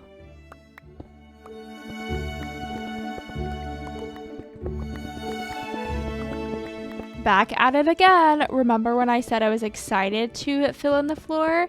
Well, I'm no longer excited. And that is the left part of the floor finished. I just have this entire right part to finish, which actually I think will be a little bit smaller maybe. This dirt section with all of the snow and the trees, I think that I'm just going to leave it because once we get built in here, I feel like it's going to cover this part. Maybe eventually I can come in here and terraform. I was thinking about adding a few custom trees around, but for the most part, I'm just going to leave it until I get some builds in, and then we can kind of see how it's looking with everything together. I am so close to being done, but I'm out of stone again. I clearly just am a terrible judge of how many blocks I'm going to need for a build, and I don't feel like going all the way back down the mountain to get stone, so I'm just gonna get it right here. I am too close to being done for me to care less.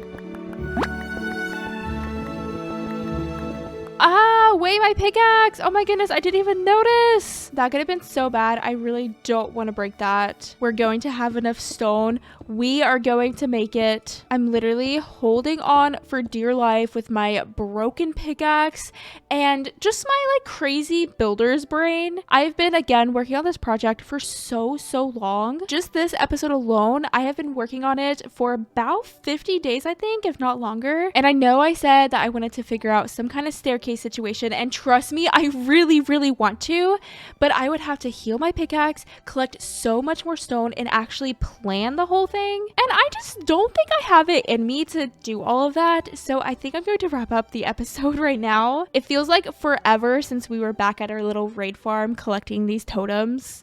And also, I think this is going to be one of the shortest episodes yet, just because I did so much work off camera. Yeah, it's one of the episodes that took the longest. Make the math because it's not mathing. I hope that you have enjoyed getting to watch me build this castle wall, and I am very excited to continue on with castle projects, even though that I'm a little bit stir crazy from building the castle. It's gonna look so cool with builds actually on top of this little floor, though we probably will take a wee break and actually maybe like fight the dragon or something. I think that could be kind of cool. Several episodes ago, I built a moss farm, and said moss farm runs on bone meal. Unfortunately, I don't have a skeleton farm, and while I could make one, I figured this would be the perfect time to try out a redstone farm, and this time for bone meal. We'll also get up to lots of other adventures in today's episode, so definitely be sure to like and subscribe, and let's go ahead and jump right in. The castle is looking gorgeous, might I say, though I do want to take a little break from the castle and just work on something different. So for today's project, of course, we are going to be building this bone meal farm, but I also want to make it a sniffer flower farm. Also, sounds like we have a little friend somewhere, maybe a couple of friends. I'll light it up later, it's fine. Anyways, right now I want to clear out the space because this is where I am going to be setting the build, kind of right beside of the starter house, and it will be a sniffer flower farm and bone meal farm in one. I'm pretty excited about this design. Of course, we will need to get some sniffer eggs, and also I'm going to need some mangrove wood, so we're going to have to visit a mangrove swamp. But before we go adventuring, I do want to go ahead and get the redstone farm in first, and then we can do some adventuring and then some more building. So build, adventure, build is the plan for today's episode.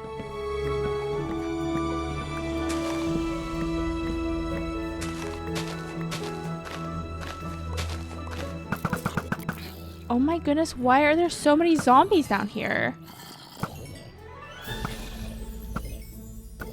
Now that we have ourselves some lovely rain and a nice clear spot to work with, let's go ahead and start mapping out this build so we can figure out exactly where I want to place the redstone farm. The lower part of this build is going to sit on a stone platform, so we'll have a section of 3 and then 5, and lastly another 3. So this side is where the farm will sit, and then we're going to have a little entrance here. Is it nighttime? Yay, it is. Goodbye, rain. Now it needs to go 17 back.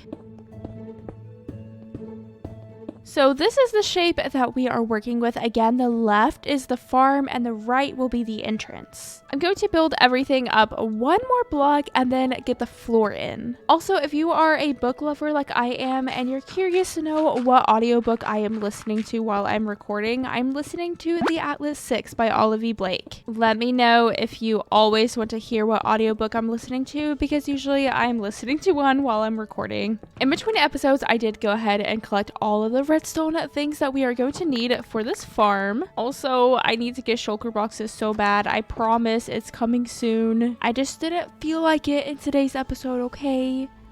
But probably maybe next episode. It is now redstone time, and as per usual, I have quite literally no idea what I'm doing, so I am following a tutorial. Of course, I will leave it linked down below as well if you'd like to build this farm. I also need 100% concentration for all of this redstoning I'm about to be doing, so please enjoy some block placing.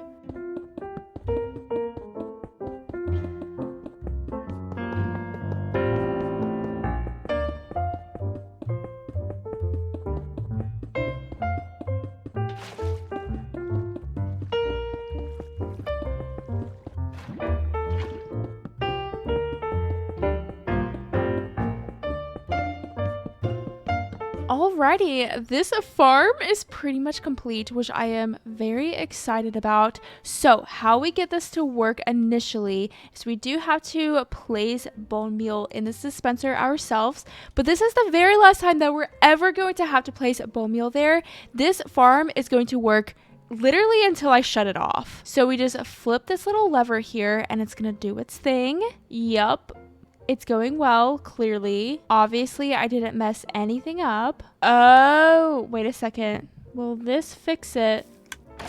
Oh, wait, I think it fixed it. Clearly, I forgot a step, but it wasn't even that hard. I thought I was gonna have to like go and rewire things. So what happens here is stone gets generated, and because there's that piece of moss in the middle, it gets bone mealed, so moss spreads, and then eventually these little trapdoors will flip and bring all of the moss and goodies down to the composters. Again, it's just going to work until I shut it off. I'm not going to have to do any maintenance or anything, and then we will eventually get bone meal here. It takes a second for it to start flowing in, but once it starts flowing in, then it's flowing. This took me way longer than it should have because I accidentally placed everything one block back and it should have been one block forward. It was a whole thing. This farm is going to be so nice for us, and I'm so happy to actually have a source of bone meal now, and such like a fancy way to get bone meal. And eventually we will make a better way to access that chest. I don't want just like a gaping hole in the middle of the build. That's why we have this little entrance over here. We'll build like a little hallway or something so that we can enter the chest room in like a nice way. But now it is time to take a break from building, and I figured that we could do a bit of exploring to of course get sniffer eggs. Oh my gosh, like I opened up my chest and it was morning, and then I closed my chest and it was like pitch black. On the right side of this build, we're going to have a little sniffer pen, and I am going to have like a proper minecart going underneath it so that it can pick up all the little sniffer seeds. So that being said, let's go ahead and prepare for an adventure. We'll need to make a couple of brushes since we are looking for sniffer eggs, and I actually don't have any feathers at all. That's kind of crazy, so let's go get some feathers, I guess. Have I seriously not killed a chicken this entire time? I'm on day 505 and I haven't killed a chicken. Maybe just right in the beginning, but clearly I didn't get any feathers from it. Actually, let's just check the statistics. It looks like, oh, we have killed 2 chickens and we've never been killed by a chicken. That's good, I guess. Actually, since we are kind of adventuring out to look for chickens, maybe I should buy a mending book for my sword because it's seen better days. So let me go grab some emeralds and a book to trade with. Oh, wait, I heard a chicken. There you are. Wait, yeah, that is literally our first piece of chicken ever. That's crazy. How have I killed 2 chickens and then I've never gotten chicken? You know what? It's probably from my zombie farm. Anyways, I still do want to get mending on my sword because I don't want to be adventuring and then have my sword break. That sounds awful. Now, I believe that this is our mending villager. Yes, it is. Hello, buddy. How are you doing? Haven't seen you in a hot second.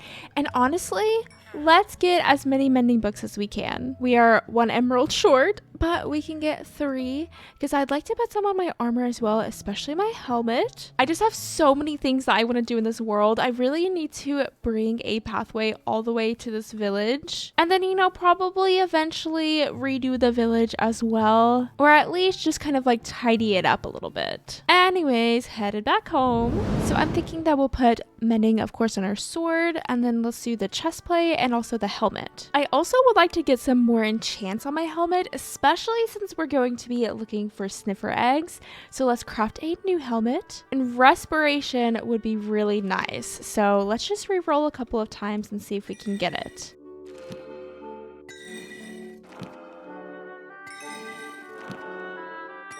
I'm on level 30, so let's go ahead and just go for the level 3 enchant and see what we get. Okay, that's literally worse than what I have now. Okay, cool. Respiration is a must-have before we leave, so let me spend some time. What did I just do? What did I do? I literally have no idea what just happened, but anyways. Okay, wait, did I just put my 2 helmets together? That's what happened. I didn't mean to do that. I have plenty of emeralds though. Did I say emeralds? Diamonds? It's fine. I have plenty of diamonds. I'll just make another one, I guess. Okay, anyways, let's spend... Why am I putting a lapis in there? Ugh. Anyways, let's spend some time over at the experience farm. Guess I don't need to heal up my helmet, but I can heal up my sword and get a little bit more experience. And I'm going to eat some lunch as well. No! No! Cornelius, get back in here. Cornelius? Oh my gosh. A zombie's trying to break down the door and Cornelius is stuck. Cornelius, get back in here. Oh my gosh, Cornelius. What are you doing? Are you trying to die? Cornelius, wait. No, don't do that. Buddy. Lunch break is over and I'm on level 35. Let's enchant this helmet.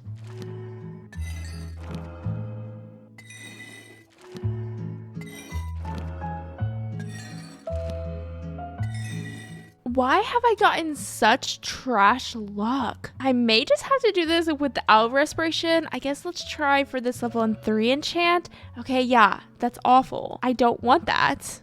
Respiration 3. Okay, I was just re-rolling enchants and we got respiration 3. I need to get up to level 30 again. I should have just done that in the beginning. I just didn't think about it for some reason.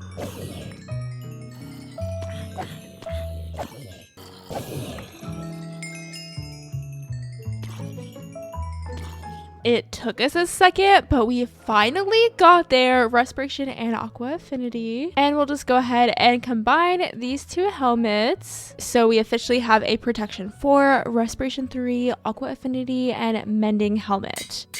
I know it's still not 100% there yet, but it is a lot better. Let's also craft a couple of brushes, and also I want to craft some bundles. I'm honestly thinking like let's make 3 bundles. Sounds good to me. And I believe that we are finally ready to first head over to a mangrove swamp, and then if we see any warm oceans, then we can search for some sniffer eggs. And we pretty much just need to go straight south. Oh look, we've already gotten some bone meal, 30 pieces. Pretty good so far, and I don't even think it's been loaded in this whole time. But onwards to the mangrove swamp to get some mangrove wood. Okay, this is the coolest desert village ever. It's like in a jungle, partially. That is so cool. It looks so fun and tropical. Look at this. Like, isn't that just so cute? Oh yeah, and then villagers just get their heads stuck in the ceilings. I don't know why that happens. I found a desert temple and it has some sus sand in it, so let's see what we can find. Ooh, looks like our very first pottery sherd. We got the skull pottery sherd. How cool. We've got another one. This time the minor pottery sherd. A prize pottery sherd. Ooh, an emerald. Ooh, a diamond. And I believe that is about it. Look how cool this is. How has it taken me so long to get bundles in this world? Ooh, wait, look. We got an enchanted golden apple. Anyways, continuing on. Ooh, look, here's a jungle temple. Let's see what is inside, shall we? Does anyone actually do this puzzle? Please let me know. And if you do, I don't know, you're just a cool person. Oh, I literally shot myself. Hello? Ooh, a diamond. And we have the wild armor trim and some other goodies. We're making some pretty steady progress towards the mangrove swamp, though it's taking a long time. I can't wait to have an elytra. We are traveling about 4,000 blocks away, which is a little bit insane for a little bit of mangrove, but you know, you gotta do what you gotta do. Oh wait, there's literally the mangrove right there. I think what I'm going to do is just chop down as many mangrove trees as I can, because I literally hate farming mangrove trees at home. It's just so annoying with the mangrove roots. That being said, I'm just going to leave the mangrove roots as well. I know that's awful, but you can't expect me to chop down all these trees and then also get rid of the roots. That is the whole point in us coming here.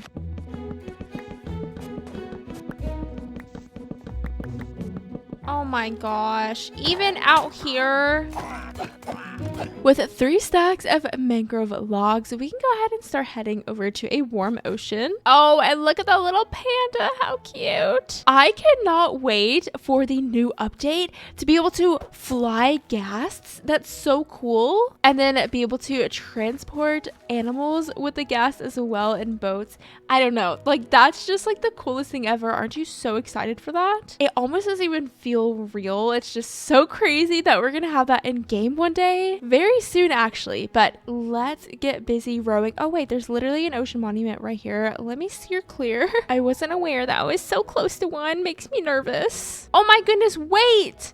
There's a mushroom island right there. That's so cool. Unfortunately, I have no desire to bring a mushroom back with me. So we'll just make a note of that and then come back later maybe. Or wait, we can make like a mushroom base. That'd be so cool. And look, mushrooms just spawned. We will definitely be back here at some point in the future if we don't die before we get the chance to remodel the island. Oh, here we are at the warm ocean. Okay, it's sniffer time. Get ready. This gives me memories of the guild SMP whenever I was breeding axolotls. Most of those memories are not very good ones.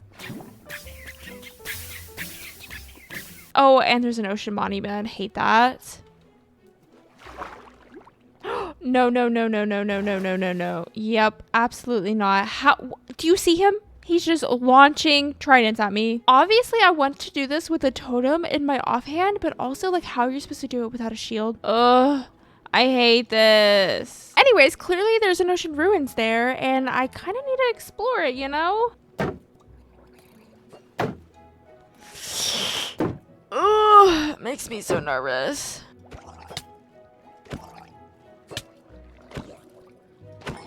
Oh my goodness, I got a trident. I don't think I've ever gotten a trident before.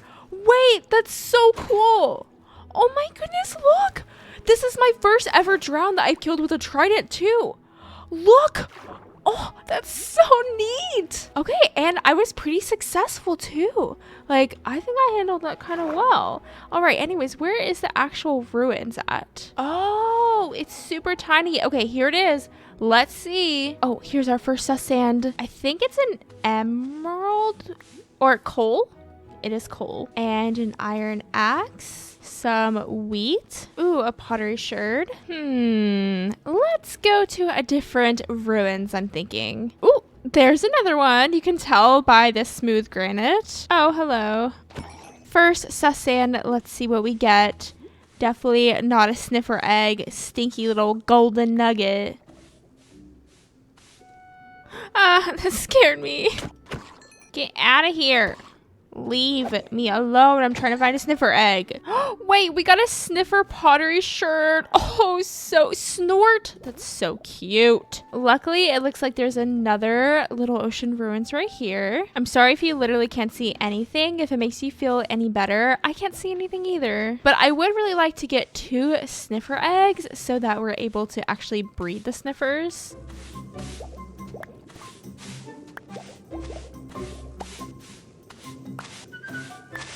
Wait! Oh my goodness, we found a sniffer egg! Yay! Give her this stinky dead coral. Look, we found one! Oh, I think there's a drown behind me or something. Oh, there they are. Now, let's see if we can have any luck and maybe find 2 sniffer eggs. 1 would technically be okay, but I really want to get 2 because then that means unlimited sniffers. Knock on wood, but we have had some pretty good luck so far in today's episode. So my hopes are high. I think we've got this. I didn't mean to do that. I pressed the wrong button. I really didn't mean to do that. What if that was a sniffer egg? I feel like usually you can tell immediately as soon as you start brushing if it's going to be a sniffer egg. And clearly, what is wrong with this one? Okay, anyways, clearly this one is not.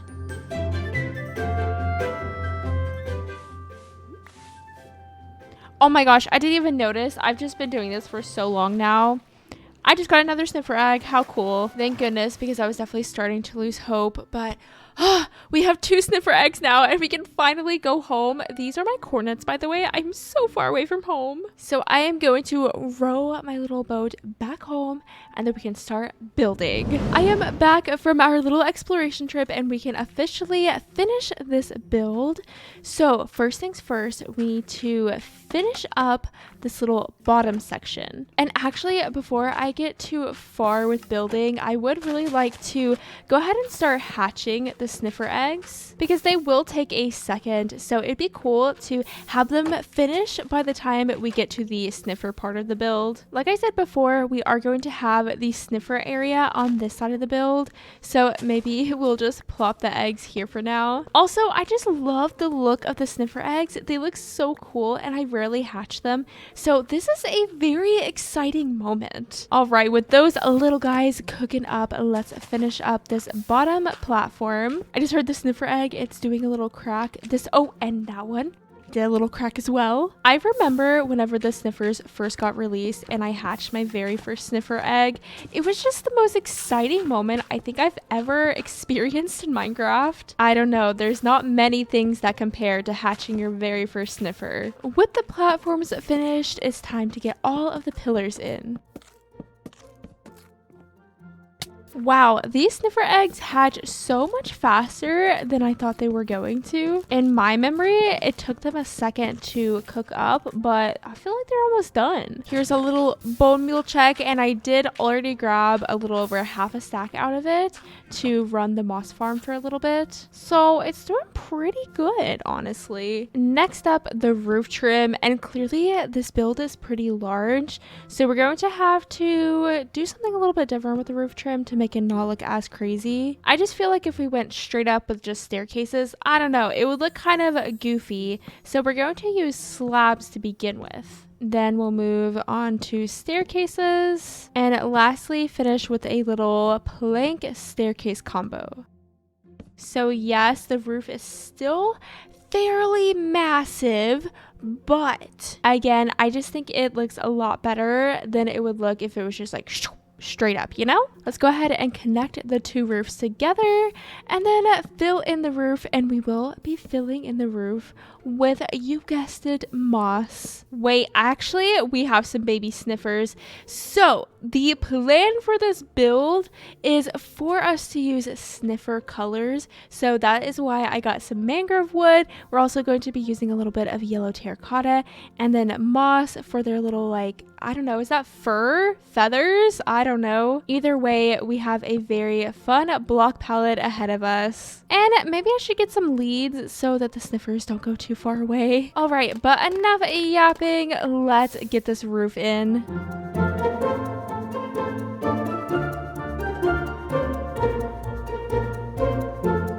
With the roof finished, we can go ahead and start working on the walls. And of course, we are going to be using mangrove wood. On the walls that are 3 blocks long, we are going to add a little yellow window because of course sniffers do have yellow on them. So we're going to have lots of different yellow blocks in this build. I mean, really just like 2 yellow blocks, but 2 yellow blocks is usually more yellow blocks than I usually do. And now for the middle, we're going to be using some yellow terracotta. Isn't this little wall just so much fun? Definitely gives sniffer for sure. We have a bit more details to add though. I just want to round off these square walls just a little bit. And honestly, they're gonna kind of look ovular, a little bit like sniffer eggs. You gotta use your imagination, but doesn't it kind of look like the shape of a sniffer egg? That wasn't the intention, but I saw it and I was like, you know, kind of fits. Also, do you just hear the little bone meal farm going? It's doing its thing. Let's see bone meal now. Oh my goodness. 3 stacks already. Pretty good. Here for the entrance, we're going to have a double door, again surrounded with yellow terracotta. Eventually, I will get a little porch thing in the front, but for now, that's pretty much the entrance, other than the rounded off bits, which I'll do right now. It just looks so Sniffer-esque. I think I did a pretty good job at capturing the Sniffer vibe in a build. Now on to the side of the build.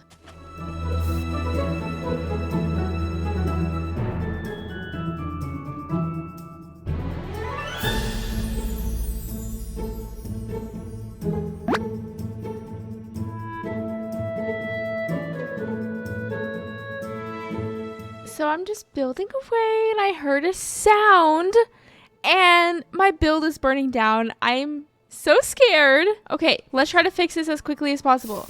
Get in here and stop the fire. Ugh.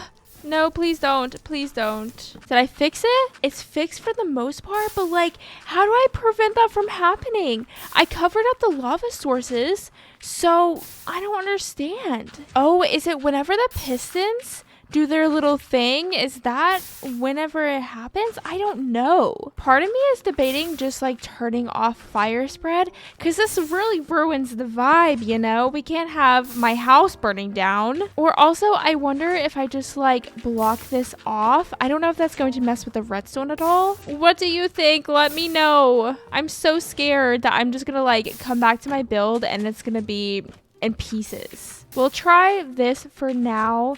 And I guess just keep an eye on it. I hate to just keep an eye on it. That sounds so scary because once I go away from this build, I will not be able to keep an eye on it. All right, anyways, we've made lots of progress. I'm kind of just finishing up the back walls now. Pretty much just have to do this one little bit and then place the lanterns and I think we're done. Oh, and then we have to do the porch and then, you know, also the sniffer part. But, you know, we're getting pretty close to being done. Oh, cute. And now it's raining. Anyways, for this lantern design, we're going to place some upside down deep slate stairs, and then on top of said stairs we'll place some spruce fences with torches on top. And pretty much anywhere that there's a deep slate beam, we will do the lanterns. Though let's skip this part for now because again I have to add that porch in, but lanterns just like elevate your builds so much. Oh, do I hear fire? There's fire! Oh no! I don't know what to do. Okay. I'm working on it. I'm working on it. Ah! Oh my gosh. Oh my gosh. It's so bad. Hello? It's so bad. It's going to burn down my entire build. Click. I don't know why it's happening. Like the lava's covered up, you know? Is there more? Is it on the roof? Ah! Oh my goodness. Stop it! Oh my goodness. This is so bad. It's still spreading. Stop spreading. Stop it. Is it done now? I don't know. Okay, I think it is. What do I do? I'm gonna Google it. Maybe this is cheating, but I kind of don't care. I'm just gonna go ahead and turn off fire spread so that doesn't happen again. And then I don't have to do anything special. It just won't burn. I want to make cute cozy builds and I can't do that if they burn down. And also that should prevent like wildfires from happening too, which is pretty cool. So it's kind of a win-win. I probably should have just done that whenever I started the world. Anyways, let's continue placing some lanterns. And really the very last thing we need to do is just go around and bone meal the mossy roof. Mossy roofs look so naked whenever they haven't been bone mealed. Oh wait, you know how I usually put flowers on my mossy roof? Usually it's lilacs. I think this time I might use some of the sniffer flowers. I think those could look really good up here. And voila, the build is complete. We just need to get the sniffer pin in, and of course I need to do the stinky interior too. I'm not really in an interior mood today, but still gotta do it, I guess. Also, we haven't had any fire mishaps, so that's pretty good. This sniffer pen isn't going to be that big just because we are going to have to run a minecart system underneath it, but it will definitely be big enough. The land will also have to be super flat because of the minecart system. Oh my gosh, that actually scared me so bad for literally no reason. I thought I hit it by accident and they were like coming out for revenge or something. We're gonna have some fancy fences around. So every 5 blocks we will have some spruce pillars. This will be a lot nicer than just like a regular fence. And then on the bottom we will add some more of that deep slate. I also think this is my very first build of this world with deep slate. I'm using all of the new blocks in this build, which is kind of cool. So that we are able to see the sniffers, we'll add some glass panes in the middle. And then to top it off, we'll add some staircases on the sides. And then in the middle, we'll join the staircases with spruce slabs. So we get a little wall that looks like this. We'll add some details to the pillars with some staircases and trapdoors. And lastly, we'll add some flower pots to the top of these pillars and also some lanterns. I'm thinking once we get torch, hello, can I get up there? I'm thinking once we get some torch flowers and we can add torch flowers into the flower pots. I hope you don't mind, bees, that I'm using your beehive as a step stool. Ooh, and maybe on the interior we can figure out some way to actually... Oh, there's a zombie. Oh, he's right there. He scared me so bad. Maybe we'll light this place up a little bit. Anyways, maybe we can make a way to be able to actually access this little area. But we are going to have to do the very annoying task of clearing this out and adding an entire rail system below it, which is going to be quite the project. Okay, story time. So I was taking a little lunch break in real life and I just had the game on pause. At least I thought it was on pause. And then I come back and realized I was being attacked by a spider. And then I saw that I didn't have my totem in my offhand and it isn't anywhere in my inventory. And then I got the post-mortal advancement. So I literally could have died. There's the little skeleton bones. Here's arrows literally everywhere. I was just being attacked and I had no idea. I could have lost my entire world. That is insane. And I completely missed it. Obviously, I wasn't recording because I was just taking a little break. I'll obviously need to get another totem of undying. So I think why that happened is obviously I turned off fire spread, but in order to turn on cheats whenever you're just in survival, you have to allow online playing. So right now I have local playing on. I don't know how else to best explain that, but I guess that makes it to where whenever you hit escape, you're not actually pausing the game at all. That is so good to know. I had no idea. So I'm actually going to save my game and come back so that I can fix this. So now we are officially on single player mode again. Oh my goodness, that is actually so scary. If I wouldn't have had a totem in my offhand, we would have lost this world. That's insane. And I guess the skeleton that was attacking me just died or something. Also, if he wouldn't have died, again, I would have died. My armor looks like it's definitely taken a beating, that's for sure. Goodness gracious, that is so scary. Anyways, let's start working on getting this little rail system in.